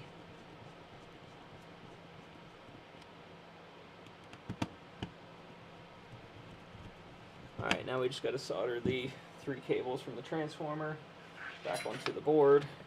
And I did take a picture of that, I'm not that much of an idiot. So, let's look.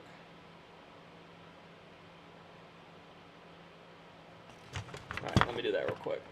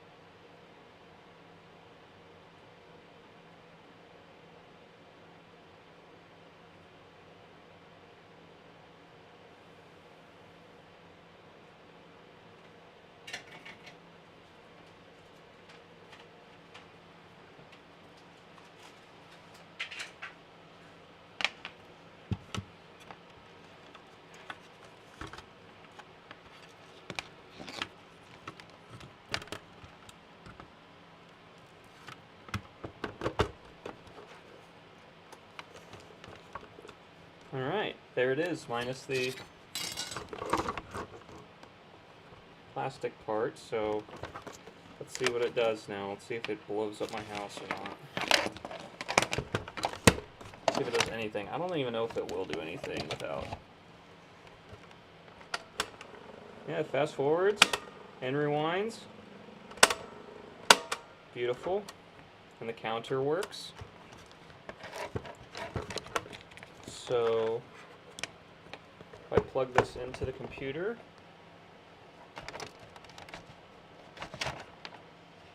Yank, you might have to help me with this. I don't know if I've ever done this before. How do I run this shit? Let's see where this is going. Which one is this going into? This one? This is this one. That should be the computer. There it is. Okay, so we have this. Let's try...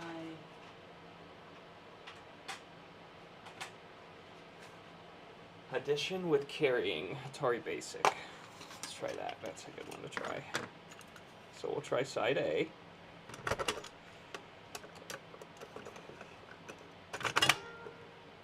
Okay.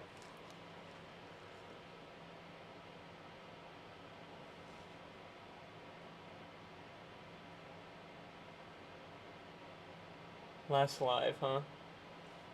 That's crazy. Okay, so we have the disc in there. So if we turn the computer on,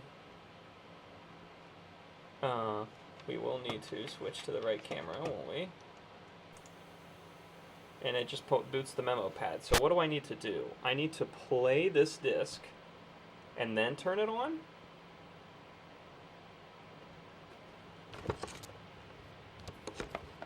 So that it sees the signal coming from the cassette?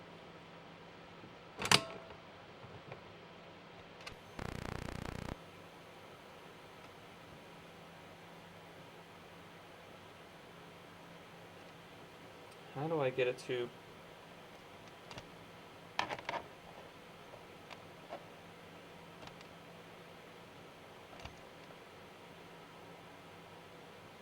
Okay, so if I hit play, nothing happens.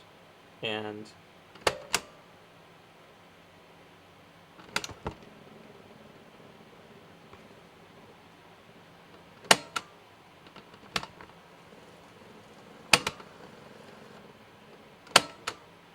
So, if I play it,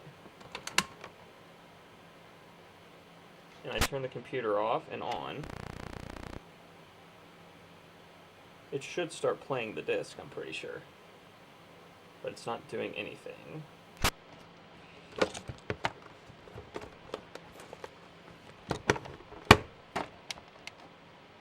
Let's try another one. See what this one does. This one go back and forth.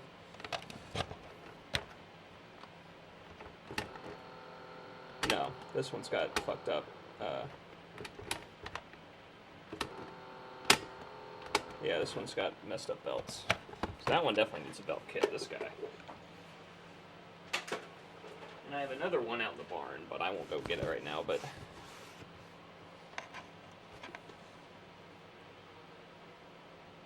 where did I put my phone?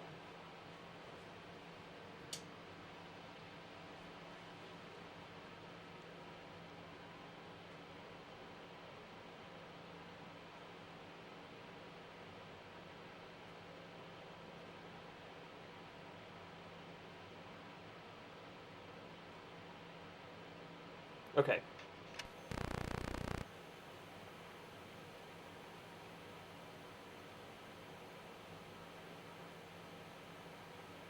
So this is what AI says. 1 second.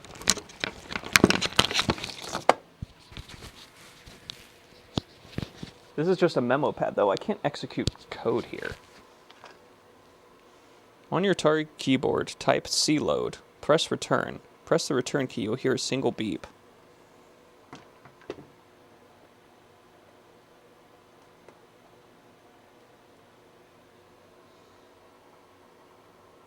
Press the play button on the 410.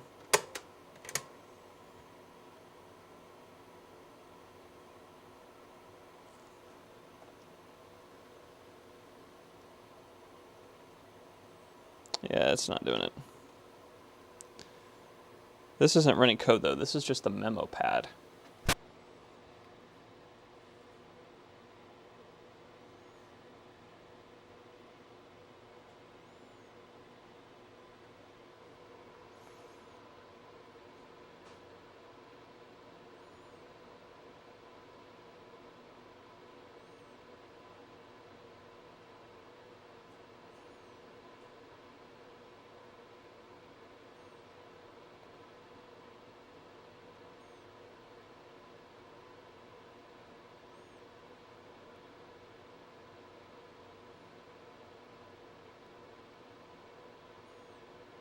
Hmm.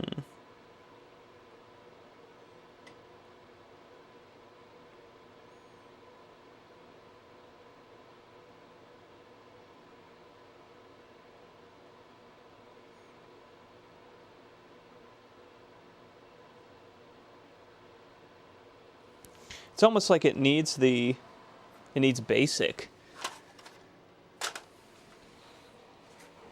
Because it's not opening a place I can write code.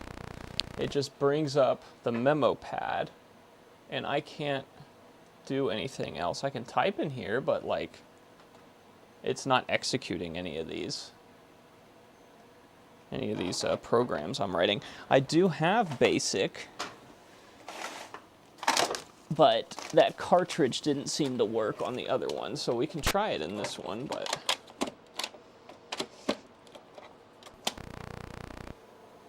it didn't seem to work in the other one, so yeah, it didn't work.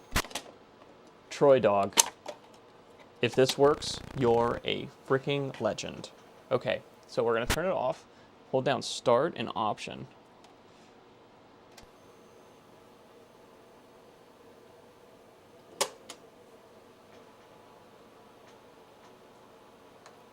Okay, now what? Hit run on the cassette? It's not doing anything. It seems to just be frozen. Oh, is this, can I type in this? No. It seems to just be frozen. Oh, no, the tape's running. The tape's moving now. No fucking way.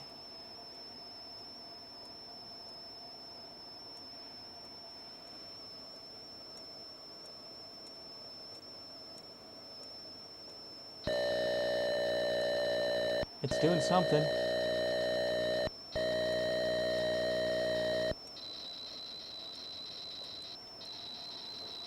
Hey, well, it tried. It tried. Hit return.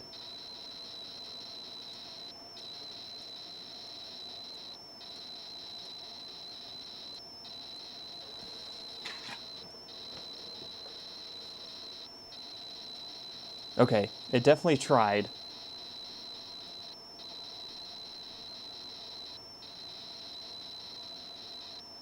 Oh, is it?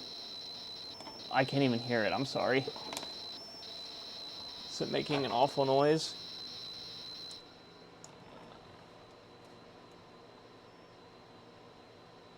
Yeah, I have my sound muted, so I actually can't hear it.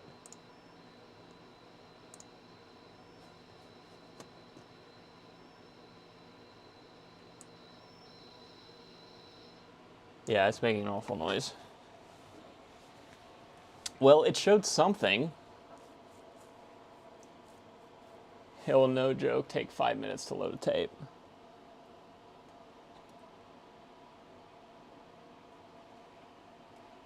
Well, the awful noise stopped. Oh no, it's still there. I just have it way down. Okay, good. We'll just let this go then. I won't touch anything. We'll see if it's... The Atari is mad. It's not happy about this being used.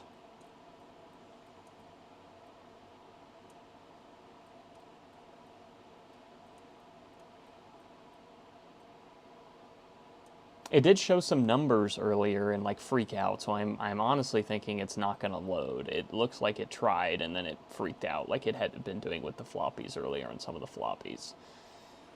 So...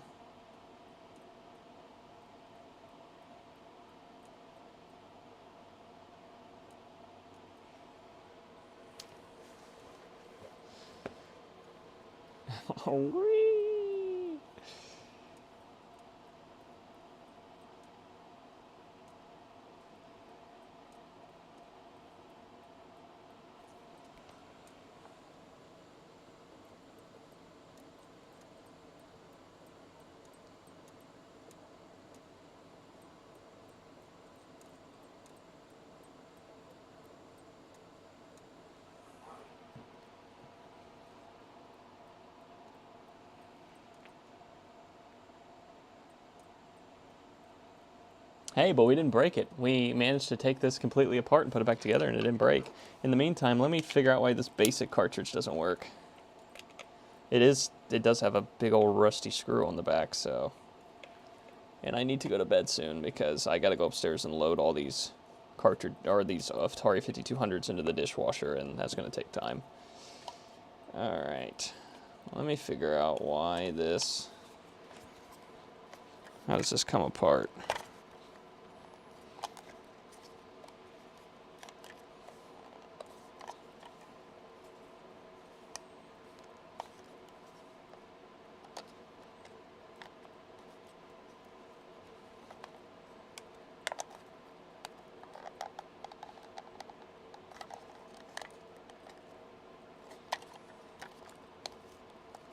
Slides up.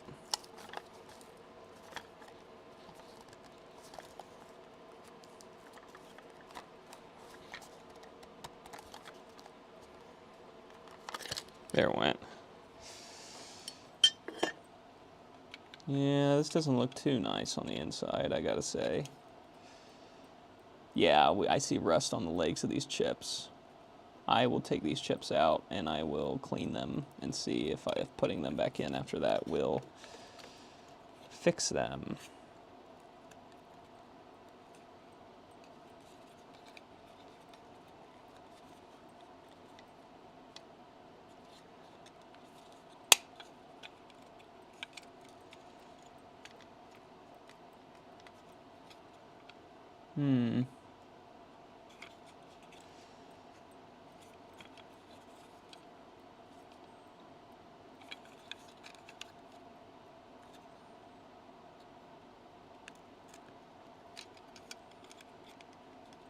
There it comes out.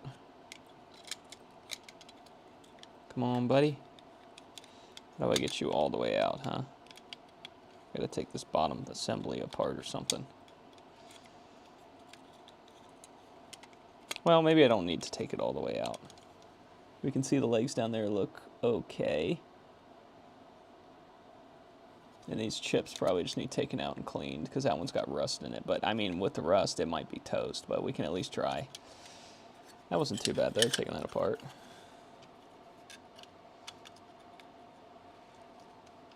Oh, it stopped. Okay, so I think yeah, that didn't work. I can rewind it real fast, all the way back to 0, and we're gonna try it again. And he said it was, what did our homie say? Our homie Troy Dog, start an option while turning it on. All right, so we're gonna put this in play mode. Oh shit, it's playing. Okay, yeah, no, stop. So put it in play mode. We're gonna hit start an option, and we're gonna turn the computer on. And then I didn't do anything, and it just started playing, but he did say to hit return, so we're gonna hit return. Oh, there it goes.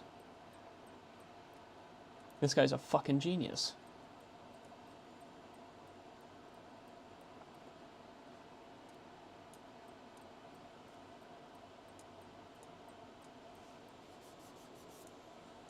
Who let this guy in here?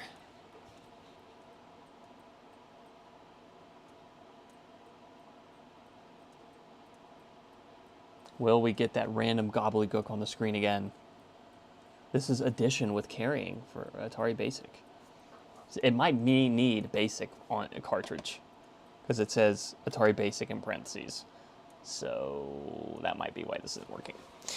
But fuck.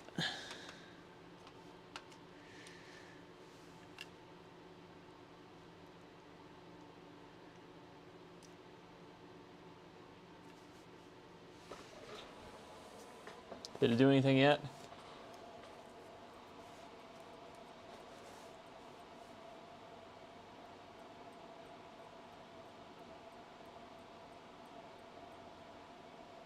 Still going. About to give up on this cart and try a different cart.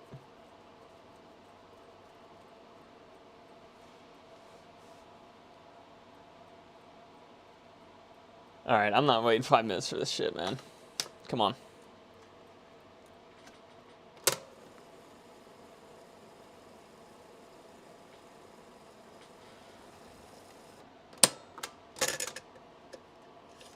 Let's try this. Hickory Dickory Dock.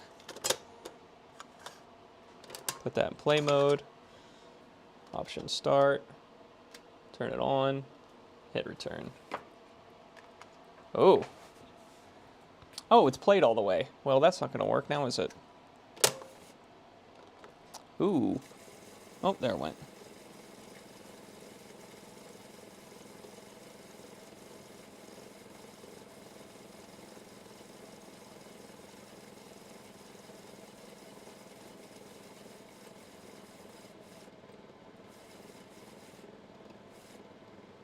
I think our belt's starting to slip. Yeah.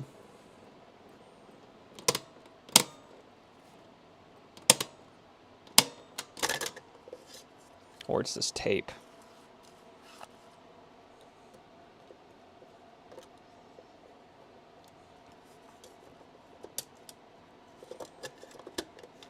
Might end up having to replace the belts in this anyways. Yeah, it's getting stuck. Let's go back with this one, see if it does it. If it does it with this one now too, then we know the belt's just shooting the...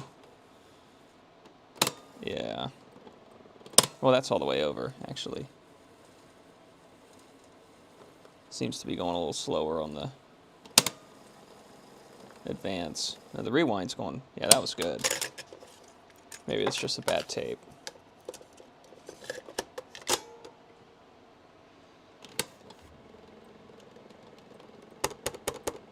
You can do it, buddy. Or that's just... No, that's definitely not the beginning.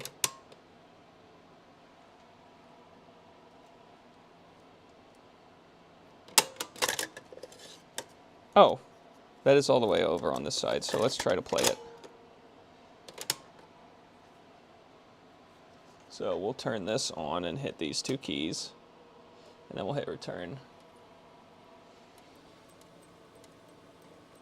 And see if what happens.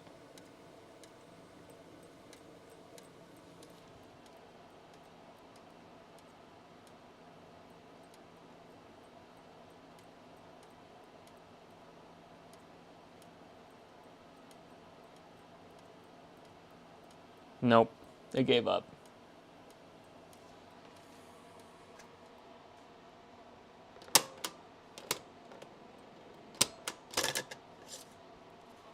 Man, we're striking out here. Let's try another game. This one's actually in the case and everything. How's that head look? Does it look pretty clean? Doesn't look too bad. This one's all the way rewound. So...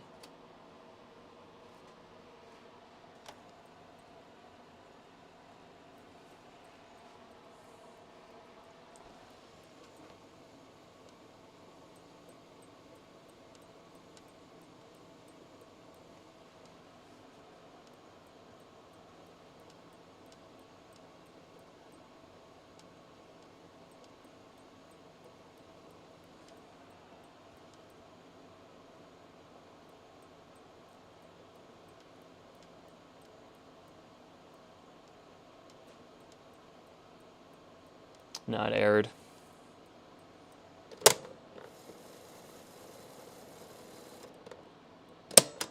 Huh. Well, shit. All of our discs seem to be erroring. Where did I put all those Q-tips I brought down here? There they are. I can try to clean the head real fast and see if that helps us at all.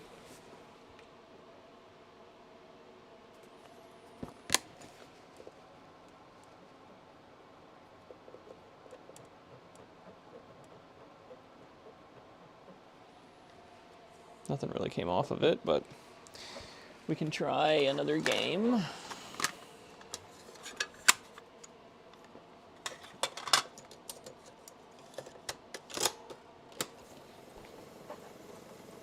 Yeah, this one seems to be rewinding just fine, so I blame that one tape.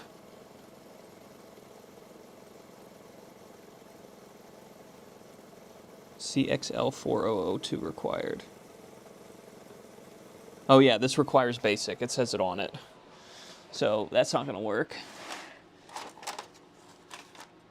I bet you these all require basic. That's probably yeah, basic required. Basic required. Some of these don't say that, like this Mickey Mouse one, but I don't know. They probably all require you to have the basic cartridge in. That's probably our problem with a lot of this shit.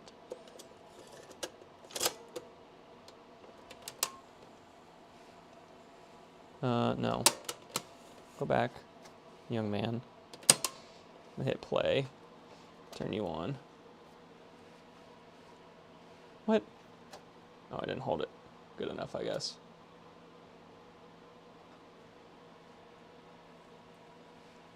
There it goes. Troy Dog, that's sick. Used to own one with volume controls on the tape deck. It has to sit sort of halfway to low or high, can screw up load. It works with dial-up internet in a way. It works like dial-up internet in a way. Huh. How cool is that? Alright, if this one doesn't work, we're done for today. And then we'll come back tomorrow, and we'll finish all these Atari 5200 mods, and then we'll finish putting this Atari 400, the other Atari 400 back together, and we'll see how it works.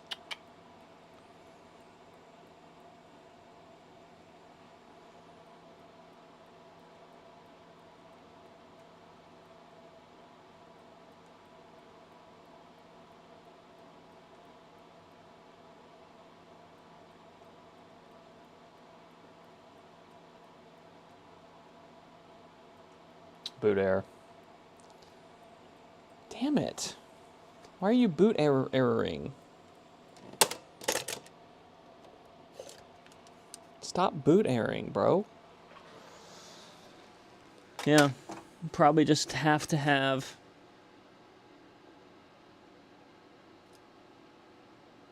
basic installed for a lot of these.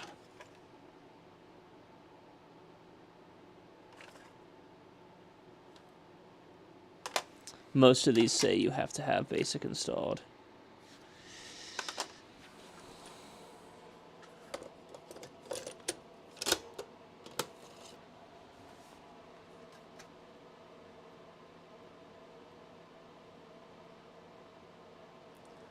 You need to play the tape listening for a beep, then hit play on some of their...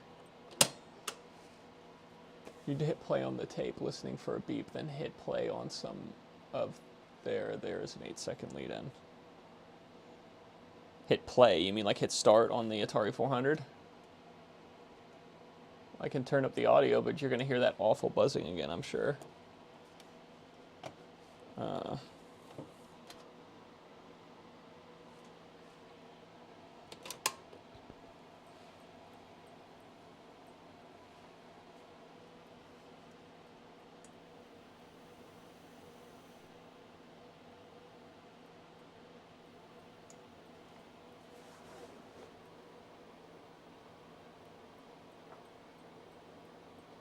Probably need beep. It's beeping. And then it discarded.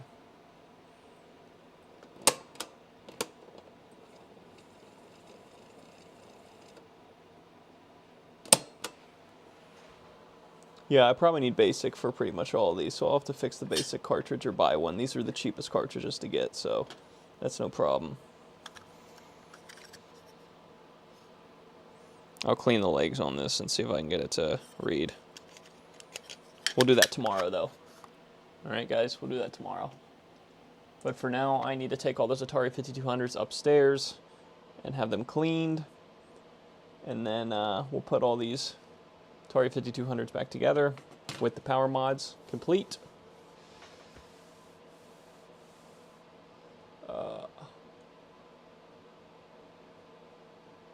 It's been years since I loaded one. That's so funny. Yeah, this one just says edition 1 through 15. I mean, that was Walt Disney. We tried to play sample programs, but the sample programs say it also needs basic installed, and we don't have basic. Scram says it needs basic installed. So all of my tapes need something installed, more or less, it seems. Stargate Rescue at Regal doesn't say it needs basic, but This one literally says edition with carrying Atari Basic, so this most definitely needs Basic, I would assume. Literally runs it. So the only thing that doesn't say it needs it is Star Quest Rescue at Regal, but we can...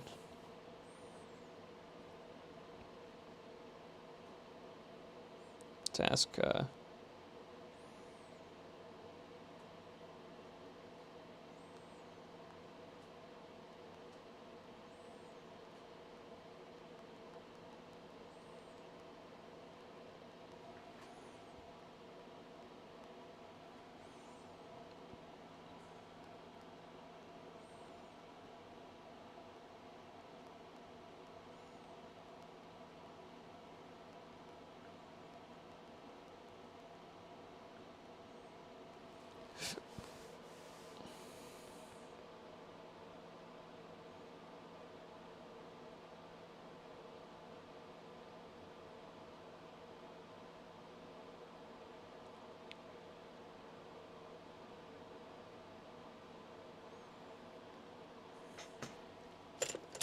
So AI says that I shouldn't need it to run this game, the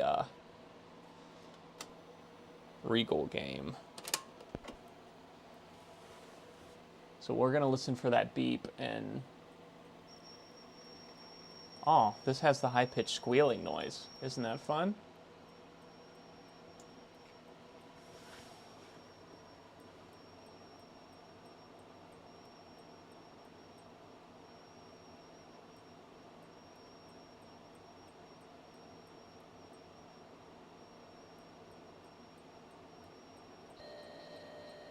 Ooh, there's a different tone.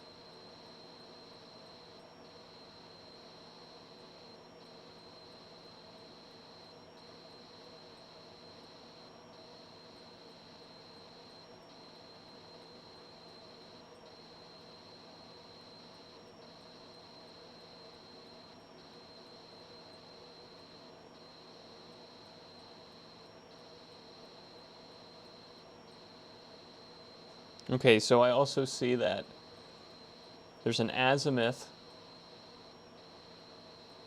that you can adjust by turning a screw very slowly while it's reading. And you listen for this data tone to get louder and louder and you want it to be as loud as possible.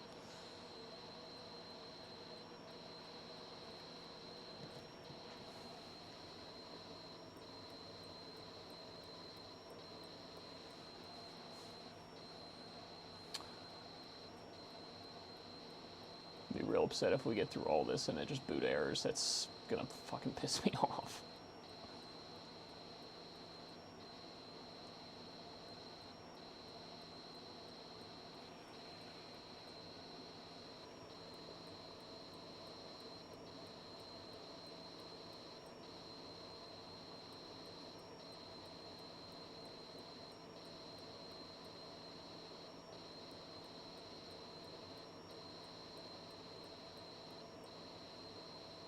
See, this game doesn't tell you the load time. Some of these games, especially the Atari branded ones, are nice enough to tell you total load time. So that one says like 2 minutes 80 or 2 minutes 40. But this one, Star Quest, does not say shit on it on load time. Yeah, the azimuth apparently adjusts the head. Yeah.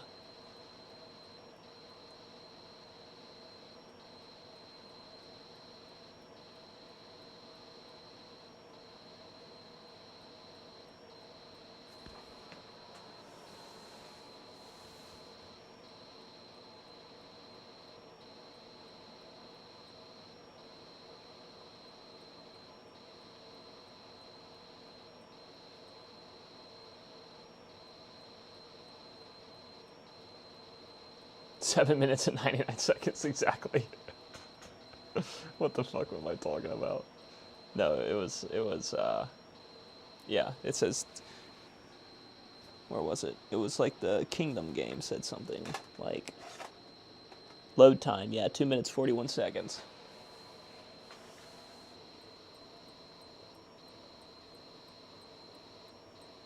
Also, this Atari 400 might not have enough RAM to run this game, because we saw that with Jumpman on the floppy. It literally said you don't have enough RAM. So that might be the issue here too. So we might, if this doesn't work, we're done for tonight either way. We're going to get our other computer thrown all the way back together. It's got the 32K RAM, and we'll run this with it and see if it works.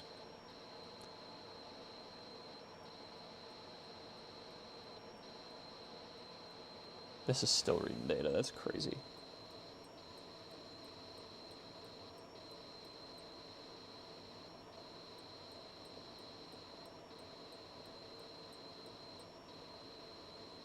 Now I know why they stopped putting data on discs, or on cassettes, because it takes so damn long. From what I found on these, I thought all needed BASIC first. Yeah, it seems like almost all the ones that say Atari on them, they run BASIC code. This one was the only one I found that doesn't say that, and when I Googled it, it said it runs machine code. So this is why this one might not need BASIC. All the other ones definitely say on the cartridge, BASIC required. So, I'm going to have to get a working BASIC. Fix this one that I got that's all rusted, or buy one online.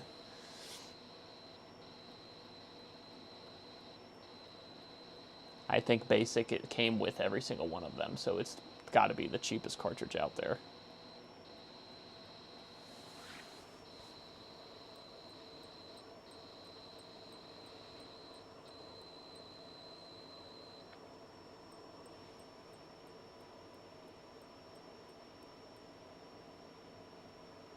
Constant high-pitched squeal?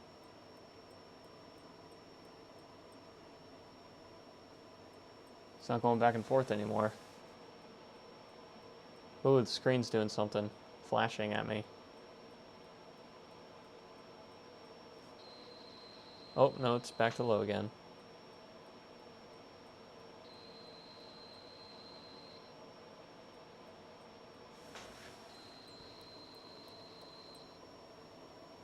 How long have we been doing this? 5 minutes?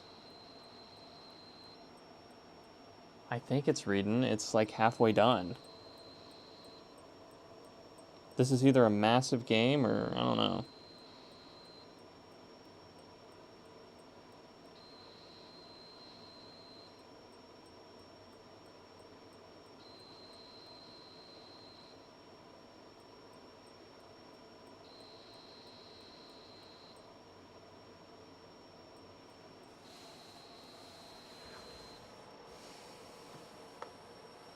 I'll fucking show up tomorrow when this is done. Jesus Christ.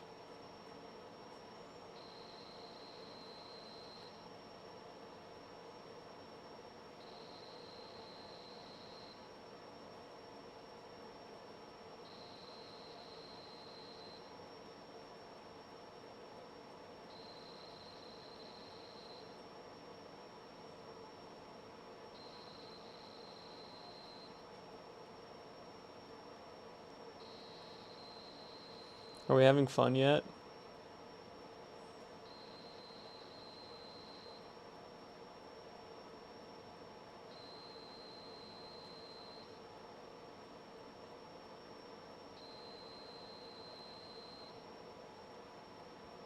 So did the Steelers lose? I just saw a video online of, oh my god, they got destroyed. Rodgers threw a pick six, huh? That's nice.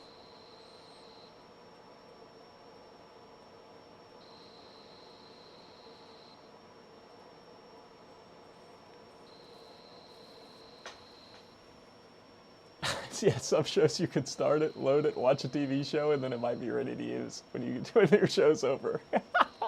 That is so crazy. I just kind of wanted to see if it would do something before I went to bed.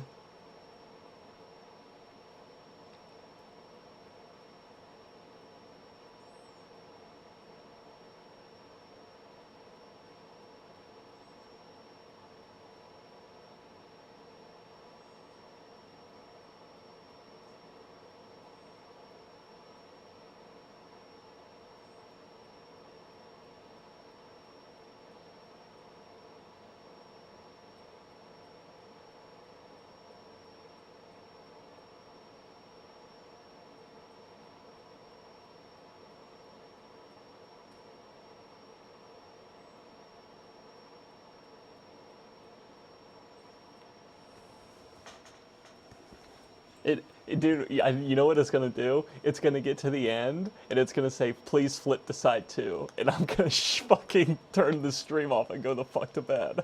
Guess this is ridiculous. That's what it's gonna do. Oh, it's at the end. What do I do? It's at the end. What do I do? Do I flip it over and keep going? Where's Troy Dog at? What the fuck do I do?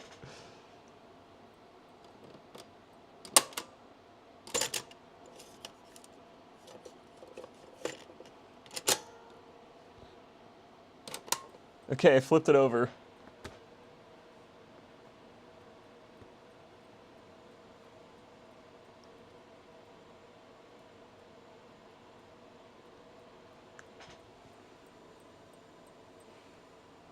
I don't hear any data. Oh.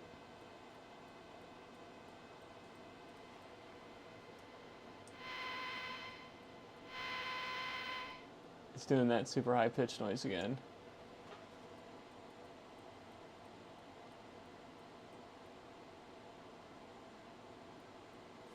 I don't know.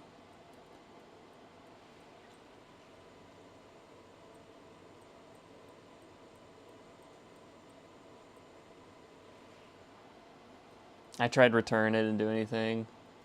Tried start.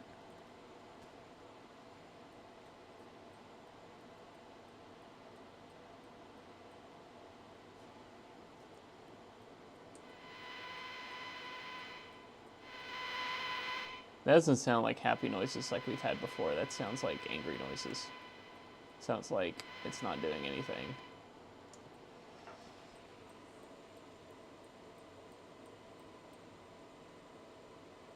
We're about to listen to an entire fucking album on cassette.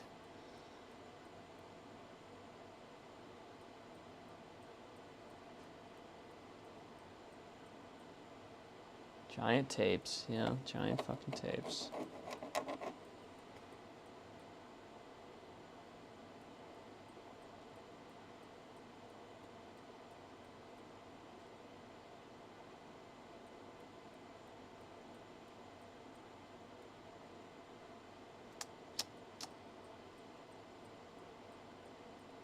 Did you look up this specific game?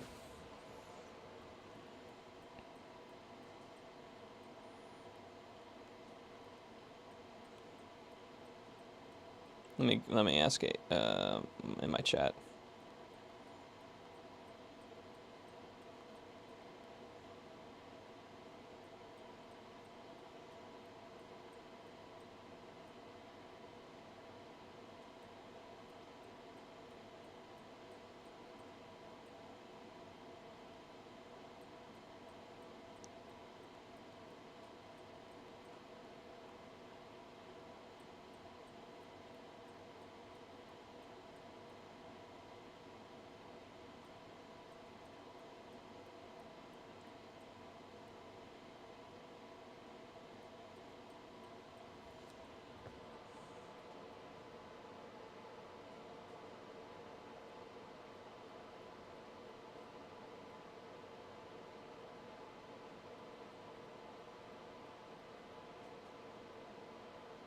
I don't know. I think we give up for now. I don't think this is working.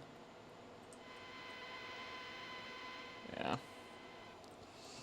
I don't think it's gonna do anything. This was promising though. It actually did load. I just don't know what we do once.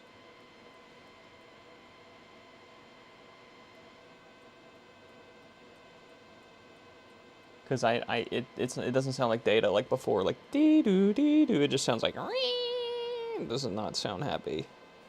And this tape doesn't say it's two-sided either. So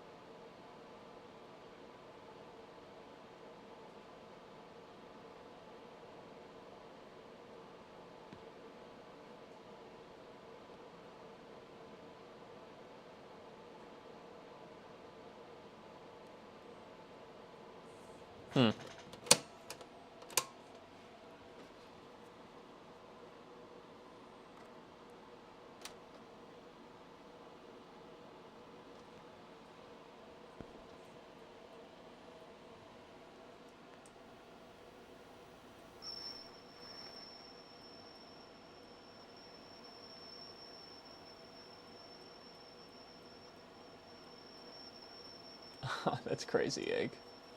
Hey, Yank, I hope you feel better. This is it for tonight. Yeah, I'm gonna go do something else and let this do whatever it's doing, and I'll come back and see if it actually did anything. But I'm gonna doubt it. It does sound like data. Ooh, okay, it errored. So that sucks. But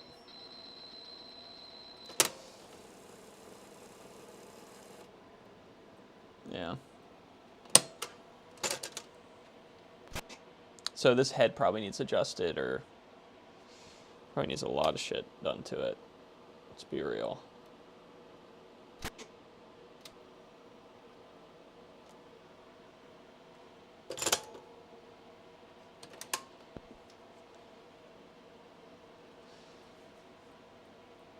All right, Yank, take your beds, get some sleep, man. I'm gonna let this squeak for another round or two and see if it ever does anything. But anyways, thank you all for hanging out. Angry Yank, Tony, or Troy, sorry, Troy, not Tony. I know it was a T. Troy, thanks for hanging out, man. I will catch you all next time, all right? Have a good night. Hey, look. Yeah, I did it again. Damn. I could buy belt kit. Putting the belt kit in sucks, but I could buy a belt kit. Might have to buy some belt kits for this. Anyways, good night, gamers. Until next time.